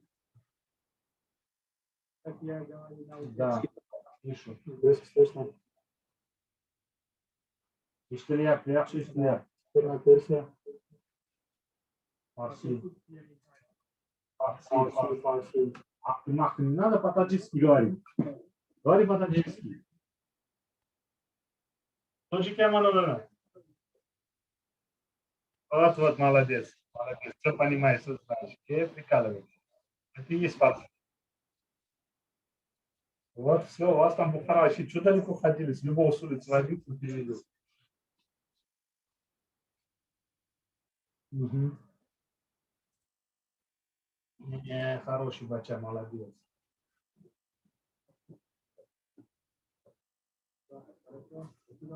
Давай.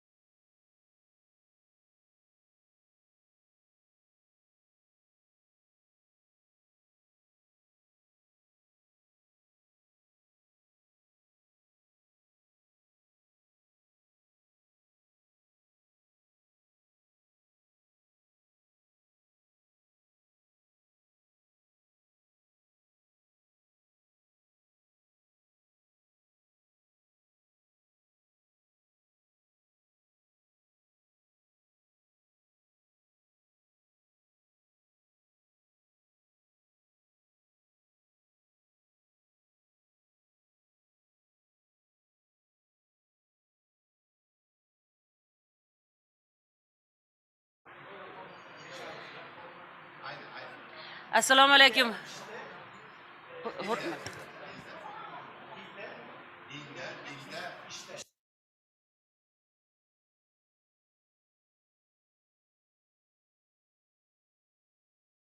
Hamma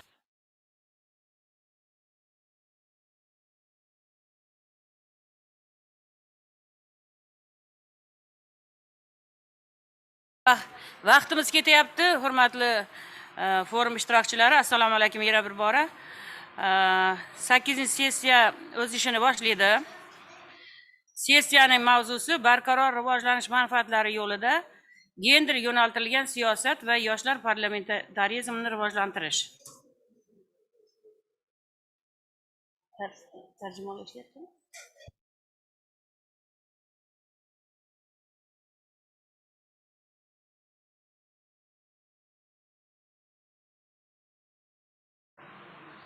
Sakkizta mavzu kiritilgan.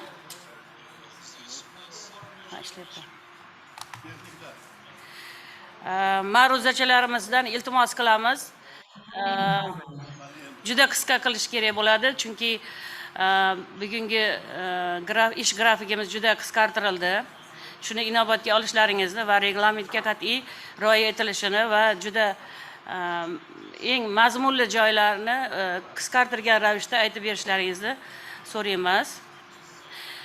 Bilamizki, Birlashgan Millatlar Tashkilotiga a'zo davlatlarning barchasi aynan barqaror rivojlanish maqsadlarini bajarish bo'yicha kelishuv asosida o'zlariga qator vazifalarni, indikatorlarni belgilab olgan, maqsadlarni kelishib olishgan. Shuning uchun O'zbekiston ham bu borada 17 ta maqsadning 16 tasini o'z oldiga maqsad qilib olgan va bu maqsadlarni bajarish uchun 125 ta vazifalarni va 199 ta indikatorlarni belgilab olgan. Buni barchamiz bilamiz.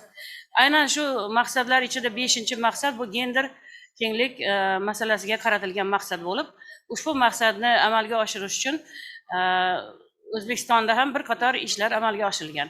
Albatta, a'zo bo'lgan barcha davlatlar ushbu gender tenglik masalasini juda katta bir ishtiyoq bilan amalga oshirilyapti desam xato bo'lmaydi. O'zbekistonda ham bu borada qisqacha aytishimiz kerak. Mana keyingi yillarda, ayniqsa 2018-yildan keyingi davrda keskin o'zgarishlar bo'ldi.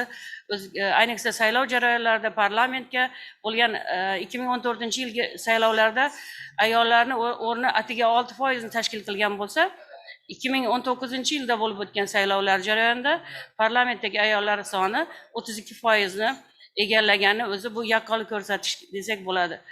Shuningdek, Senatda ham ayollarning o'rni ancha kengayib, hozir mana 25% ga chiqdi. Avvallari 3-2% dan o'tmasdi. Yana shuni bir ta'kidlash kerakki, ayollarning rahbarlik lavozimlariga joylashuvi, vazirliklar, hokimliklardagi o'rni ham yil sayin oshayapti. Albatta, bu bilan hali keskin natijaga erishdik deb bo'lmaydi. Ayniqsa qonunchilikda muhtaram prezidentimiz tomonidan qabul qilingan imzolangan 2019-yil 2-sentyabrdagi ayol, xotin-qizlar va erkaklar teng huquqliligi kafolati to'g'risidagi qonunning qabul qilinishi gender tenglik masalasiga keskin o'zgarishlar kiritdi desak, kiritishiga zamin bo'ldi desak xato bo'lmaydi. Natijada hozirgi kunda belgilangan 54 ta indikatorlar asosida, hattoki elektron tarzda ham bu nazoratga olingan faoliyat. Hozirgi kunda qonunchilikni takomillashtirish bo'yicha yanada ishlar ketyapti. Barcha vazirliklar, mahalliy hokimliklar, tashkilotlar, korxonalar gender tenglikka amal qilish bo'yicha o'zlarining oldiga vazifalarni belgilab olishgan. Respublikada Vazirlar Mahkamasida ishchi guruh komissiya tuzilgan va bu komissiya doimiy ravishda Oliy Majlisning palatalari oldida hisobot berib boradi va aynan shu komissiyaga ham hisobot berib boradi. Men hozir ochilish so'zida yana o'zimni birgalikda ish olib borish uchun hamkor moderatorim Jamoliddin Tunayga so'z bermoqchiman. Turkiya Xalqaro hamkorlik va rivojlanish agentligining O'zbekistondagi vakolatxonasi rahbari. Marhamat. Jamoliddin aka. Teşekkür ederim. Ben İngiliz dilinde devam edemem. Öyle ayettiler. Teşekkür ederim. Thank you, Mr. Chairman Zuhra Ibrahimova. Take this opportunity, I'd like to indicate that the role of women in every aspect of development process is a key issue, and gender equality becoming today's world very important issue. In order to empower the ladies, women in every respect, and the youngs, in order to promote economic activities, political life, especially the well-being of the society, is important. As being the resident representative of the TİKA, Turkish Cooperation Agency here in Uzbekistan, we also emphasize the gender equality issue by supporting the projects related to the women employment, their healthcare and kindergarten projects, as well as we have projects in the young entrepreneurship and the young employment rate. So what I notice here in Uzbekistan, that every drop of any kind help which goes to the woman, you have multiple returns. They are very productive, like they are giving the birth to our nation, our generations. They are very productive, and the projects we realized so far become so productive. In this regard, I have to keep short and give the floor to Ms. Zohra Ibrahimova to continue our session. Thank you very much. Teşekkür. Rahmat Zohra Hanım. Hurmatli forum ishtirokchilari, men hurmat bilan so'zni Mariya Musmutiga bermoqchiman. Yevropa Konstitutsiyaviy huquq markazi ijro etuvchi direktori, London universiteti huquqshunos o'qituvchisi. Marhamat. Mariya Musmuti. Dear Madam Chair, thank you very, very much for inviting me and for giving me the floor. I am extremely honored and happy to be part of this forum, and I would I'm very happy to be able to contribute to this important discussion having to do with what the role of parliaments can be and has been and has to be in relation to the implementation of the Sustainable Development Goals. I think it is an extremely important discussion and one that needs to take place now so that we know what to do for the coming 10-15 years. So in my presentation, I will try to focus on some ideas related to legislation, gender analysis of legislation, and data. And how do we need to engage with all of these three concepts so that we can get a result that contributes to our assessment of the extent to which we have achieved or we have managed to achieve the Sustainable Development Goals. So if we can move on to the next slide. The Sustainable Development Goals and much of what is included in the Sustainable Development Goals relies on legislation. And if you can move on to the next slide, please, or otherwise I can share my screen. Thank you. So we need legislation. And legislation intervenes in the life of all of us, but does not affect everyone in the same way. So men and women, younger people, older people, people with disabilities, people without disabilities, people with different ethnic origin are affected in different ways. And this happens because people have different needs. They have different situations in their lives, and they also because our societies are not equal, unfortunately. So existing inequalities affect the way in which legislation interacts with real people. So laws many times come in place in order to correct or change things. And the laws themselves generate results, outcomes, and affect the population in different ways. So in order to understand what kind of results and impact laws create, we need data. And we need this data in order to capture the results, so know what it is all about in the first place, but also then in order to analyze the reality and try to understand what happens, and then try to use this information in the design of effective policies and legislation. So we need laws, but we need to analyze our laws from a gender perspective, and we also need the data in order to be in the position to see how different population groups are affected.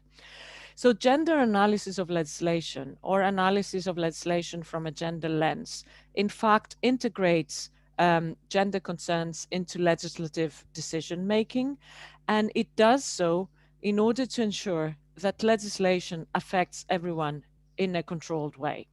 So there is a misunderstanding often around gender analysis, and it is understood as being there to promote the rights of women or the rights of young people or the rights of people with disabilities. Not necessarily. It is there to make sure that legislation does not produce any unwanted effects. So if you ask me what is the benefit of analysis, gender analysis of legislation, I would say that first of all, it can contribute to more effective legislation, so to laws that actually produce the results that they promise to produce. Secondly, it can positively contribute to gender equality, which is not just a sustainable development goal, but a constitutional principle that exists in all jurisdictions worldwide. Save time and money that is cost from unwanted impact that then needs to be corrected, and then to learn from the positive and negative results that have been created, and of course to correct imbalances. So gender analysis of legislation is, I feel, an important tool in order to be in the position to use legislation consciously as a way to achieve the sustainable development goals. So if we can move on to the next slide. Because my next point is, in order to analyze legislation from a gender lens, we need data. And we need data on the results, outcomes, and social change that is produced by legislation, on the wanted and unwanted effects, and also on how distinct groups are affected by legislation. So every law that is being implemented is essentially a data generating process. And collecting this data and analyzing this data can give us an idea of where we stand, but also where we need, what the problems might be, and how we can address them. Without data, this will be just an intuitive process. It will be a discussion of me saying one thing and somebody else saying one thing, but there will be no grounding on facts, no grounding on the reality of women and men and the situation on the ground. So if we can move on to the next slide, please. The kind of data we need for that purpose is gender sensitive data, meaning data that provides information disaggregated by sex, so broken down into different smaller portions that represent the reality of different population groups. Men, women, people of other genders, but also younger people, older people, ethnic minorities, and so on and so forth. Disaggregated data is the data we need in order to capture the distinct realities of women, men, and other population groups in an adequate way. And in the next slide, please. We need to be mindful, however, that different kinds of data reveal different aspects of a phenomenon. And data is powerful in its capacity to reveal, but it can also be powerful in its capacity to conceal. So statistical data, for example, with its broad categorizations, can very well hide the details and the different experiences of subgroups of the population. So what I am trying to say is that we need to be conscious in the kind of data that we use in order to combine the data sets that will give us a broad and representative outlook of the phenomena that we are trying to uncover. And I am using this scheme, which I have borrowed from EIGE, to show how different types of data can highlight different aspects of a phenomenon of violence against women. So official statistics will only capture a very small percentage of that very important phenomenon. Then administrative data can offer us more information. Survey-based data can even broaden our understanding more. And more data can offer info on actual prevalence and incidence of violence. So data is necessary. However, different types of data are in place, and we need to consciously use them and combine them in order to get a representative view of the different phenomena that we are trying to study. So in the next slide, what do we do with data? Data, it's about facts, or it's about beliefs and experiences around facts. So data is something that we can process and analyze and turn into information. And this is why we need data. We do not just need the data for the sake of having data, but in order to process it and analyze it and use it when we are making our decisions. Decisions to either draft new laws, decisions to decide whether we need to change new laws, or decisions about measures that might be needed in order to make further steps in the effort to achieve gender equality. So in the next slide, I have tried to highlight different ways in which data can be used. And we can use data to describe a phenomenon. We can use it to diagnose, so to understand why something is happening, or to predict how it will evolve in the future, or then try to find solutions. And I will use an example that I feel captures all these potential users of data and comes from Canada. And in the next slide, I am referring to a report that was drafted by the Standing Committee on the Status of Women in Canada and had to do with the representation of women in Canadian politics. So what I very much liked in this report was that it used data in different ways. And it started by using data to describe the current situation, where we are now. So if you can please add some text into the slide. So using the data, sex disaggregated data, we were able to establish that representation of women has increased quite considerably from 20.6% to 27% in almost 20 years. That almost half of senators are women, but that there are differences at the different levels of government. So lower levels of representation can be observed in provincial and territorial legislatures, and even lower at municipal level. And that even though the threshold of 30% has been reached in some territories, in many of them, only very few of them have reached a parity level between 40 and 60%. So in this case, we are using data to understand where we are now, how things look, and how things have evolved in comparison to 20 years back. So if you can add text, please. Then this report used data in order to link the existing situation with the SDG commitments. And it said that, we are doing very well, and we are at the best point that we have been for the last years, in the last decades, but we are still lagging behind in relation to the commitment of 30%. So where we are now, and linking this to the broader picture and the broader commitments, is another very valuable use of data. And if you can please add more text. And then it also used data, qualitative data and interviews in order to understand what are the challenges and why there is no, the representation of women in politics is not higher than the one that we currently observe. And using data, we identified 6 factors that might potentially function as barriers in the progression and the presence of women in Canadian politics.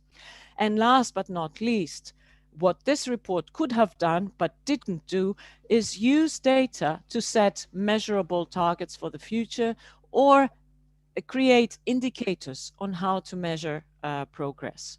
So I very much like this example because I think it shows how data makes a phenomenon real. It adds color and flavor to it, but it also helps us understand it and identify the problems and also show us the way forward.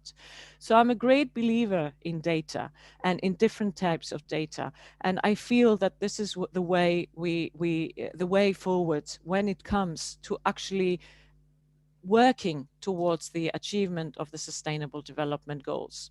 In the next slide, I will just add a couple of more points that gender-sensitive data is, of course, work in progress.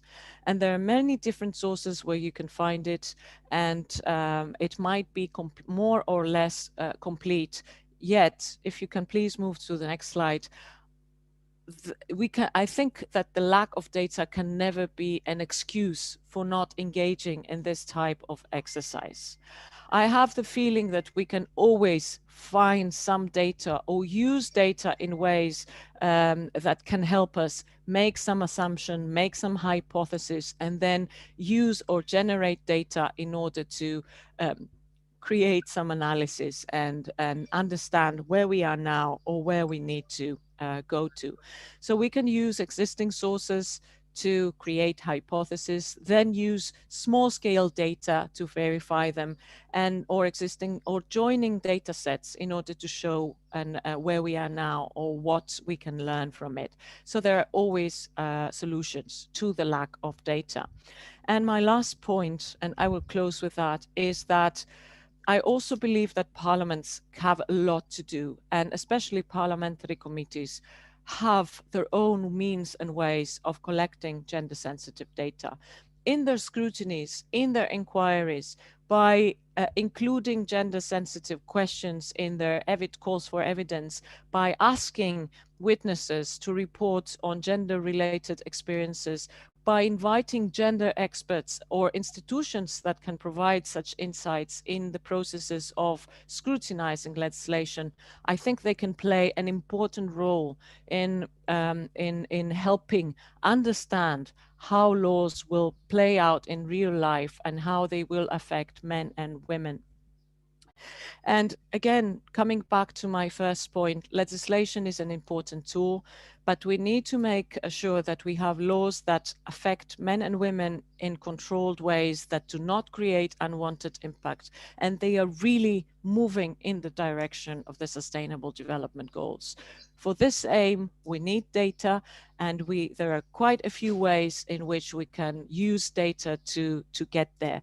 So thank you very much for listening. Thank you very much for the invitation, and I wish you the best of success in this very ambitious endeavor.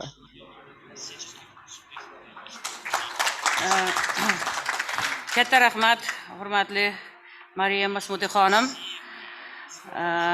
Albatta sizning hozir bergan ma'ruzangizda bergan ma'lumotlaringiz biz uchun juda qiziqarli bo'ldi.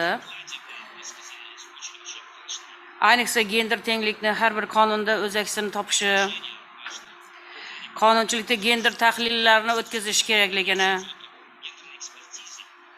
va gender sezuvchanlik bo'lishi lozimligi to'g'risidagi bergan nasihatlaringiz biz uchun juda asqotadi.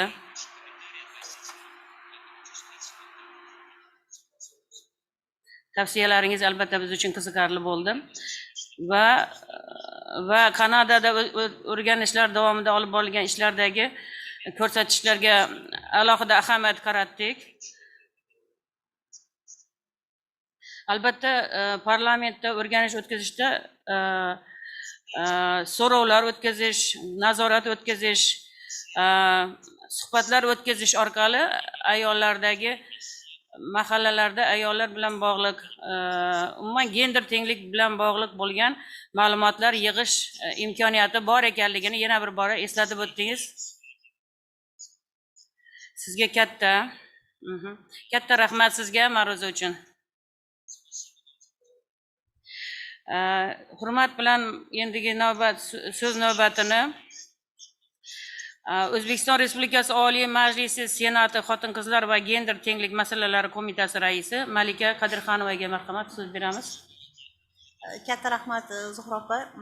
Уважаемые дамы и господа, участники форума, несмотря на то, что данный форум проводится в нашей стране и вообще первый раз, он уже занял свое место и авторитет на международной арене. Мы сегодня сами были свидетелями, как много было желающих экспертов, выразив желание выступать. Всем известно, что почти половину населения нашего региона составляют женщины. Предоставление им равных прав во всех сферах является одной из актуальных задач. Мне хотелось бы особо отметить, что недавно была утверждена и принята стратегия достижения гендерного равенства в Узбекистане до 2030 года. Цели и задачи стратегии достижения гендерного равенства в Узбекистане и цели ООН по устойчивому развитию во многом совпадают. В частности, в вопросах обеспечения гендерного равенства, доступа ко всему спектру услуг и основных компонентов деятельности человека. Уважаемые участники форума, обеспечение государством равных условий и возможностей для граждан найти свое место в обществе является основой обеспечения гендерного равенства. Всем нам известно, что женщины в нашей стране также вносят достойный вклад в развитие и процветание нового Узбекистана. По словам нашего президента, сегодня каждая женщина не только наблюдатель, но и активный и инициативный участник демократических процессов. Пятая цель ЦУР – это обеспечение гендерного равенства и расширение прав и возможностей всех женщин и девочек. В стране сделаны важнейшие шаги в данном направлении. Узбекистан взял на себя обязательства по ряду международных договоренностей в отношении развития гендерного равенства. Среди них Пекинская декларация и платформа действий, Конвенция ООН о ликвидации всех форм дискриминации в отношении женщин, Конвенция СИДАВ, а также Международный пакт о гражданских и политических правах. В соответствии с законодательством, направленным на обеспечение равных прав и возможностей для женщин и мужчин, в нашей стране введено новое направление в сфере права и законотворчества. Это обязательная гендерная правовая экспертиза. С марта 2020 года все принимаемые нормативно-правовые документы проходят через гендерную экспертизу. Опыт Узбекистана по гендерной политике хорошо оценивается мировым сообществом. Например, по показателю женщины в парламенте Узбекистан вошел в число топ-50 стран, заняв 37 место из 190, опередив почти все постсоветские страны.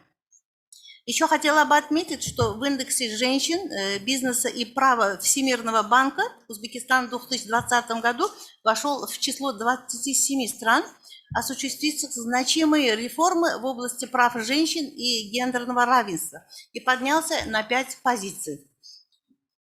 Уважаемые участники форума, в Узбекистане реализуются последовательные меры, направленные на повышение роли парламента в совершенствовании законодательства и правоприменительной практики в этой области. Во-первых, под руководством председателя Сената Олий Майлиса создана комиссия по вопросам обеспечения гендерного равенства. Во-вторых, в Верхней палате парламента образован комитет по вопросам женщин и гендерного равенства.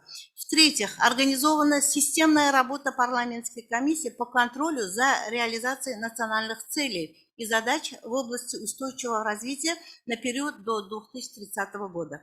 В-четвертых, создан Республиканский общественный совет женщин во главе с председателем Сената Алима Алиса, одной из основных задач которого, наряду со всесторонней поддержкой женщин и девушек, является координация вопросов по выполнению положения Конвенции ООН о ликвидации всех форм дискриминации в отношении женщин и реализации Пекинской платформы действий и национального плана действий. В-пятых, создано Министерство по поддержке махалли и семьи, одним из приоритетных направлений которого является всесторонняя поддержка женщин, а также создан фонд по поддержке женщин и семьи. Для проведения адресной работы по их решению введена совершенно новая система – женская тетрадь. Я еще хотела поделиться с хорошей новостью. В конце этого месяца, то есть 30 по 2 июля текущего года, во Франции пройдет форум поколения равенства. И в рамках деятельности коалиции действий Узбекистан берет обязательства по 3 направлениям. Это расширение экономических возможностей женщин, укрепление репродуктивного здоровья, искоренение гендерного насилия. Уважаемые участники форума, я хотела подчеркнуть, что мы готовы к активному сотрудничеству со всеми парламентариями по реализации ЦУР. Я уверена, что сегодняшний форум послужит платформой для дальнейшего продвижения национальной повестки в контексте повышения роли женщин в обеспечении устойчивого развития. Пользуясь этой приятной возможностью, желаю всем участникам мероприятия плодотворной работы. Благодарю всех за внимание. Katta rahmat Malika Qadirxonova. Haqiqatdan siz mana ma'ruzada O'zbekistonda juda qisqa ma'ruza qilindi. Sababi vaqtimiz oz deb o'zimiz tejayotibmiz vaqtimizni. Aslida gender mavzusi juda keng mavzu va unga qancha gapiraman desang ham gap topiladi va muammolar ham topiladi. Shuning uchun rahmat aytamiz sizga ishtirokingiz va ma'ruzangiz uchun. Albatta O'zbekistonda xotin-qizlar va erkaklar tengligi yuzasidan salmoqli ishlar qilindi va qilinmoqda va konstitutsiyamizning bosh qomusimiz bo'lgan konstitutsiyada ham 1991-yil qabul qilingan konstitutsiyaning 46-moddasida ayollar va erkaklar tengligi ko'rsatilgan, belgilangan. Va ko'p yillar davomida ayollar onalik bolalik masalasi, ayollar masalasi davlat siyosati darajasida kelmoqda. Va albatta ayrim natijalarga erishilgan, lekin bugungi talablarga hali javob bermaymiz, lekin bu borada mana qizg'in ishlar olib borilyapti hozirgi kunda. Xotin-qizlarning O'zbekiston 1995-yilda Markaziy Osiyo mamlakatlari orasida birinchilardan bo'lib, Birlashgan Millatlar Tashkilotining xotin-qizlarni kamsitishning barcha shakllariga barham berish to'g'risidagi konvensiyasiga ham qo'shilgan. Umuman aytganda, hozirgi kunda O'zbekistonda xotin-qizlar bo'yicha mana hozir oxirgi yilda bo'layotgan ishlarni aytadigan bo'lsak, mana keyingi 1 yil 2 yil ichida eng zaif qatlam bo'lgan, eng pastda qiyin sharoitda yashayotgan ayollarimiz ham alohida ro'yxatlarga olinib, ularni tengligini ta'minlash, huquqlarini, bilim olish, ishlash va boshqa oiladagi yashash huquqlarini, shart-sharoitlarni yaxshilash bo'yicha juda katta ishlar olib borilmoqda. Endi men so'zimni qisqa qilib, endi hurmat bilan so'zni aholishunoslikni rivojlantirish bo'yicha Osiyo parlamenti forumi bosh kotibi, Tailand Qirolligi Senati Milliy Assambleyasi Sog'liqni saqlash masalalari qo'mitasi raisi Jetin Sirotranandga so'z bermoqchiman. Marhamat.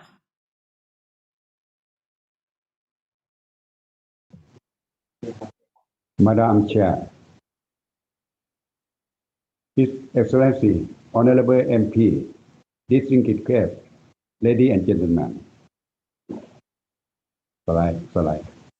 Thailand has legally advanced women's rights and gender equality through its ratification of the Convention on the Elimination of all forms of discrimination against women or CEDAW in 1985 and its optional protocol in 2000 endorsed the Beijing Platform for Action, or BPFA, in 1995 and committed to the SDG in 2015.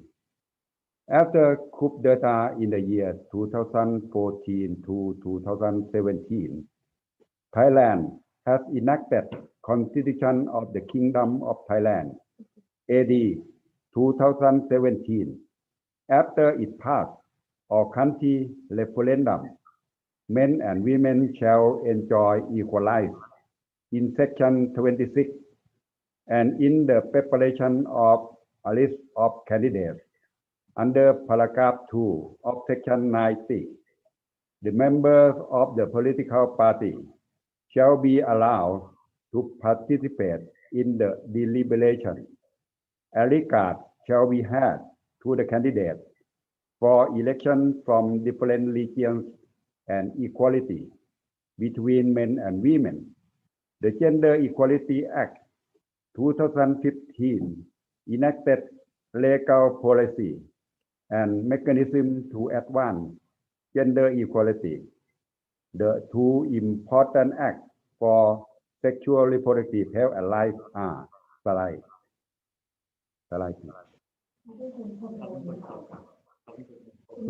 Next slide, please.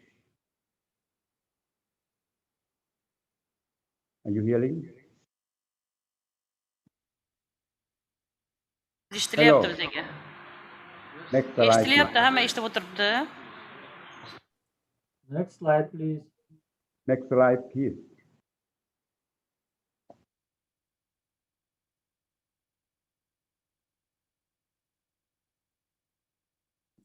Keyingi slide. Hello. Next slide. Okay. 1. Adolescent Pregnancy Prevention and Solution Act, AD 2016, and adopted Criminal Code, AD 2021. The first one was a bill that 55 MP, including me, submit to the National Legislative Assembly, or NLA, for the purpose of adolescent women and girls can continue education in school and comprehensive sexuality education in all schools for adolescents. The motivation is from conferences and study tours in Sweden on behalf of delegates from AFPPD compared with law in Thailand. Next slide, please. The adopted Criminal Code was the latest act that benefits for pregnant women and girls about life to terminate her pregnancy. For Section 301, abortion in Thailand has been legal up to 12 weeks of pregnancy. And Section 345, the offender is not guilty if there's a exception. The abortion of fetus that is older than 12 weeks but not exceeding 20 weeks can have legal abortion under some conditions as shown in the slide.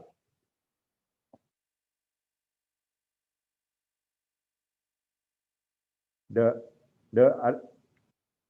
adopted Criminal Code was the latest act just in the year 2021, as I said. Yeah. Next slide, please. AFPPD is a regional network of 30 national committees and parliamentarians from Asia and the Pacific, with over 30 years experience, including Kazakhstan, Tajikistan, and Kyrgyzstan, 3 countries in Central Asia, and Iran. Yeah. working with them as a broker of knowledge and expertise on implementation of ICPD program of action, while working closely with key stakeholders such as UN agencies and civil society with shared goals. AFPD core activity is like this. Next.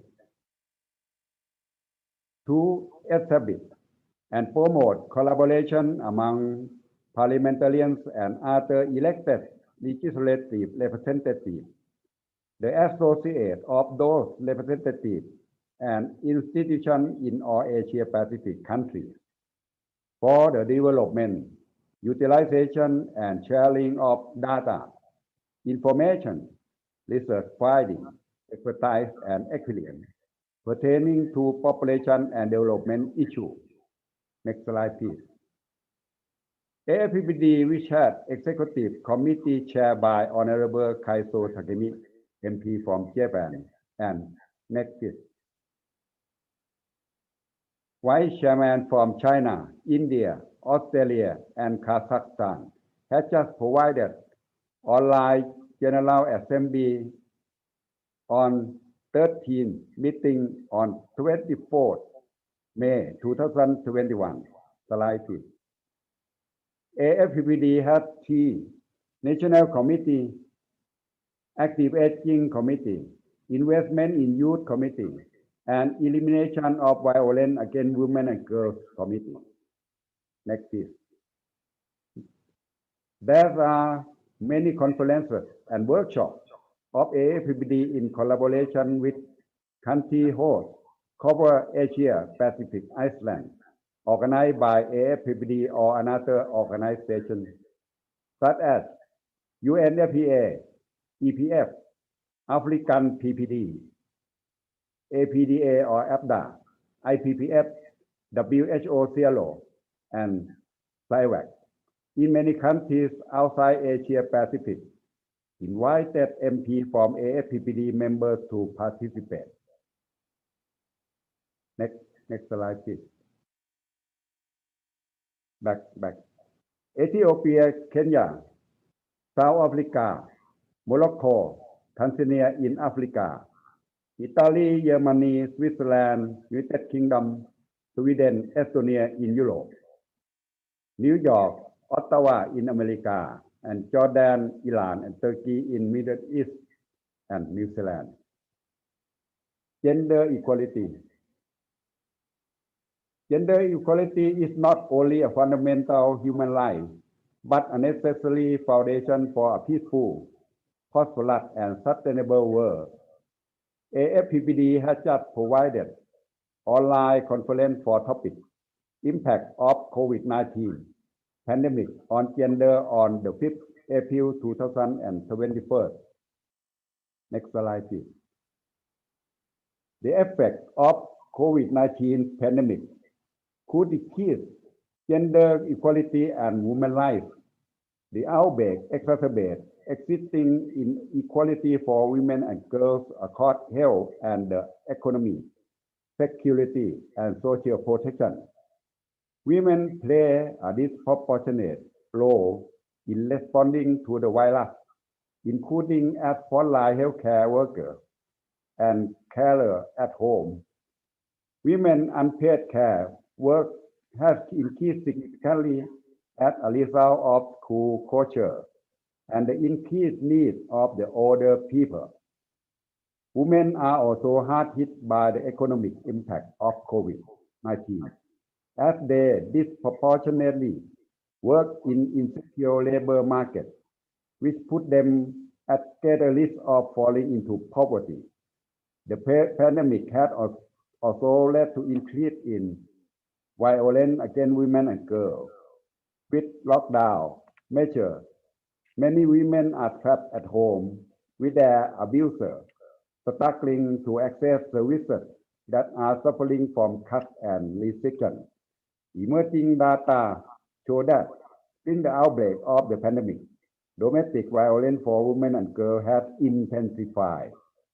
Next slide, please. There are many related gender equality issues in nearly all conferences and workshops of AFPBD about women and girls or sexual reproductive health alike. The main events are: 1. AFPBD provided South Asia Parliamentarian meeting in collaboration with IPPF, Australian Aid, and Nepal Parliament in the topic accelerating our collective effort to end child marriage at Kathmandu, Nepal on 22 to 23rd March 2016. And the second, Standing Committee Joint Meeting, Gender Equality and Women Empowerment, investing in youth, provide at Bangkok, Thailand, and 23rd March 2017. Next slide, please. The global community has an obligation to advance the new agenda for sustainable development, which enshrines gender equality as one of its goals. The ability of women and girls to exercise their basic human rights, including their right to sexual and reproductive health, is a prerequisite for achieving the SDGs. Next slide. Studies have demonstrated clearly that family planning is the best investment countries can make for human development. Ensuring universal access to voluntary family planning means putting the poorest, most marginalized, and excluded women and girls at the forefront of our efforts, particularly those in conflict and fragile settings. Women and girls who can make choice and control their reproductive life are better able to get quality education, find decent work, and make free and informed decisions in all spheres of life. Their families and societies are better off financially.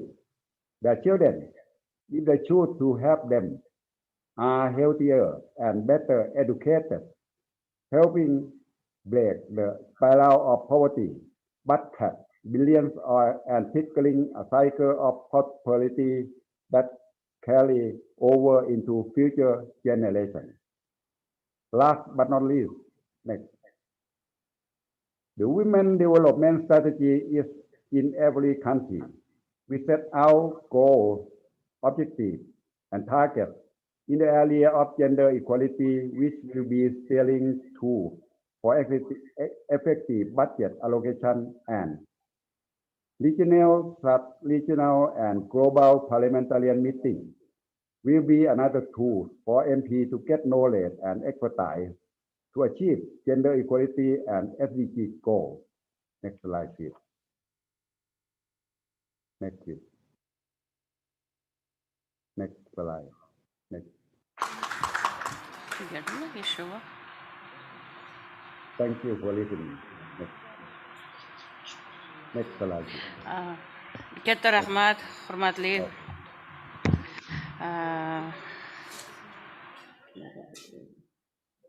Jiten Sirat Ranand.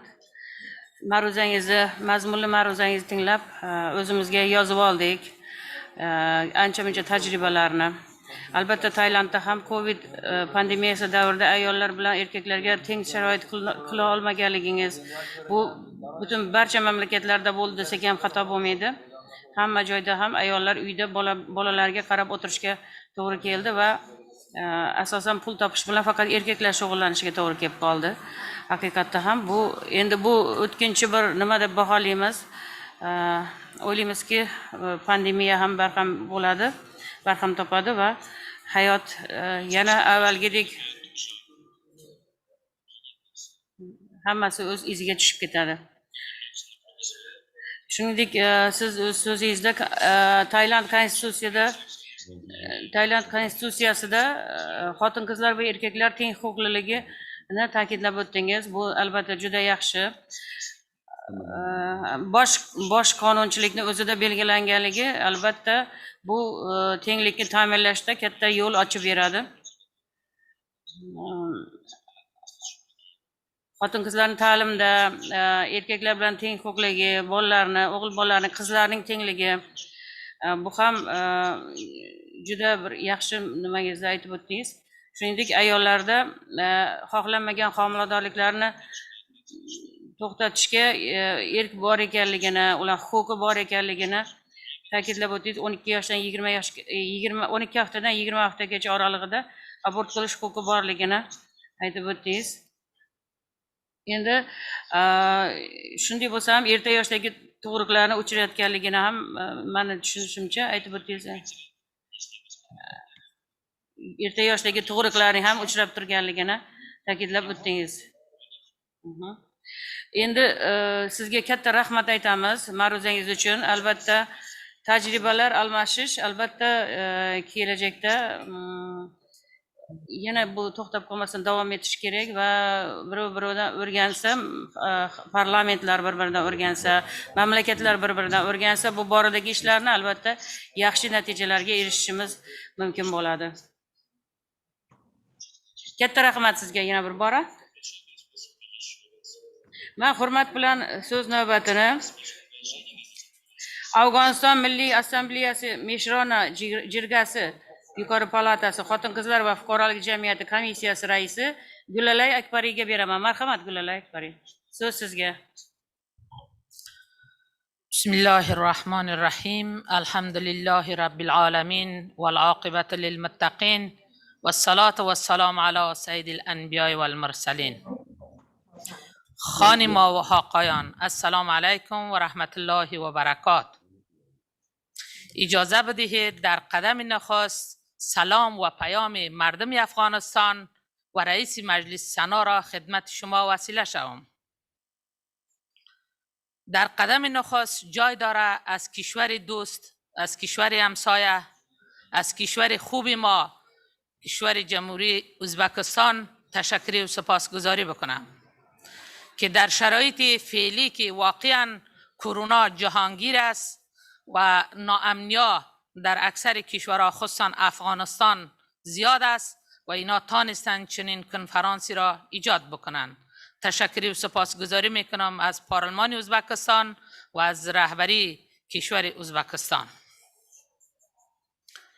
اعضای پارلمان‌های کشورهای دوست، اهداف پارلمان اهداف پایدار 17 محور است که یکی با دیگر وصل است و از قابل جدایی از هم ندارند. دیروز و امروز تعدادی از سخنرانان پیرامون توسعه پایدار و اقتصاد و رشد اقتصاد صحبت کردند.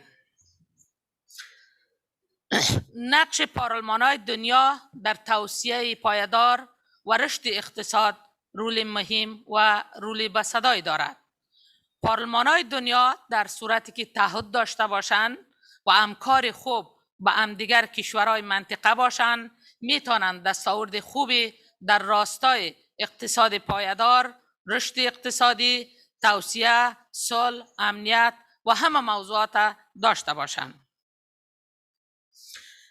نیکبختانه من مینیسی نماینده پارلمان افغانستان از این کنفرانسی امروزی که توسعه پایدار و رشد اقتصاد است حمایت و پشتیبانی میکنم.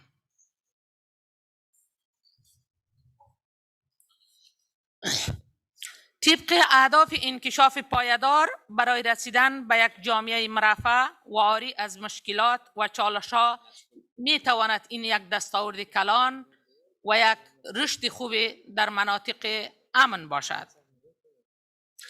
شما میدانید که در افغانستان چی میگذرد. میخواهم پیرامون وضعیت فعلی افغانستان به شما چیزی بگویم. شما مینیسی اعضای پارلمان‌های کشورهای دنیا در جریان هستید که افغانستان فعلا در آتش جنگ میسوزد. جنگ در افغانستان شدت پیدا کرده. ما چطور بتوانیم به توسعه پایدار و به اقتصاد برسیم؟ فعلا افغانستان اقتصادش ضرب صفر است، یعنی به صفر تقرب کرده. علت همه جنگ و بدبختی در افغانستان است. مردم افغانستان خوشحال بود که صلح در افغانستان به وجود می آید، ولی بدبختانه جنگ شدت پیدا کرده. جنگا همه روزه از ما روزی 100 الی 150 نفر از ملکی و نظامی شهید می شود. ما نمیتونیم در صورتی که جنگ در افغانستان باشه به توسعه پایدار و رشد اقتصادی برسیم. مگر در اینجا جای دارد که از شما اعضای پارلمان کشورهای دوست و منطقه کمک بخوایم. آل جنابان، من از کشور صحبت می نمایم که انسانها در کاتگوری مختلفی به شهادت می رسند. جوانان را تروریستا، طالبا، داعشا می کشند. زنان را هدف به گلوله می بندند. دکتران را انفجار می تیند و می کشند. اطفال بیگناه را انفجار میتند در مکاتب، در مدارس و در بازار و سرکا. عالمان دین را در منبر میکشند. نطاقان و خبرنگاران را به گلوله میبندند. تجاران ملی را اختطاف میکنند و یا میکشند و از بین میبرند. استادان پهنتون را در وقت تدریس میکشند، ولی محصلینی که تحصیل میکنه برای آینده افغانستان اونا را در داخل صنف و جریان تدریس از بین میبرند. در افغانستان مشکلات زیادی وجود دارد. میخواهم شما را با مشکلات افغانستان شریک بسازم. فقر و بیکاری از حد گذشته، ناامنیت در تمام نقاط افغانستان و جنگ جریان دارد. عدم دسترسی به تعلیمات ابتدایی در اکثر ولایات به ما نسبت جنگ مشکل است. نابرابری‌های جنسیتی و عدم توانمندسازی‌های زنان نسبت به جنگ و مخالفت طالبان چشمگیر است. مشکلات در سکتورهای صحی در سرتاسر افغانستان وجود دارد. حفظ منابع طبیعی و محیط زیست صدمه دیده. ای که جنگ و آتش جنگ است، هر روز منابع طبیعی و محیط زیست ما را تخریب میکند. غلبه و موانع بر رشد و پیشرفت زنان وجود دارد. این همه موضوعاتی است که به خاطر جنگ است. ما زنان و مردان افغانستان در برابر تروریستان می جنگیم و ایستاد هستیم. پس راه حل چی است؟ به شما پیشکش می کنم که جمهوری اسلامی افغانستان صلح می خواهد. مگر طالبان صلح را نمی خواهند و علاقه به صلح ندارند. می خواهند از طریق جنگ پیش بروند. جنگ راه حل در هیچ کشوری وجود ندارد. از شما می خواهم مینیسی کشورهای دوست و میانجی بالای طالبان فشار بیارین و دولت افغانستان را در شرایط فعلی کمک نمایید تا اینکه طالبان و تروریستان به صلح آماده شوند. شما باید بدانین که از کدام کشورها تروریستا به افغانستان می آیند و می جنگند. از کشور پاکستان جنرالا و سربازانشان به افغانستان می آیند. از کشور آذربایجان تمام داعش و طالب و القاعده و جنگجویانشان می آیند. از تاجیکستان، از مرزها، از دیگر کشورها آمده و به افغانستان وارد می شوند. از ایران فاتحیون می آیند و از مرزهای دیگر هم طالبانی که مخالفی همه چیزهای انسانی هستند به افغانستان می آیند و می خواهند افغانستان را لانه جنگ و خانه تروریستی برای آسیای میانه جور بکنند.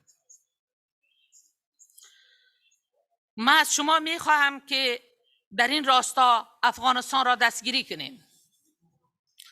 کشورهایی که امنیت دارند باید بدانند که اگر افغانستان سقوط بکنه تروریستان خود را به کشورهای منطقه و دنیا می رسانند. وقتی که افغانستان سقوط کرد زمینه پایگاه نظامی برای طالبا، داعش، طالب، القاعده در آنجا پیدا می شود و او وقت تهدیدی بزرگی برای کشورهای منطقه و خصوصا آسیای میانه می باشد. شما باید بدانید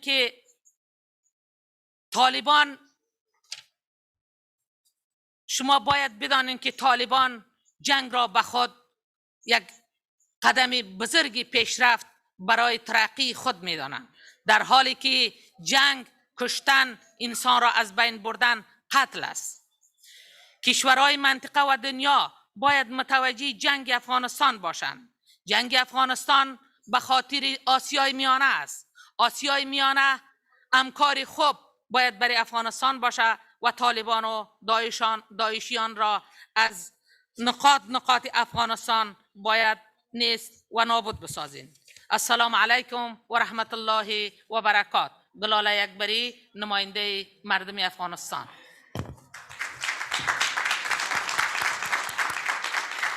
Katta rahmat, hurmatli Gullalay Akbari. Juda ta'sirchan ma'ruzangiz uchun katta rahmat. Butun ishtirokchi mamlakatlarni fursatdan foydalanib yordamga chaqirganingiz uchun ham rahmat. Albatta O'zbekiston juda yaxshi his qiladi yonidagi qo'shnisida bo'layotgan voqeani. Shuning uchun prezidentimiz ham doimiy ravishda Afg'onistonga e'tibor qaratish uchun Birlashgan Millatlar Tashkilotining katta manbalaridan turib ham Afg'oniston masalasini ko'tarib dünya ahlini, dünya jamiyatini, butun jamiyatini Afg'onistonga qaratdilar e'tiborini. Haqiqatan hattoki Tolibonlar bilan ham kelishuvlarga erishish harakatlari O'zbekiston tomonidan bir paytlar bo'lgan edi, lekin afsuski, ming afsuski bu hech qachon hech kim to'xtata olmayapti. Biz sizni qattiq his qilamiz va hozir mana tarjimon qizimiz yig'lab tarjima qildi o'zbekchaga. Sizning ta'sirli ma'ruzangizni. Shuning uchun o'ylaymizki, bu har bir ishtirokchi o'zidan yana bir marotaba mana shu Afg'onistonda bo'layotgan voqealarni o'z ko'zi oldiga keltirdi desam xato bo'lmaydi. Sizga minnatdorchiligimizni bildiramiz, ishtirokingiz, shu jasoratingiz, shu nimangiz uchun, ayollar uchun shu mamlakatda, shu notinch bo'lgan bir mamlakatda o'zingiz faoliyat olib boryapsiz, ayollar uchun kurashyapsiz. Albatta qarab turmaydi barcha mamlakatlar, o'ylaymizki, mana shu nimaga o'z e'tiborini qaratadi, yordam qo'lini cho'zishga hamma tayyor. Faqat o'sha ichki nizolarni to'xtatishga butun hamma, menimcha O'zbekiston birinchilardan bo'lib qo'l cho'zyapti. Hamma hozir 4 ta ma'ruzani men boshqarishga kelishgan edik. Biza Jamoliddin Tunay bilan birgalikda. Hozir men hurmat bilan so'zni va boshqarish moderatorligini hurmatli Jamoliddin Tunayga beraman. Marhamat, so'z sizga endi. Katta rahmat Zahra Hanım. I would like to continue in English, and we arrived the young parliamentarism section of our 8th session. Now we shall continue with Bakhtiyar Sayfullayev, who is the chairman of the Committee on Youth, Culture and Sport of the Senate of the Ali Meclis of the Republic of Uzbekistan. The floor is yours, Mr. Sayfullayev. Teşekkür. Assalomu alaykum, hurmatli forum ishtirokchilari, xonimlar va janoblar. Xabaringiz bor, 7 milliard 800 million sayyoramizning aholisini 2 milliardini yoshlar tashkil qiladi. Bu insoniyat tarixida yoshlar sonining eng yuqori ko'rsatkichidir. Jahondagi yoshlarning qariyb 90% rivojlanayotgan mamlakatlarda istiqomat qiladi va ular aholisining salmoqli qismini tashkil etadi. Shuning uchun ham hozirda yoshlar huquqlari va manfaatlarini himoya qilish doirasida amalga oshirilayotgan chora-tadbirlar butun insoniyat taqdiriga sezilarli ta'sir ko'rsatishi shubhasizdir. Shu ma'noda keyingi yillarda Birlashgan Millatlar Tashkilotining doirasida yoshlar masalasiga doir 10 dan ortiq xalqaro hujjat qabul qilingan bo'lsa, mamlakatimizda esa 50 dan ziyod qonun va qonunchilik hujjatlari kuchga kiritildi. Ayni paytda O'zbekiston muhim demografik chegarada turibdi. 30 yoshgacha bo'lgan o'g'il-qizlar aholining 60%ni tashkil etadi. Buni respublikamiz uchun o'ziga xos bebaho demografik dividend deb atashimiz mumkin. Bugungi bolalar va yoshlar kelgusi 20 yil ichida O'zbekiston tarixidagi eng katta kuchga aylanadi. Demakki, yoshlarni rivojlantirishga sarmoya sarflansa, aynan shu yigit-qizlar yangi O'zbekistonni 3-chi renessans darajasiga olib chiqadi. Boshqacha aytganda, yangi O'zbekiston yoshlari jamiyatni o'zgartirishning faol subyekti va modernizatsiya jarayonlari uchun muhim manba. Shuningdek, iqtisodiy o'sish, avlodlar farovonligini ta'minlash yo'lida beqiyos inson resursidir. O'zbekiston prezidenti tomonidan ilgari surilgan 2017-2021 yillarda mamlakatimizni rivojlantirishning 5 ta ustuvor yo'nalishi bo'yicha harakatlar strategiyasini amalga oshirish doirasida davlat dasturlarida yoshlar masalasi alohida ustuvor yo'nalish sifatida qayd etilgan. Joriy yilning mamlakatimizda yoshlarni qo'llab-quvvatlash va aholi salomatligini mustahkamlash yili deb nomlangani va 273 banddan iborat chora-tadbirlar belgilangani ham Birlashgan Millatlar Tashkilotining barqaror rivojlanish maqsadlariga to'la mosdir. O'zbekistonda yoshlarga oid davlat siyosatining 2025-yilgacha rivojlantirish konsepsiyasi, uni amalga oshirish bo'yicha yo'l xaritasi qabul qilindi. Birlashgan Millatlar Tashkilotining barqaror rivojlanish maqsadlariga erishish masalasi bugungi va ertangi kun yoshlari bilan bevosita bog'liq va O'zbekistonning yoshlar huquqlarini yanada keng ta'minlash va himoya qilish tashabbuslarini keng qo'llab-quvvatlamoqda. O'zbekiston tomonidan Birlashgan Millatlar Tashkiloti Bosh Assambleyasining 72-sessiyasida yoshlar huquqlari to'g'risidagi konvensiyani qabul qilish to'g'risidagi ilgari surilgan tashabbus nafaqat mamlakatimiz, balki jahon yoshlari huquqlarini himoya qilish uchun ham muhim ahamiyatga ega. Ushbu tashabbus xalqaro hamjamiyat tomonidan tobora ko'proq qo'llab-quvvatlanmoqda. Yoshlar huquqlari bo'yicha do'stlar guruhi tashkil etildi. Uning asosiy vazifasi etib, yoshlar siyosati sohasidagi tashabbuslarni qo'llab-quvvatlash va yoshlar huquqlari bo'yicha xalqaro huquqiy hujjatni ishlab chiqishga qaratilgan harakatlarni rag'batlantirishdan iboratdir. 2020-yil avgust oyida bo'lib o'tgan Samarqand veb forumida O'zbekiston tomonidan tayyorlangan yoshlar huquqlari to'g'risidagi konvensiya loyihasi muhokama qilindi. Birlashgan Millatlar Tashkiloti Bosh Assambleyasi 74-sessiyasining rasmiy hujjati sifatida taqdim etilgan Yoshlar 2020 global birdamlik, barqaror rivojlanish va inson huquqlari deb nomlangan Samarqand rezolyutsiyasi qabul qilindi. Ushbu rezolyutsiya Birlashgan Millatlar Tashkilotining rasmiy hujjatlari tizimiga joylashtirilgan. Yevropada xavfsizlik va hamkorlik tashkilotining doimiy kengashida Samarqand rezolyutsiyasi Yevropa xavfsizlik va hamkorlik tashkilotining rasmiy hujjati sifatida barchaga tarqatildi.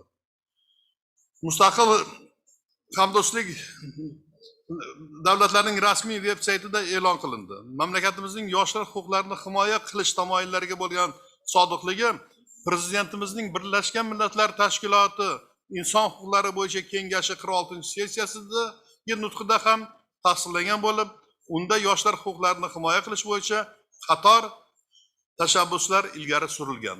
Jumladan, yoshlar huquqlari to'g'risidagi xalqaro konvensiyani qabul qilish va yoshlar huquqlari bo'yicha maxsus ma'ruzachini Birlashgan Millatlar Tashkiloti homiyligida yoshlar huquqlari bo'yicha butun jahon konferensiyasini tashkil etish hamda bu konferensiyani O'zbekiston hukumati tomonidan BMT bosh kotibining yoshlar bo'yicha maxsus vakili, BMT inson huquqlari bo'yicha Osiyo komissari idorasi ko'magida va boshqa xalqaro yoshlar tashkilotlari hamkorligida joriy yilning avgust oyida o'tkazish rejalashtirilgan. Ushbu konferensiya yoshlarning huquqlarini himoya qilish, rag'batlantirish mexanizmlarini takomillashtirish bo'yicha fikr almashish va xalqaro mintaqaviy hujjatlarni ishlab chiqish bo'yicha takliflar tayyorlash imkonini beradi. Bundan asosiy maqsad yoshlarni zararli vayronkor g'oyalar ta'siriga tushib qolishidan asrash, ularni bunyodkor kuch sifatida kamol toptirish va o'z salohiyatlarini to'la namoyon etishlari uchun platforma imkon yaratishdir. Yana shunday imkoniyatlar orasida yoshlar parlamentarizmi strategik harakatlar uchun munosib platforma deyish mumkin. Yangi O'zbekistonni rivojlantirishning 5 ustuvor yo'nalishi bo'yicha harakatlar strategiyasida belgilangan vazifalar ijrosi doirasida Senat kengashining tegishli qarori bilan O'zbekiston Respublikasi Oliy Majlisi Senati huzurida Yoshlar parlamenti tashkil etildi. Xuddi shunday Yoshlar parlamenti quyi palatada ham tashkil etilgan. Yoshlar parlamenti konsultativ organ hisoblanib, mamlakatimizdagi qonun chiqaruvchi va ijro organlari kadrlar zaxirasini shakllantirishga xizmat qiladi. Sotsial lift vazifasini o'taydi.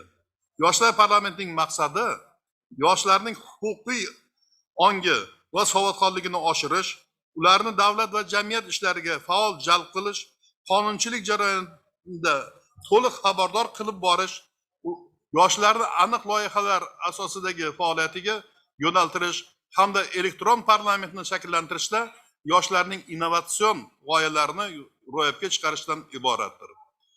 Senat qoshidagi yoshlar parlamenti a'zolari asosan Qoraqalpog'iston Respublikasi, viloyatlar va Toshkent shahridagi mahalliy kengashlarning 18 dan 30 yoshgacha bo'lgan deputatlari orasidan shakllantirilgan. Bu tajriba mahalliy yosh deputatlarga o'z hududlaridagi muammolarni qonun chiqaruvchi davlat vakillik organi, ya'ni Senat minbariga olib chiqish imkonini beradi.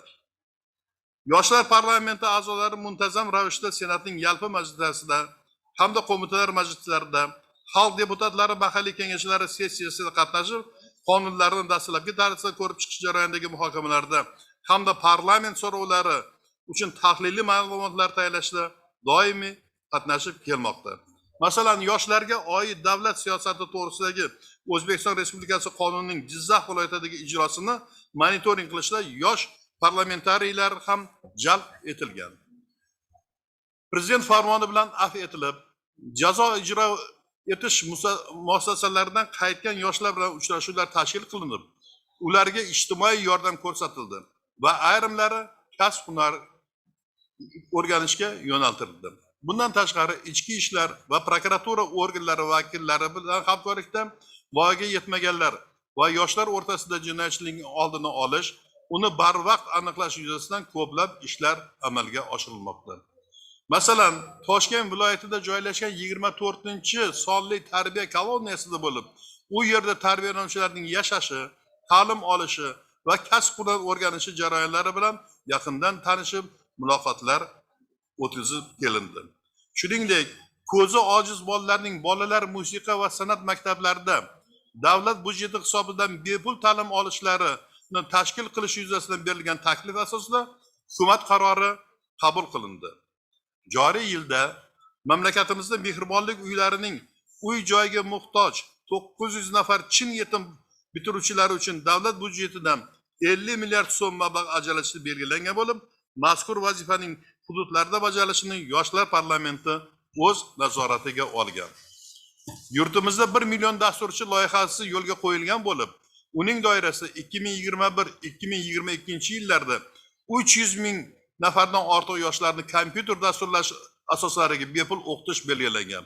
Mazkur muhim jarayon ham yoshlar parlamentining doimiy tahlili ostida deyish mumkin. Yana bir tashabbus, yoshlar parlamenti raisi taklifi bilan ish va o'qish bilan band bo'lmagan yoshlar bilan mas'ullar o'rtasida to'g'ridan to'g'ri muloqot o'rnatishga xizmat qiluvchi yoshlar murojaati elektron platformasi yaratildi. Hurmatli forum ishtirokchilari, ma'ruzam yakunida ayrim takliflarni ham aytib o'tmoqchiman. Ma'lumotlarga ko'ra, mana kechagina Akmal Xolmatovich ham ta'kidlab o'tdilar. Ma'lumotlarga ko'ra, dunyo parlamentarizmida yoshlar 2% ni tashkil qilmoqda. O'zbekistonda esa bu ko'rsatkich 6% ni tashkil etadi. Biz keyingi saylovlarda parlamentda yoshlar sonini oshirishimiz kerak, chunki aynan yosh deputatlar yoshlar ehtiyojlarini yaxshiroq biladi. Eng muhimi, yoshlarda o'ziga bo'lgan ishonch ortadi. Bundan tashqari, dunyo yoshlarini, ayniqsa yoshlar parlamenti a'zolarini Birlashgan Millatlar Tashkiloti barqaror rivojlanish maqsadlarini o'zida ifoda etgan milliy maqsadlarni ro'yobga chiqarishga faol jalb etish zarur. Yoshlarga bildirilgan ishonch va berilgan imkoniyat insoniyatning tinch va farovon kelajagiga mustahkam kafolat bo'ladi. E'tiboringiz uchun rahmat.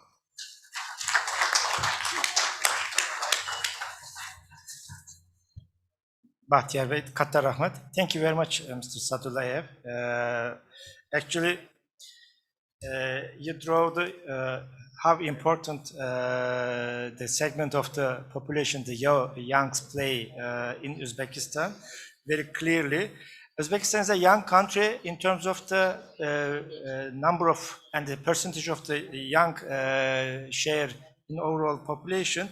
And I witnessed as a foreigner, the Uzbek government attach great importance to their development, education, and to be ready for the future of their life. And it has been a good opportunity for the Uzbek society if very successfully they are able to prepare by education, by employment, to establish their life. Uzbekistan, and as a society, as a country, has a bright future, very prospective future. And also, Mr. Sadulev mentioned some measures taken by the government and the Ali Mejlis to enable the youngs, even increase their participation in this decision-making process of Uzbekistan. So by establishing a young parliamentarian as a consultative body in the Senate helps the youngs' energy as an input to the legislation process of Uzbekistan.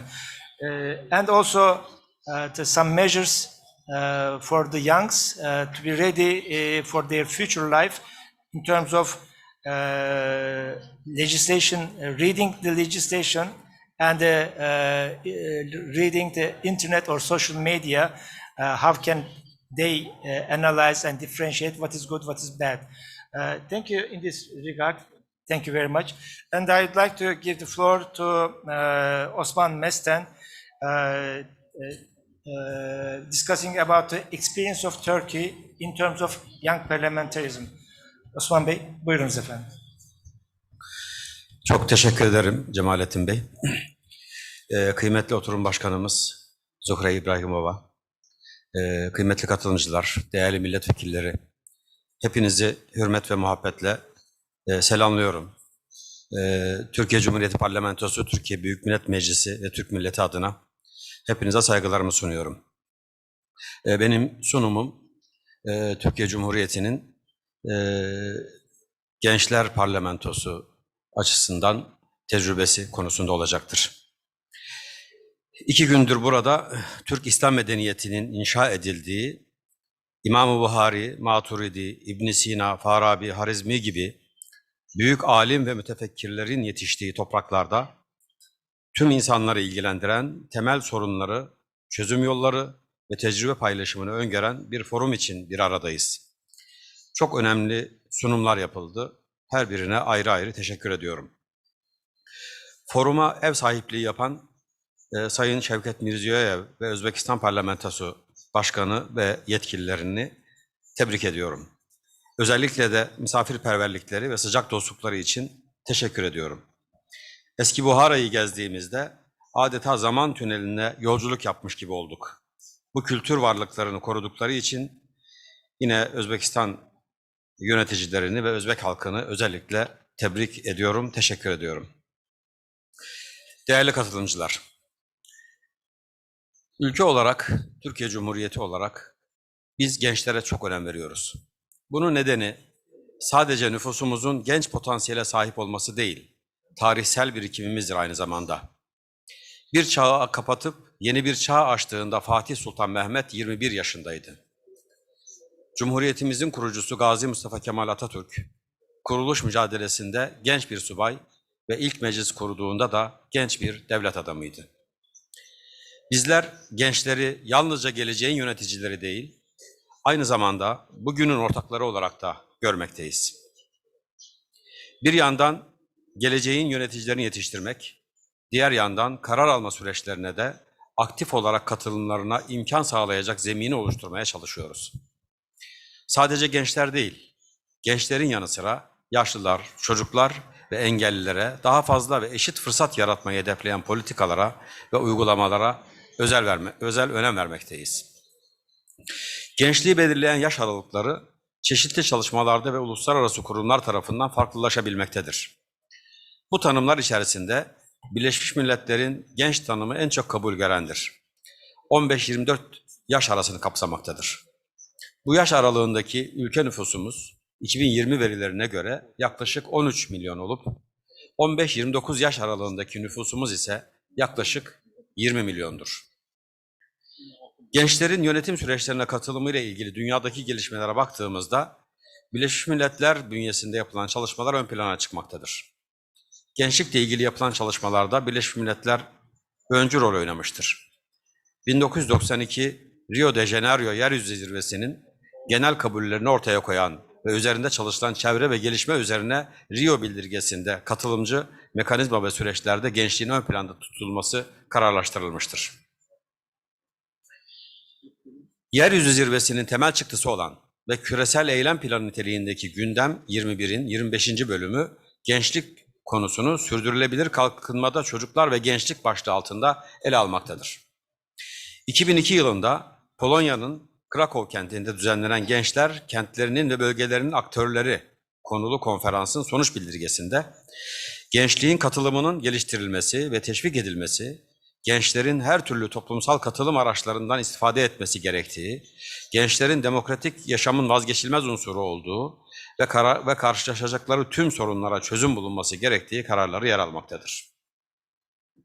Türkiye, 1997 yılından bu yana yerel gündem 21 şeklinde anılan ve Avrupa'daki diğer örnekleriyle birlikte ülkemiz Birleşmiş Milletler Kalkınma Programı ile ortaklaşa uygulamaya çalışılan proje ile kentlerde yerleşik yerel yönetimlerle sivil toplumu kent gündemini belirlemek amacı etrafında birleştirerek hem katılımcı demokrasiyi hem de çevre ve yaşam kalitesini geliştirmektedir. Bu programın 4 ana amacından birisi de yerel yönetimlerin karar alma, planlama ve uygulama süreçlerine kadınların ve gençlerin etkin olarak katılımını sağlayacak programlar geliştirmeleri ve uygulamalarıdır.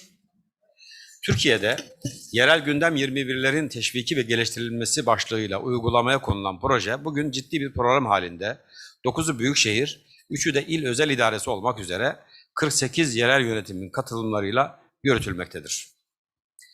Gençlik Meclisi'nin yaptığı müzakerelerin ve aldığı kararların belediyenin karar organı olan belediye meclisinin gündeminde ve alacağı kararlarda dikkate alınması ve göz ardı edilmemesi gerektiği bilinmektedir.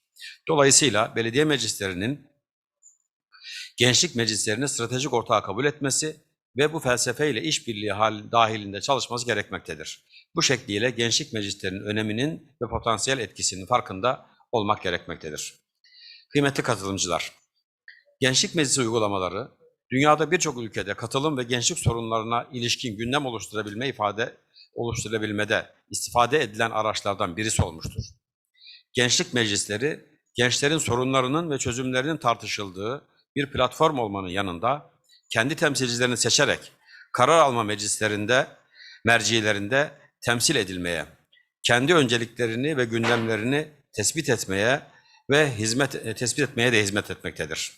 Burada yeri gelmişken güzel bir örnek olması dolayısıyla Özbekistan Cumhuriyeti Ali Meclisi'nin Yasama Meclisi'ne bağlı 2020 yılında Gençlik Parlamentosu'ndan övgüyle bahsetmek gerekir. 18-35 yaş arası gençlerden oluşan Gençlik Parlamentosu'nun amacı gençleri desteklemek, yasal farkındalıklarını ve okuryazarlıklarını artırmak, gençleri toplumda siyasi olarak aktif hale getirmek ve siyasi ve yasal bilgi ve becerilerini zenginleştirmek, gençleri yasama süreçlerine dahil etmek ve gençler arasında yasa çıkartmaktır. Biraz önce sevgili dostum Seyfullah ayrıntılarıyla anlattı. Kendilerini de bu arada tebrik ediyorum.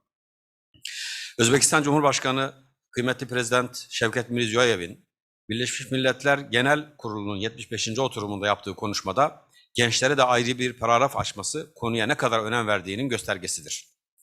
Birleşmiş Milletler Gençlik Hakları Sözleşmesi'nin kabulü ve tanıtımının yaptığı vurgu, Cumhurbaşkanı Mirziyoyev'in genç nesli her türlü radikal aşırılıktan korumayı, yoksulluğu ortadan kaldırmayı ve yoksullukla mücadeleyi, ayrıca gıda ve ekolojik sistemlerin verimliliğini ve güvenliğini artırmaya amaçlayan önerileri de Birleşmiş Milletler ve bütün insanlık için kilit öneme sahiptir. Özbekistan'da ülkemiz gibi genç bir nüfusa sahip, bu nedenle iki ülke karşılıklı olarak tecrübelerinden istifade etmesi ve işbirliğinin artırılması zaruri bir hal almıştır. Ülkemizde de Birleşmiş Milletler program ve projeleri kapsamında gençliğin yönetim ve karar alma süreçlerine katılımını teşvik etme amacıyla bazı belediyelerimizde gençlik meclisleri oluşturulmuş, burada yerel sorunlar ve talepler görüşülmüştür. Karar almadan daha ziyade tavsiye ve görüş niteliğinde yerel meclislere istikamet verme vazifesini üstlenmektedirler. Yerel Gündem 21 programı kapsamında düzenlenen sayısız yerel, bölgesel ve ulusal gençlik toplantıları ile Kent Konseyi Gençlik Meclisleri birbirlerini tanıma, ortak hedefler doğrultusunda beraber çalışma fırsatı yakalamıştır. Bütüncül bir gençlik politikası oluşturulması ve gençlerin karar alma mekanizmalarına etkin katılımı konularında çalışmalar yürütülmüştür. Değerli katılımcılar, kentlerinde gençlik alanında çalışmalar yapan gençlik meclisleri, üniversite kulüpleri, gençlik, sivil toplum kuruluşları, gençlik platformları, gençlik merkezleri, gençlik kültür evleri olmak üzere farklı kurum ve kuruluş temsilcilerine oluşan bir iletişim ağıdır. Konuşmamın başında söylediğim üzere ülkemiz genç bir nüfusa sahiptir. Seçme ve seçilme yaşlarında kademeli olarak günümüze kadar bir takım değişiklikler yapılmıştır. 1876'da Kanuni Esası 30 yaşını bitirenlere seçilme hakkını tanımış, bu hak 13 Ekim 2006 tarihine kadar bu şekilde devam etmiştir. Bu tarihte yapılan değişiklikle seçilme yaşı 25'e indirilmiştir. 11 Şubat 2017 yılına kadar da bu şekilde devam eden seçilme yaşı 1 Şubat 2017 tarihinde Türkiye açısından büyük bir reformla, anayasa değişikliğiyle seçilme yaşı 18'e indirilmiştir. Şu anda hali hazırda ülkemizde seçme ve seçilme yaşı 18'dir. 27. dönem olarak çalışmalarına devam eden, benim de içinde yer aldığım Türkiye Büyük Millet Meclisi'nde en genç üye 1996 doğumlu bir milletvekilimizdir. Meclisimizin yaş ortalaması 50'dir. Türkiye Büyük Millet Meclisi şu anda 30 yaş altı milletvekili sayısı 5'tir. 1889'da kurulan ve 171 ülkenin parlamentosunun üye olduğu parlamentolar Ekim 2016 verilerine göre seçilme için en yaygın yaş sınırları 21 ve 25'tir. 51 ülke ise seçilme yaşını 18 olarak belirlemiş durumda. En yaşlı seçilme yaşı ise 35 ile Angola'dır. En genç seçilme yaşı 17 ile Kuzey Kore ve Doğu Timor'dur. Avrupa ülkeleri arasında ise en yaygın olan sınır yaş 18'dir. Özellikle Batı ve Orta Avrupa ülkeler arasında yaygın olan bu yaş sınırını kullanan 28 ülke var. 2020 verilerine göre 15-29 yaş aralığı Türkiye nüfusu ise 20 milyondur. Türkiye'miz gençlere burs okumaları için burs ve yurt imkanı konusunda da bir devlet politikası izlemektedir. Toplam yurt sayısı 773 olup öğrenci kontenjanı yaklaşık 700 bindir. 81 ilimizdeki 293 yurdumuzda dünyanın 97 farklı ülkesinden gelen 100 binden fazla öğrenciyi ağırlamaktayız. 450 binden fazla öğrenciye karşılıksız burs vermekteyiz. Öğrencilerimize de her ay üniversite öğrencilerimize her ay 550 TL katkı veriyoruz. Yaklaşık 1 milyon üniversite öğrencimize de kredi imkanı sağlamaktayız. Misafiri bulunduğumuz Özbekistan'daki duruma da birkaç kelimeyle değinmek istiyorum. Nüfusunun 2/3'ünden fazlasının 30 yaşın altındaki gençlerden oluşması nedeniyle gerçekte bir gençlik ülkesi olarak adlandırabiliriz. Bu nedenle olmalıdır ki Sayın Cumhurbaşkanı Mirziyoyev tarafından ilk imzalanmış yasa 14 Eylül 2016 tarihli devlet gençlik politikasıdır. Özbekistan'da gençlik meselesi devlet politikasının en öncelikli alanlarından birisidir. Ülkedeki bağımsızlığın ilk yıllarından bu yana bir dizi yasama kanunlarının uygulanmasının bir sonucu olarak uyumlu kişilik özelliklerini taşıyacak gençlerin yetiştirilmesine bütünsel bir sistem yaratılmıştır. Demek ki ülkenin hem lideri hem hükümeti nüfusun yarısından fazlasının genç olduğu bir ülkede devletin gençlik politikasının tutarlı bir şekilde uygulanmasını amaçlamaktadır. Sayın Mirziyoyev'in 24 Ocak 2020 tarihinde Ali Meclis'e hitabında Özbekistan'ı gelişmiş ülke haline getirmek için stratejik düşünebilen, bilimli ve yetenekli yeni bir nesil yetiştirmemiz elzemdir. Anaokulundan üniversiteye kadar tüm eğitim süreçlerinde reform yapmaya başladık ifadeleri eğitime ve gençliğe verilen önemin göstergesidir. 2020 yılı bilimi daha da geliştirme, gençliğe derin bilgi, yüksek maneviyat ve kültürle beslenme amacıyla bilim, aydınlanma ve dijital ekonomiyi geliştirme yılı olarak ilan edilmiştir. Özbekistan'ın 2021 yılı gençleri destekleme ve nüfus sağlığını güçlendirme yılı olarak ilan edilmesi ve bu kapsamda da 2021 yılı için devlet bütçesinden 3 trilyon son miktarında bir rezerv oluşturulması konuya ne kadar önem verildiğinin bir göstergesidir. Sayın Mirziyoyev gibi Sayın Cumhurbaşkanımız Recep Tayyip Erdoğan da gençlere çok büyük önem vermiştir. Kendisi çocuk sayılacak genç yaşlarda politikanın içerisine sivil toplum örgütlerinde başlamış, siyasi parti içerisinde Gençlik Kolları Başkanlığı, ilçe başkanlığı gibi her kademede genç yaşlarında üstün gayretlerle çalışmış bir siyasi kişilik olarak büyük reformlara imza atan bir liderdir. Bu vesileyle gençlere büyük önem ve onlara pozitif ayrımcılık yapan Cumhurbaşkanımız Sayın Erdoğan'ın 2018'de gerçekleştirilen Birleşmiş Milletler 73. Genel Kurulu açılışında yaptığı konuşmada Birleşmiş Milletler bünyesinde geleceğimiz olan gençlerimizle ilgili bir kuruluşa ihtiyaç bulunduğunu düşünüyoruz. Türkiye olarak Birleşmiş Milletler Gençlik Kuruluşu'nun bir an önce tesis edilmesini ve merkezinin de dünya tarihinin sembol şehirlerinde olan İstanbul olmasını teklif ediyoruz. İstanbul'da halen inşa edilmekte olan bir gençlik merkezini bu kuruluşumuza tahsis edebiliriz dediği 2021 yılında açılması planlanan 33 bin metrekarelik alana kurulu olacak bu dev yapı İstanbul'u uluslararası gençlik çalışmalarının merkezi haline getirecektir. Bunu burada bir defa daha sizlere arz etmiş oldum. Dinlediğiniz için teşekkür ediyorum. Ketter rahmet. Teşekkür. Teşekkür ederiz Osman Bey. Thank you very much Osman Mestem Bey. Actually, he broadly explained the importance, how the importance attributed to the development of young population in Turkey.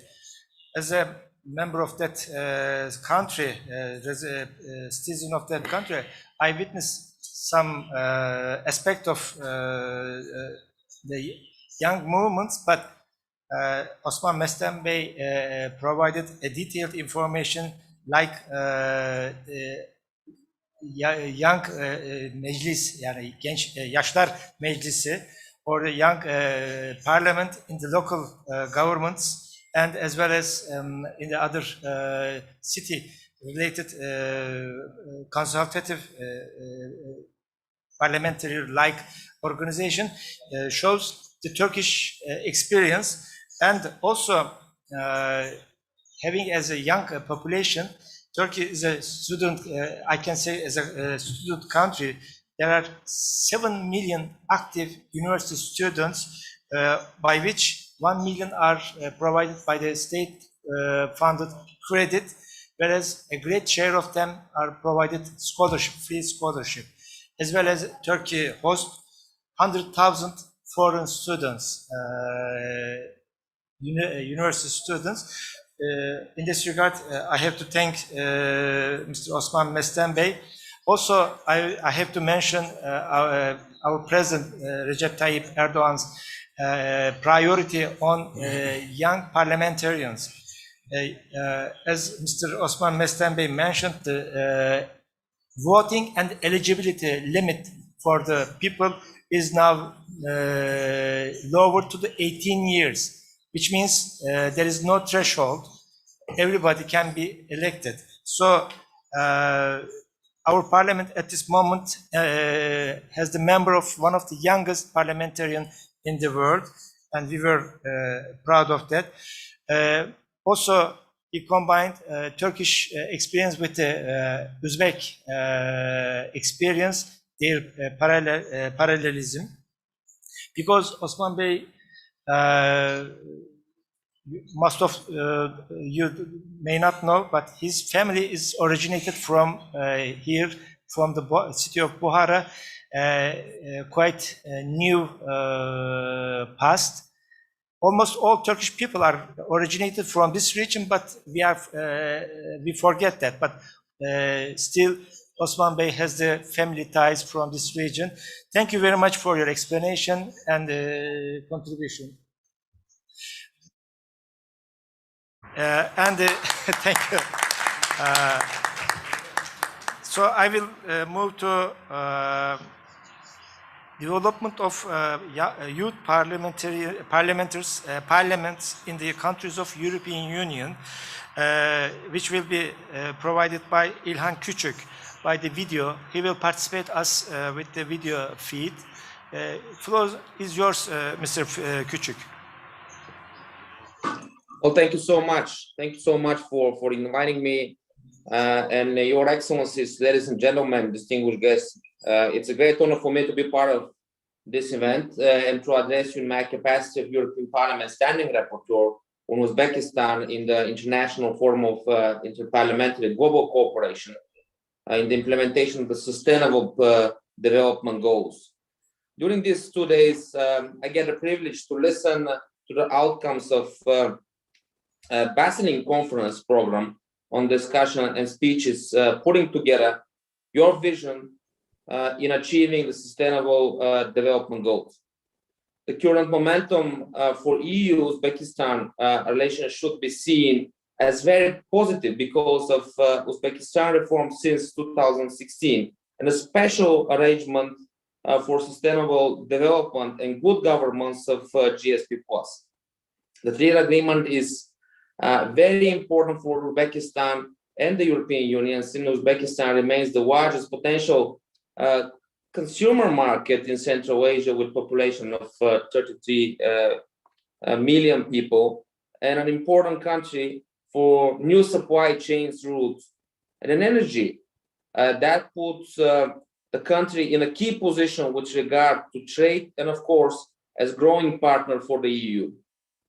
In this sense, we should not be surprised by the regional role that country plays within the political leadership and an ambition that they have to play a leading role in achieving sustainable development goals.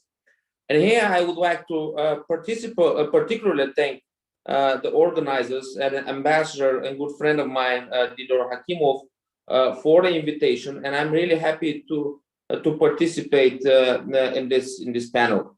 Youth parliamentarism is an essential part of parliamentary diplomacy, and it's growing. It's growing everywhere. It's growing in the European Parliament. It's growing in European member states, and I do agree with those saying that youth is our future, and it's vital to invest in it and to support educational programs and to support young participation and inclusion. With concerns about youth unemployment, it's key to develop independent and skilled youth organizations to prepare the work of the future, their interests being represented and included in policy making. An important way to achieve this from European perspective is to build the capacity of local government and to add many young people in the administration and to educate them, transferring skills through fellowship programs, for example, and exchanges in the region, but also to engage internationally within the EU or beyond the EU framework. Young parliamentarians are needed. They have to be in touch with their voters, but also with civil society, with associations, with other parliaments abroad, and importantly with major Eurasian and European organizations like European Youth Forum, which today represents millions of youths in Europe and across other countries, including all the major university associations, the European Scout Movement, and many other organizations. Another important component of youth policy is making sure that our information from journalism to research and academia is made by and for young people, and that is the important element from the European side. We need to focus on the organizations like European Neighborhood Council that bridge that bridge youth organization and allow young researchers to interact, exchanging best practices, but also giving the opportunity to meet each other, to get a good education, and to develop their strong skills. Fellowship trainings are essential for the improvement of youth ability to adapt into the new reality and to inform each other of their challenges. Finally, let me give some examples from wider Europe and EU for youth promotion and youth parliaments. First, it's been very important to develop a group like EU40 in European Parliament to support young parliamentarians, but also political groups like my own, Renew Europe, have strongly supported youth branches of our parties and also gave the opportunity to train and to facilitate the process of their political development. I hope to see that many young politicians in the future leadership program will attend these efforts, and I personally will be proud if I can host an important event in European Parliament. I'm looking forward to meet many of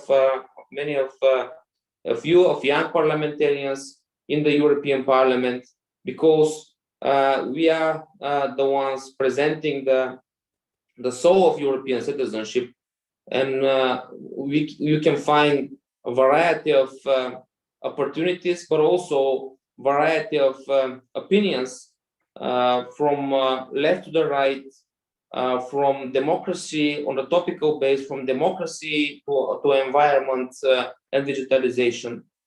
And on my last point, I want to remind everyone that today we are going through a democratic transformation in Europe. Don't think that we have stopped reforming, because democracy is a long and difficult road. And it's never perfect. It's never perfect. We must always question leaders, our institutions, and give feedback to improve the justice, liberties, and well-being of the citizens. We are still fighting corruption. We are still fighting for press freedoms. We are still fighting for a stable and independent, totally independent parliamentary democracy. And we are always on the road to reform. And we want our friends to be with us. We want our friends to listen and to discuss with us. We can learn from each other. That is the genuine understanding of European democracy. We want to engage with the citizens. That's why we have a big project called The Future of European Union, where we can discuss how far Europe wants to go on digitalization, on health issues, on education, on culture. Like the old tradition in the neighborhood Mahala systems, the value of discussing with the citizens is important for European Union. And this will go through councils. This will go through engaging the younger generation. In a way, we are going back to this traditional way of consulting citizens from roots, back to the roots. It's not going to be top approach, top to bottom. It will be a bottom up approach, starting from the scratch. And in this long journey, we are looking very much forward to bring our experience, as I said, but also to have your experience and to have a meaningful discussion about the democracy, because the borders are there, but the problems are everywhere. The climate change is not stopping on any single border. Challenges are global, and for that we need to react in a global way, think in a global way, but also take actions on global stage. And with my last remark, I would like to thank you once again to wish you a lot of success. There is an enormous potential, especially for younger generation in Uzbekistan. Thanks for giving me this opportunity to express my point of view, and looking forward to continue our cooperation on many fields, but particularly to put my strength and energy and knowledge when it comes to younger generation and their active participation in the political parties, but also in their civil engagement when it comes to cooperation between European Union and Uzbekistan. Thank you so much. Thank you, İlhan Küçük. As your name sounds to me that you are either from an immigrant family or you're personally be elected as a European Parliament, shows us your success story, either from the family or your personal history. But thank you very much for your invitation. Türkçe'de konuşuruz, hiç sıkıntı değil. But in terms of, yes, you are right. Thank you very much. But Okay. I admired your success as the member of European Parliament, and your invitation, your readiness to share your knowledge, experience, and ready for cooperation, and inviting all the people present here to be involved in the sharing of European Parliament experience or European perspective in youth parliamentarism. Thank you very much, Mr. İlhan Küçük Bey. Teşekkür. Teşekkürler. And now we reach to the last speaker, Igor Makarevich, from the National Assembly of the Republic of Belarus, the chairman of the Youth Council of the at the National Assembly of the Republic of Belarus. He will talk about the youth parliamentarism as an effective element of sustainable development. He also will join us with the video feed. The floor is yours, Mr. Makarevich. Добрый день, уважаемая госпожа Ибрагимова, господин Туне, уважаемые участники конференции. Для меня действительно большая честь сегодня выступать на столь представительном форуме. К сожалению, коронавирус не позволил присутствовать в столь прекрасной аудитории и выступить с докладом очно, но тем не менее современные сервисы позволяют сделать это удаленно. Разрешите выступить на такую значимую тему, которая, в принципе, у нас в Республике Беларусь, а я имею в виду и молодежный парламентаризм, и непосредственно в контексте развития этого института, в контексте цели устойчивого развития, действительно уделяется особое внимание. Сегодня в нашей стране созданы абсолютно все условия для всестороннего развития молодого человека. Мы говорим о том, что на уровне государства принят необходимый пакет нормативных правовых актов. Я говорю сейчас и про законы, и про подзаконные акты, которые в полной мере поддерживают молодежь, в том числе молодые семьи. У нас в Республике Беларусь функционирует система поддержки молодых специалистов. Это гарантированное первое рабочее место. Помимо этого функционирует так называемая система обучения за счет средств бюджета, республиканского бюджета. Также функционирует огромный перечень поддержки молодых людей по различным направлениям. Сложно его, конечно, перечислить, но самое главное, что действительно на уровне государства молодежи уделяется особое внимание. С одной стороны, как я уже сказал ранее, государство поддерживает молодежь возможными ресурсами, с другой стороны, конечно, предоставляются различного рода площадки для самореализации молодого человека. Мы понимаем, что в принципе сегодня реализация вот этих вот личностных качеств молодого человека в принципе является залогом для формирования достойного гражданина своей страны, поэтому функционирует целый перечень общественных организаций, функционируют различного рода некоммерческие организации, в том числе функционируют различного рода проекты, которые направлены на развитие молодого человека. Безусловно, что касается повестки 2030, то следует сказать, что в Республике Беларусь достижению целей в области устойчивого развития уделяется особое внимание. Беларусь по итогам рейтинга входит в 18 в топ стран по достижению ЦУР, занимает 18 место. Данные за 2020 год привожу. Это действительно комплексная работа, которая была... Этот результат был достигнут благодаря тому, что в стране сформирована комплексная архитектура управления целями устойчивого развития. В настоящее время в Республике Беларусь функционирует пост национального координатора по достижению целей устойчивого развития. Эту позицию занимает заместитель председателя Совета Республики, Национального собрания Республики Беларусь Анатолий Михайлович Исаченко. Помимо этого в архитектуру входят различного рода группы, в том числе парламентская группа, общественная группа, экспертный совет.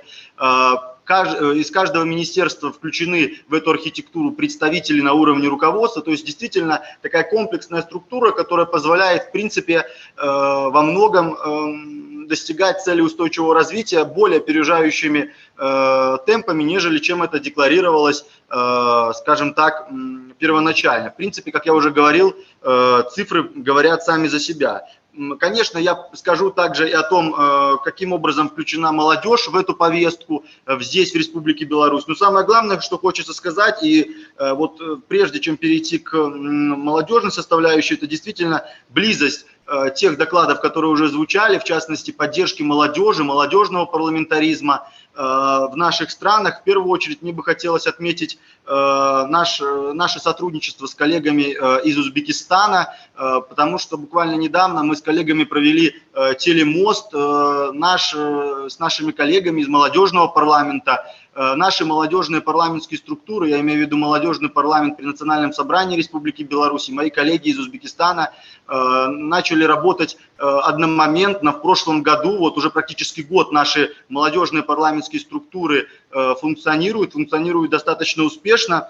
Следует сказать, что вот этот механизм молодежного парламентаризма, он в принципе является таким ярким показателем того, что молодежь слышит, молодежь воспринимает, а самое главное, что это один еще из механизмов, который позволяет молодежи принимать участие и в разработке нормативных правовых актов, в частности законов, и в выработке ключевых государственных решений. В 2017 году идею о создании республиканского молодежного парламента в Беларуси поддержал наш президент Александр Григорьевич Лукашенко. Вообще Александр Григорьевич уделяет особое внимание молодежи, молодежной повестке, работе с молодежью. Как я уже говорил, вот те меры поддержки во многом были основаны благодаря президенту. Сегодня функционирует специальный фонд президента по поддержке одаренной и талантливой молодежи. И вот одним из таких элементов, как я сказал, поддержки молодежи является молодежный парламент при Надсобрании Республики Беларусь, который был создан в 2020 году. Большое внимание уделяется сегодня и со стороны руководства парламента Беларуси нам, как молодежи. Как я уже сказал, помимо того, что парламент создан, постоянно проходят встречи с нашими коллегами из парламента. В частности, большое внимание уделяется молодежному парламенту председателям Совета Республики, Национального собрания Республики Беларусь Натальей Ивановной Качановой. Так вот, весь этот механизм, я имею в виду молодежный парламентаризм, в Беларуси уже существует порядка 15 лет, и мы говорим о том, что это действительно хорошая школа по формированию активного молодого гражданина. Одной из идей, которые выдвинули в свое время молодые парламентарии в 2017 году на парламентских слушаниях, кстати, посвященным целям устойчивого развития, это идея создания такого проекта, как «Молодежные послы целей устойчивого развития». Вот проект «Молодежные послы целей устойчивого развития» у нас в стране также активно развивается. Это один из механизмов вовлечения молодых людей в повестку 2030. Сегодня у нас сформированы 17 молодых послов по целям устойчивого развития, каждый в своем направлении. Это лидеры мнений, в том числе в молодежной среде. Они на своем уровне доносят до молодежи идею по развитию, по достижению повестки 2030, реализуют общественно значимые проекты. То есть это еще один механизм и способ достучаться до каждого в этом важном процессе достижения устойчивого развития. Молодежные послы сегодня эффективно работают, как я уже сказал, помимо того, что реализуются различного рода проекты, самое главное, что сегодня у этих ребят есть возможность коммуникации с представителями государственных органов и государственной власти. Каждый из 17 молодежных послов в области устойчивого развития у нас в Беларуси закреплен за профильными министерствами и ведомствами. Это позволяет на таком отраслевом уровне молодым людям быть вовлеченным в повестку и транслировать свои идеи, предложения и проблемы на самом высоком уровне, как я уже сказал, отраслевом, на уровне руководства конкретных министерств и ведомств. Безусловно, сегодня в этом вопросе достижения цели устойчивого развития, роль молодежи, она колоссальна. Почему? Потому что все те усилия, которые мы сегодня направили на достижение повестки в области 2030, в долгосрочной перспективе должны быть приумножены непосредственно самой молодежью. Поэтому, как я уже говорил ранее, вот все механизмы поддержки молодежи, они действительно в этом вопросе, ну так может быть скажу, сложно перестараться. Здесь действительно любые механизмы, которые направлены на вовлечение молодежи, вот это конструктивное, устойчивое движение, они всяческим образом действительно должны еще больше активизироваться. Поэтому, конечно, упор на уровне и молодых парламентариев, и на уровне молодежных послов целей в области устойчивого развития у нас в Беларуси сосредоточен на то, чтобы, с одной стороны, работать над повесткой 2030, с другой стороны, говорить о том, чтобы вот этот трек устойчивого развития был сформирован у молодежи уже изначально. То есть мы говорим не только о молодых людях, которые сегодня обучаются в университетах, но мы говорим и о детях, о тех, кто сегодня еще только входит в, скажем так, осознанную жизнь. Они тоже должны понимать ключевые принципы устойчивого развития, они должны понимать принципы, наверное, патриотического характера, в целом должны в таком быть, воспитываться в таком ключе. Поэтому вот это внимание у нас сегодня действительно во многом, это внимание сегодня в Беларуси уделяется. И пристально этому вниманию, это внимание уделяется со стороны, как я уже сказал, Национального собрания Республики Беларусь. Уважаемые коллеги, уважаемые участники конференции, для меня большая честь действительно сегодня выступить. Я бы хотел в завершении своего выступления поблагодарить всех присутствующих, конечно, поблагодарить за приглашение принять участие. В свою очередь хотел бы сказать, что во многих докладах звучала тема молодежного парламентаризма. Мы со своей стороны, со стороны молодежного парламента при Национальном собрании Республики Беларусь готовы к международному сотрудничеству, готовы устраивать двухсторонние международные контакты, опять же, во благо устойчивого развития наших стран и в первую очередь, конечно, нашего региона. Спасибо за внимание.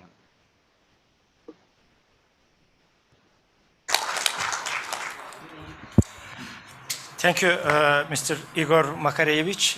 Thank you for your very dynamic and energetic, which suits to the young, being young, delivery and speeches. Thank you for explaining your young policy with the Belarusian perspective. By that way, we reach the end of the session and also the end of the forum. In this section of the this session, we just handle with the young young parliamentarism, and we get the experience of Uzbekistan, Turkey, European Parliament, and the Belarusian experience. I would like to keep my remarks very short and give the floor to Zuhra Ibrahimova to finalize and conclude this session. Thank you very much for your kind attention, for your participation. Hamamıza katta rahmat, dikkatiniz için, itibarınız için hamamıza, barçamıza teşekkür, rahmat, sabır.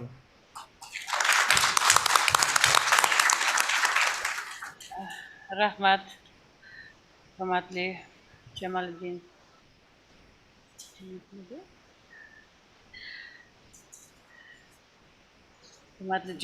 Tuney, moderatorlik qilganingiz uchun katta rahmat. Albatta ikkalamiz mana 8 ta mavzu, eng katta mavzular bizda ekan bo'lsa 8 ta mavzu o'tildi. Ma'ruzachilarimiz hammasi chiqib o'z fikrlarini, mulohazalarini berishdi. O'ylaymizki, mana shu bugungi mana kechadan 2 kun davomida bo'layotgan forum doirasida ilgari surilgan takliflar va tashabbuslar albatta har bir mamlakat uchun o'z vazifalarini qayta ko'rib chiqishda va dasturlar ishlab chiqishida, strategiyalar ishlab chiqishida va qonunchiligini takomillashtirishda juda katta ahamiyatga ega bo'ladi va mana hozir sessiyamizni oxiriga yetib keldik.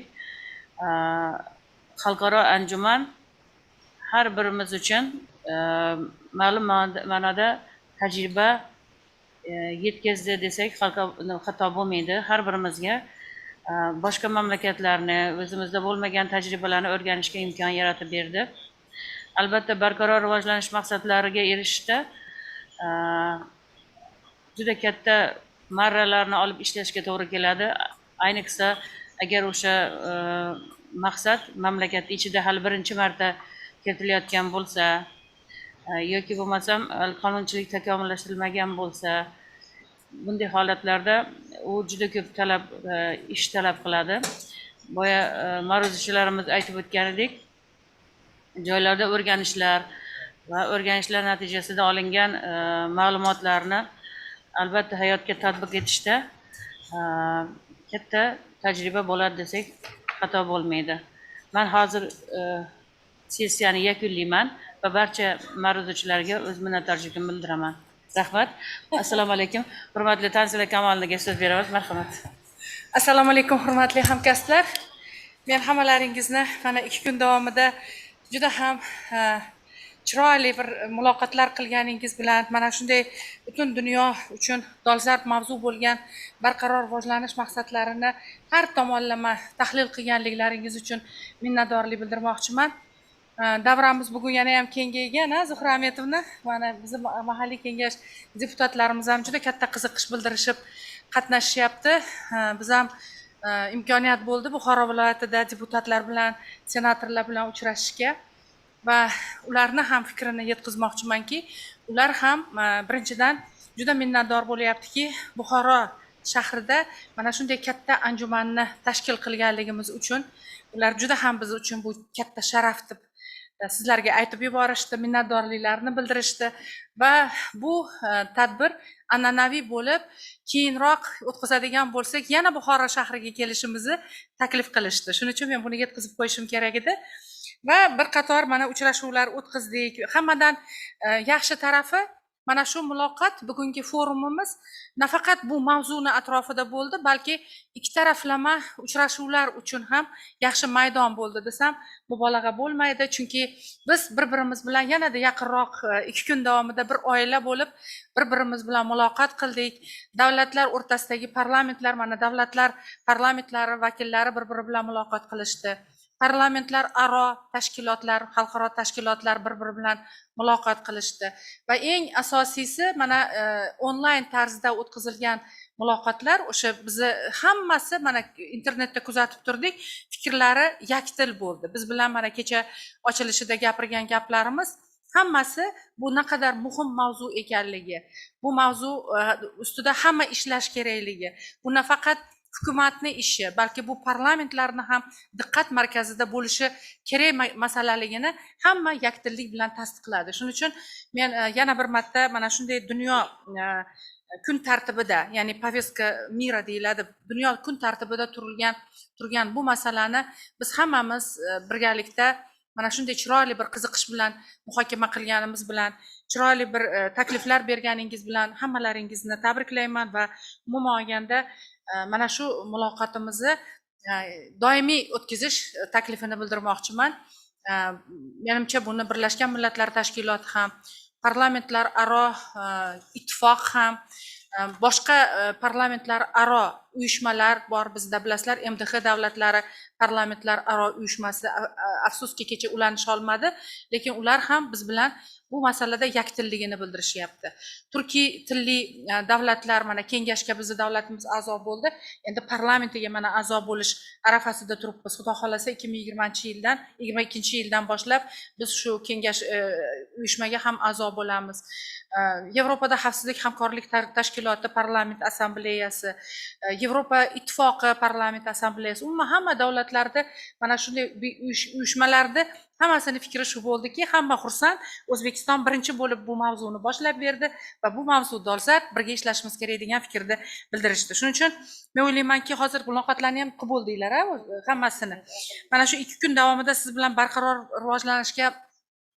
rivojlanish maqsadlariga erishishni dolzarb masalalar to'g'risida mana fikr almashib, parlament ishtiroki, nazoratini kuchaytirish, bundan tashqari milliy miqyosdagi strategiyalarni global maqsadlar bilan mana shu uyg'unlashtirish kerakligini sizlar hammanglar bir yakdillik bilan aytdinglar. Ya'ni o'sha 17 ta maqsad bo'ladigan bo'lsa, o'sha milliy strategiyalar, milliy konsepsiyalar ishlab chiqiladi.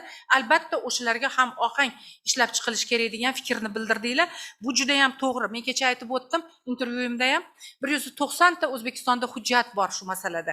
Ya'ni o'sha strategiyalar, yo'l xaritalari, ish rejalari, umuman harakat rejalari, mana shu narsani albatta hamma davlatlar e'tiborga olish kerakligi. Undan tashqari barqaror rivojlanish maqsadlaridagi chora-tadbirlarni moliyalashtirib borilishini, mana shuni alohida e'tirof etdingiz. Bu juda ham to'g'ri, chunki u oddiy shior bo'lib qoladi agar moliyalashtirilmasa masalalar. Bundan tashqari statistika, baholash ishlarini tizimli yo'lga qo'yish bilan bog'liq ustuvor vazifalarni ham hammalaringiz aniq, ravshan aytdingizki, bu narsalar ham juda kerak deb.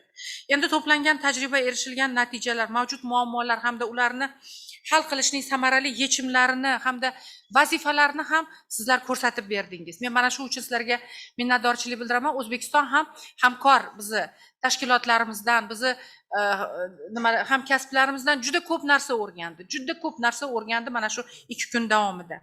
Mazkur yo'nalishda eng katta bir e'tirof qilingan narsa bu nafaqat hali aytib o'tganimizdek hukumat, nafaqat parlament, balki fuqarolik jamiyati institutlari bu ishlarda faol ishtirok etish kerakligi ham qayd etildi. Bunga men juda ham xursandman, chunki men o'zim ham oldin fuqarolik jamiyati institutini bir vakili sifatida bilardimki, bu biz juda katta ish qilardik. Mana nodavlat tashkilot sifatida. Mana bu yerda ham hozir nodavlat tashkilotlarining vakillari o'tirishibdi. Bularni albatta ishtiroki juda ham kerak bo'ladi. Biz afsuski hali boshqa masalalarda, misol uchun nogironli bo'lgan insonlar bilan ishlash yoki ota-onasiz bo'lgan bolalar bilan ishlash yoki gender siyosati deymiz, to'g'rimi? Mana shu masalalarda bor nodavlat notijorat tashkilotlar, ular faolroq. Bolalar masalasi, yoshlar masalasi yoki mehnat masalalari, to'g'rimi? Inson huquqlariga oid masalalar. Lekin mana shu barqaror rivojlanish maqsadlarini hamma mana shu ko'rsatkichlarni belgilaydigan vazifalarni bajarishda nodavlat notijorat tashkilotlari faolmi yo'qmi deganda albatta yetarli darajada faol emas. Shuning uchun hamma davlatlar parlamentlarini, hukumatlarini oldida turgan juda katta vazifa nodavlat notijorat tashkilotlarini biz bemalol qo'rqmasdan yonimizga olib, ular bilan hamnafas bo'lib birga ishlashimiz kerak bo'ladi. Undan tashqari gender yo'naltirilgan siyosat va yoshlar harakatlarini rag'batlantirish kerak bo'ladi. Bu ishda mana O'zbekistondagi tajribani sizlarga aytib berdik. Bizda yoshlar siyosati, xotin-qizlar siyosati davlatimiz siyosatini eng yuqori pog'onalariga olib chiqilgan, ham siyosiy xayrixohlik bor yuksak darajada, ham amaliy choralar bor. Shuning uchun bu masalani yana biz hali erishgan yutuqlarimizni hali yaxshi demaymiz, natijalarini biz hali juda ko'p ishlar qilishimiz kerak yoshlar masalasida, gender siyosati yo'nalishida. Endi mana koronavirus infeksiyani tarqalishi, u bilan bog'liq bo'lgan ijtimoiy iqtisodiy muammolar barqaror rivojlanishning barcha ko'rsatkichlariga salbiy ta'sir ko'rsatganligini sizlar qayd etib o'tdingiz. Mana kechadan buyon, undan keyin onlayn tarzda qatnashgan bizni hamkasblarimiz ham aytishdi.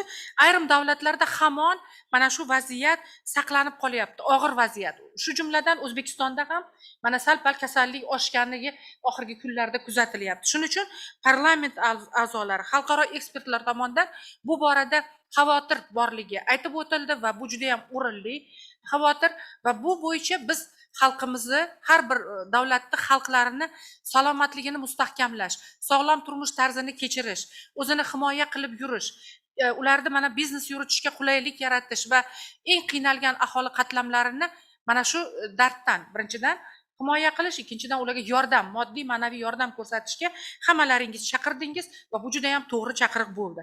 Ayniqsa milliy mablag'larni samarali sarflashda, ularni aholini eng zaif aholi qatlamlari ehtiyojlariga yo'naltirishini ta'minlashda parlament nazoratini kuchaytirish kerakligini aytib o'tdingiz. Bu juda ham to'g'ri ta'kidlangan.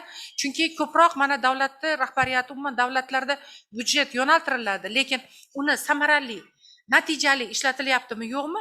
Bunga masalan hukumatlar ishlatdim deb hisobot beradi, lekin parlament nazorati, mahalliy kengash, nafaqat milliy darajadagi parlament yuqori, balki viloyat o'sha hududlarda yoki tuman, shahar xalq deputatlari kengashlari va joylarda qanday nomlanadi u farqi yo'q, lekin milliy o'sha mahalliy kengash deputatlari joylardagi parlamentlar quyi bo'g'indagi ular ham samarali parlament nazoratini, deputatlik nazoratini amalga oshirishi lozim. Mana shu masalani alohida ta'kidlab o'tdik. Bu borada byudjet loyihasini ishlab chiqish va muhokama qilishda fuqarolar, mustaqil ekspertlar va keng jamoatchilikni jalb etish kerakligini alohida ta'kidlandi. Men bunga to'liq qo'shilaman. Men endi surishtirib turdim, sizlar qanaqa masalalarni muhokama qilyapsiz. Biz ham mana shu byudjetni qonun sifatida qabul qilyapmiz, mana oxirgi yildan boshlab. Bizda bunaqa tajriba bo'lmagan. Lekin hozir byudjetni shakllantirishda har ikkala palatada yaxshi tajriba shakllandiki, biz xalqni takliflarini olyapmiz hozir. Hamma joylardan xalqni, aholini eng faol qatlamlari bilan uchrashuvlar o'tkazamiz, zaif qatlamlari bilan uchrashuvlar o'tkazamiz va ularning takliflari asosida hozir byudjetga takliflar berilyapti va mana parlamentning quyi palatasida dastlab ko'rib chiqiladi. Ular hozir o'tkazmayapti. Agar masalan maktablar muammosi e'tiborga olinmasa yoki sog'liqni saqlash muammolari e'tiborga olinmasa yoki bo'lmasam nogironligi bo'lgan odamlarga yordam yetarli darajada ko'zlanmagan bo'lsa, quyi palata e'tiborga olmaydi. Albatta, yuqori palataga ham bu narsa kiradi. Biz ham o'zimizning takliflarimizni hududlar manfaatidan kelib chiqib, takliflarni beramiz va byudjetni shakllantirish jarayonida ishtirok qilyapmiz. Va u masalan javob bermaydigan bo'lsa, qonunda qaytarib yuborish holatlari ham mavjud. Shuning uchun men bu tajribani yana ham prinsipiallik asosida davom ettirishni men o'zimning hamkasblarimdan so'rayman, ayniqsa o'zbekistonlik o'zimning hamkasblarimdan, chunki biz qachonki qat'iyat bilan mana shu narsani hukumatdan talab qilar ekanmiz, shunda odamlarni biz haligi ichidagi dardini davolagan bo'lamiz. Lekin biz ham indamasdan hukumat bergan byudjetni tasdiqlab beraveradigan bo'lsak, unda bizning o'rnimiz bilinmaydi. Biz xalq vakillari bo'lmay qolamiz. Shuning uchun men bu masalada sizlarni yana ham qat'iyatlilikka, prinsipiallikka chaqiraman. Barqaror rivojlanish bo'yicha yuqori darajadagi siyosiy forum mamlakatlarning erishilgan natijalarini xalqaro hamjamiyatga yetkazishda, o'zaro tajriba almashishda, zarur tavsiyalar ishlab chiqish va tashabbuslarni ilgari surishda muhim muloqot maydoniga aylanib qolishini juda xohlaymiz. Biz mana shunga harakat qildik. Balkim kamchiliklar bo'lgandir. Biz endi mana ko'p tajribali parlament a'zolari qatnashyapti bizning forumimizda. Balkim sizlarda bundan ham yaxshiroq o'tkaziladi. Lekin biz uchun birinchi tajriba bu, lekin mana shunday maydon bo'lib qolishini biz juda xohlaymiz. Muhokamalar davomida parlamentlar ushbu muloqot maydonidan samarali foydalanishi kerak. Forumda taqdim etilgan ixtiyoriy milliy hisobotlarni tayyorlashda faol ishtirok etishlari zarurligi ta'kidlandi. O'zbekiston o'zi mana shu barqaror rivojlanish maqsadlarini bajarilishini borish to'g'risida birinchi marotaba ixtiyoriy milliy hisobotini taqdim qildi. Kecha aytdik bu narsani va aytib o'tishim kerakki, biz mana shu milliy hisobotni tayyorlash jarayonida ham juda tanqidiy hukumatga o'zimizni fikrlarimizni bildirib bordik. Va mana shu anaqa bu yerda vakillarimiz o'tiribdi, hukumatning vakillari. Ular bilishadi, parlament juda qattiq nazorat bilan buni ko'rdi. Va biz birinchilardan mana shu ekososga topshirdik, mana shu nimamizni. Lekin aytib o'tishimiz kerakki, bu ixtiyoriy milliy hisobotlar doimiy beriladi va parlament a'zolari uni albatta o'zini elagidan o'tkazishi kerak. O'zini haligi sitasidan deydi, elagidan o'tkazishi kerak. Chunki hukumat yana bir marta aytayapman, o'ziga ma'qul bo'lgan ma'ruza matnini berishi mumkin. ixtiyoriy shu milliy hisobotda. Lekin biz uni tanqidiy jihatdan ko'rib chiqishimiz kerak. Barqaror rivojlanish maqsadlariga erishishda parlamentlarning rolini yanada oshirish, parlament nazorati samaradorligini mustahkamlash hamda inson huquqlarini ta'minlashga qaratilgan O'zbekiston Respublikasi Prezidenti Shavkat Mirziyoyevning BMT Bosh Assambleyasi maxsus rezolyutsiyasini qabul qilishi taklifi ko'plab parlament a'zolari, xorijiy ekspertlar tomonidan to'la qo'llab quvvatlandi. Buning uchun sizlarga minnatdorlik bildiraman. Men o'ylaymanki, shu rezolyutsiya loyihasini sizlar o'zlaringiz bilan oldingiz, ko'rib chiqyapsiz va agar iltimos, agar takliflar bo'ladigan bo'lsa, biz bajonidil ularni qabul qilamiz. Ushbu keng qamrovli muhokama, munozaralardan shunday umumiy xulosaga kelish mumkinki, bugun barqaror rivojlanish maqsadlariga erishishda parlamentlararo global hamkorlik nihoyatda muhim. Mana respublikada bizda parlament komissiyasi o'zaro ikkita palata bilan nazorat qilyapti. Lekin biz boshqa davlatlar bilan bunda birlashadigan bo'lsak, global maqsadlarda global birlashish bo'ladigan bo'lsa, undan ham ko'proq natijalarga erishish mumkin bo'ladi. Parlament xalq vakilligi ekan, demak parlamentlararo hamkorlik bu xalqlar, millatlar hamkorligi, birdamligi demakdir. Global forum orqali siz bilan birgalikda ushbu yo'ldagi birinchi qadamni qo'ydik. Men mana sizlar o'zlaringiz ham kecha juda ko'p intervyularda shu gaplarni aytdingiz va bu qadam azaldan ilm, ma'rifat va ezgu g'oyalar markazlaridan biri sifatida dunyoga tanilgan Buxoroda qo'yilganida o'ziga xos ramziy ma'no bor. Buxoroi sharif deydi biz O'zbekistonda. Mana shu butun allomalar yurti, allomalar beshigi tebratilgan joy. Mana bugun turk meni hamkorlarim shunaqa deyishdiki, bu beshik deyishdi, allomalar yurti, allomalar yotgan, allomalarni beshigi tebratilgan yurt dedi. Va mana shu yerda o'tkazilganligi bu alohida ahamiyatga molik. Shu ma'noda global forum yakuni bo'yicha e'tiboringizga havola etilgan. Mana butun dunyoga shu nom bilan ketdi, Buxoro deklaratsiyasi. Barqaror rivojlanish maqsadlariga erishishda parlamentlararo hamkorlikning muhim jihatlarini qamrab oldi. O'ylaymanki, forum qatnashchilari deklaratsiya loyihasini ma'qullaydilar va mazkur hujjat global hamkorligimiz, birgalikdagi sa'y-harakatlarimizning yangi davrining boshlanishiga asos soldi. Men juda ham mana shu kecha Chunkong janoblari hozir mana ko'rdinglar, xalq nima deydi, parlamentlararo ittifoq bosh kotibi, juda ham yuqori martabali mehmonimiz hozir Samarqand shahriga ketdilar. U yerda hurmatli Akmal Xalmatovich bizni spiker birinchi o'rinbosari, u kishi juda ham millatlararo munosabatlarga oid mavzuda boshqa bir tadbir tashkil qilishgan. Ana shu tadbirga Chunkong janoblari ham qatnashadilar. Aytib o'tmoqchimanki, u kishi ham mana shu fikrlarni Buxoro deklaratsiyasi deb butun dunyoga targ'ibot qilishini ma'lum qildi. Va bu Buxoro uchun juda ham katta sharaf, chunki Buxoroda ishlab chiqilgan hujjat, Buxoro deklaratsiyasi butun dunyoga, butun dunyo parlamentlariga 190 ta mamlakatlarga yetyapti. Shuning uchun men tadbir qatnashchilarimizga agar Buxoro deklaratsiyasi loyihasi bo'yicha qo'shimchalar, fikrlar bo'lmasa, uni asos uchun qabul qilsak bo'ladi deb o'yladim. To'g'ri o'yladimmi yo'qmi, uni sizlar aytasizlar. Asos uchun qabul qilamiz, lekin o'ylaymanki, agar bizni ham fikrlarimizda, hamkorlarimizda qandaydir takliflar bo'ladigan bo'lsa, biz bir hafta davomida kutamiz. Yana uyga borib, yaxshilab uni o'zingizni jamoa a'zolaringiz bilan ko'rib chiqib, takliflar bo'ladigan nima qilsangiz, bersangiz, bir hafta davomida biz qabul qilamiz va uni biz forumda qabul qilindi deb e'lon qilamiz. Bo'ladimi shunaqa qilsak? Bo'ladi. Rahmat sizlarga. Biz mana shunday forumni har 2 yilda bir marta o'tkazishni taklif qilamiz va albatta erishgan natijalarimizni, yutuqlarimizni, muammolarimizni yig'ilib parlament a'zolari birgalikda ko'rib chiqib hal qilamiz degan niyatni sizlarga aytmoqchi edim. Chunki bu bir marta o'tkazilib qolib ketadigan ish emas. Chunki barqaror rivojlanish maqsadlari 2030-yilgacha qabul qilingan. Hali o 9 yil bor yana. Hamma davlatlarda oldida majburiyat bor. Shuning uchun yaxshi tajribalarni sizlar olib kelib bizda nima ommalashtirsangiz, biz o'zimiznikini ko'rsatsak, qandaydir umumiy muammo bo'ladigan bo'lsa, birgalikda hal qilishga, do'stona bir-birimizga qo'l uzatib yordamga kelsak, menimcha dunyoni kun tartibidagi masalalar yaxshi hal bo'ladi va 2030-yilda davlat rahbarlari Birlashgan Millatlar Tashkilotining dunyo minbariga chiqishganda albatta parlamentlarning roli alohida bo'ldi. Mana shu maqsadlarga, yaxshi natijalarga erishishda parlamentlar katta yordam berdi degan bir gap bilan aytishsa, menimcha hammamizga katta bir g'urur bag'ishlagan bo'lar edi. Shuning uchun qadrli forum qatnashchilari barqaror rivojlanish maqsadlarini doimiy muloqot hamda faol harakatni taqozo etishini inobatga olib, bu aytmoqchimanki, bugungi forum mana shu hamkorligimizning boshlanishi, maqsadlarimiz esa juda ko'p.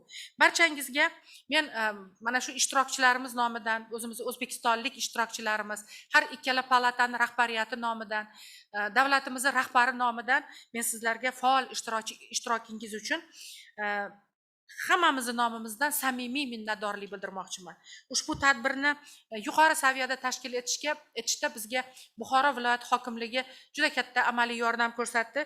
Shuning uchun hozir Buxoro viloyat hokimimiz uzr so'radilar, ular selektor majlisida qatnashyaptilar, davlatimiz rahbari o'tkazyaptilar. Botir Komil Zaripovga ularning o'rinbosarlari orqali katta minnatdorlik bildirmoqchiman.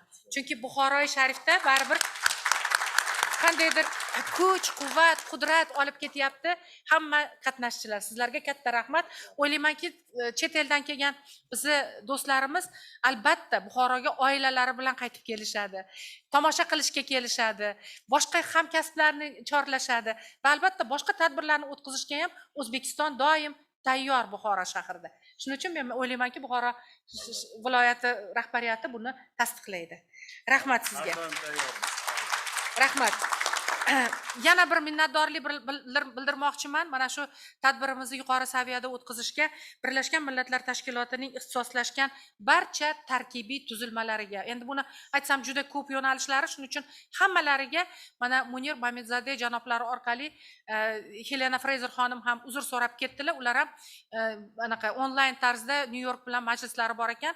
Biz ularga ruxsat berdik. Ularning nomlaridan Mamidzadeh janoblari ishtirok qilyaptilar. Biz мы вас благодарим за прекрасную организацию, за оказанное содействие проведения данного форума. Bundan tashqari Yevropada xavfsizlik va hamkorlik tashkilotining O'zbekistondagi loyihalar muvofiqlashtiruvchisiga minnatdorlik bildiramiz. Germaniyaning Friedrich Ebert jamg'armasiga minnatdorlik bildiramiz. Fransiyaning Texnik hamkorlik va rivojlanish agentligining O'zbekistondagi filialiga minnatdorchilik bildiramiz. Turkiya xalqaro hamkorlik va rivojlanish agentligining O'zbekistondagi vakolatxonasiga katta minnatdorchilik bildiramiz. Shuningdek, milliy hamkorlarimiz bo'lmish iqtisodiy taraqqiyot va kambag'allikni qisqartirish vazirligi va yuksalish umummilliy harakatiga chuqur minnatdorchiligimizni bildiramiz. Mana shu minnatdorliklar, lekin bu tashkilotchilik nuqtai nazaridan o'zini amaliy yordamlari bo'lsa, o'zi umuman hamma forum qatnashchilariga men chin yuragimdan minnatdorlik bildiraman. Sizlar 2 kun davomida mana shu meni yuragimdagi ish, mana shu ishni qiladigan bo'lsam, xalqimizga yordam beraman degan deb yondashib, yaxshi yuragingiz bilan ishtirok qilganingiz uchun hammalaringizga minnatdorchilik bildiraman. Va mamnuniyat bilan so'zni Birlashgan Millatlar Tashkilotining O'zbekistondagi vakolatxonasi nomidan so'z navbatini Munir Mamidzadeh janoblariga beraman. Marhamat. Спасибо большое. С вашего позволения я на английском тогда выступлю. Your Excellency Tanzila Kamalovna, this forum proven to be excellent opportunity for participants to share insights and perspectives on the role of parliamentarians and parliaments in general, overseeing the achievement of the global blueprint of humanity, which is Agenda 2030. We highly commend on the Parliament's active role and your personal leadership, Madam Narvaeva, for all the commitment that you are demonstrating on behalf of the Republic of Uzbekistan. And you have shown true commitment through this event, but also in many other practical examples, so we highly appreciate that. And Parliament's commitment to exercising its vital role in supporting and monitoring implementation of the SDGs, especially at the times of pandemic, which is unfortunately is not over yet, is something that we really would like to highlight and thank all the participants that have mentioned and shared their experience around the globe on the role of the Parliament. It was very interesting for us as a UN country team to also hear examples from different parliaments that came together under this Bukhara forum. and also hear about the role of the parliament in lawmaking, but also budgeting, as Madam Speaker rightly mentioned. So it's not only about making the laws, but it is also contributing into the implementation of the SDGs by allocating required resources, and also demanding transparency and data from the government officials around SDGs, and act as a bridge back to the citizens and public whom they represent, in order to ensure that people's voices are heard in debates around different aspects of sustainable development. And we also had a dedicated session talking about civil engagement and participation of the civil society that we would like to highlight once again, especially participation of young people and other groups. I particularly appreciated to learn more about the role of the interparliamentarian and regional structures in that forum in terms of SDG integration and their ability to capitalize further actions in generating and using data, which we all have learned once again that should be disaggregated by at least by age, gender, disability, migration, or any other status. So aggregation of data or generalizing the result is not acceptable anymore in the SDG areas. And this is what we want to keep in mind in all our activities.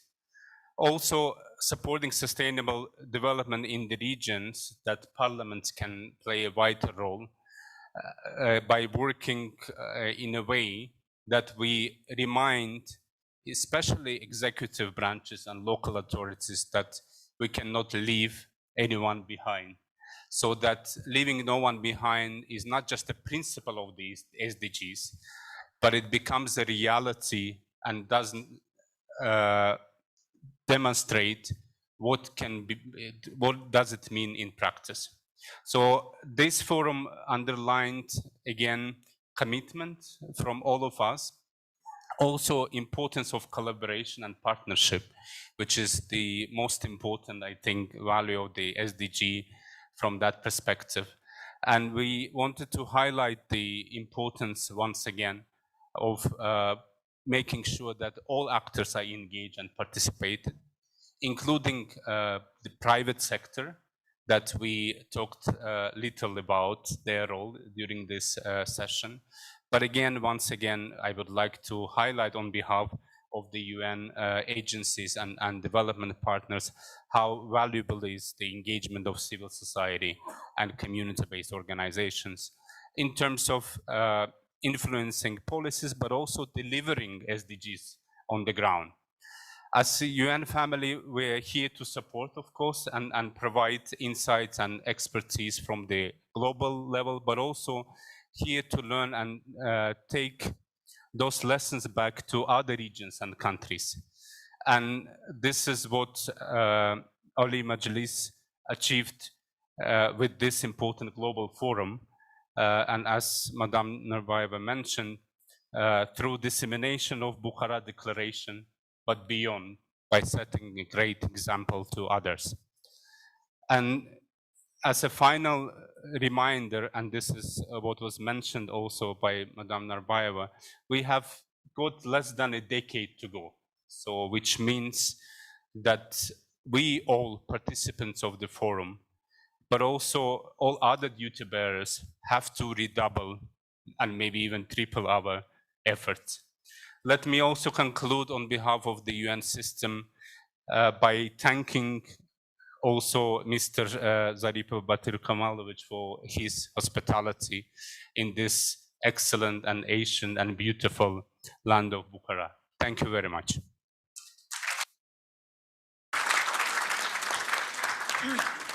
Katta rahmat Mamedzoda janoblari, haqiqatdan hozir juda ham to'g'ri ta'kidlab o'tdilar. Endi mana shu forum, bizning tahlillarimiz, bizning muloqotlarimiz mana shu masalaga yana ham jiddiyroq, yanada mas'uliyatliroq yondashishi albatta talab qiladi va bunga bizga imkoniyat yaratadi. Men yana bir bora hammalaringizga boshqa agar savollar bo'lmaydigan bo'lsa, boshqa takliflar bo'lmaydigan bo'lsa, yakunlasak bo'ladimi? Unda hammalaringizga yana bir bora katta minnatdorlik bildiraman. Ayniqsa o'zimga eng yaqin hamkorlarim, quyi palata deputatlari, qo'mita raislari, senatorlarimiz, mana shular tinmasdan buni ustida ishlashdi, ishlab davom ettirishyapti. O'ylaymanki, biz birgalikda yanada yuqori bosqichlarga olib chiqamiz barqaror rivojlanish maqsadlarini. Hammamizga sog'lik, salomatlik, ishlarimizga kattadan katta omad, keyingi uchrashuvlarimiz pandemiyalar ketib, tez bo'lib turishiga ishonch bildirib, bugungi forumni yopiq deb e'lon qilaman. Rahmat.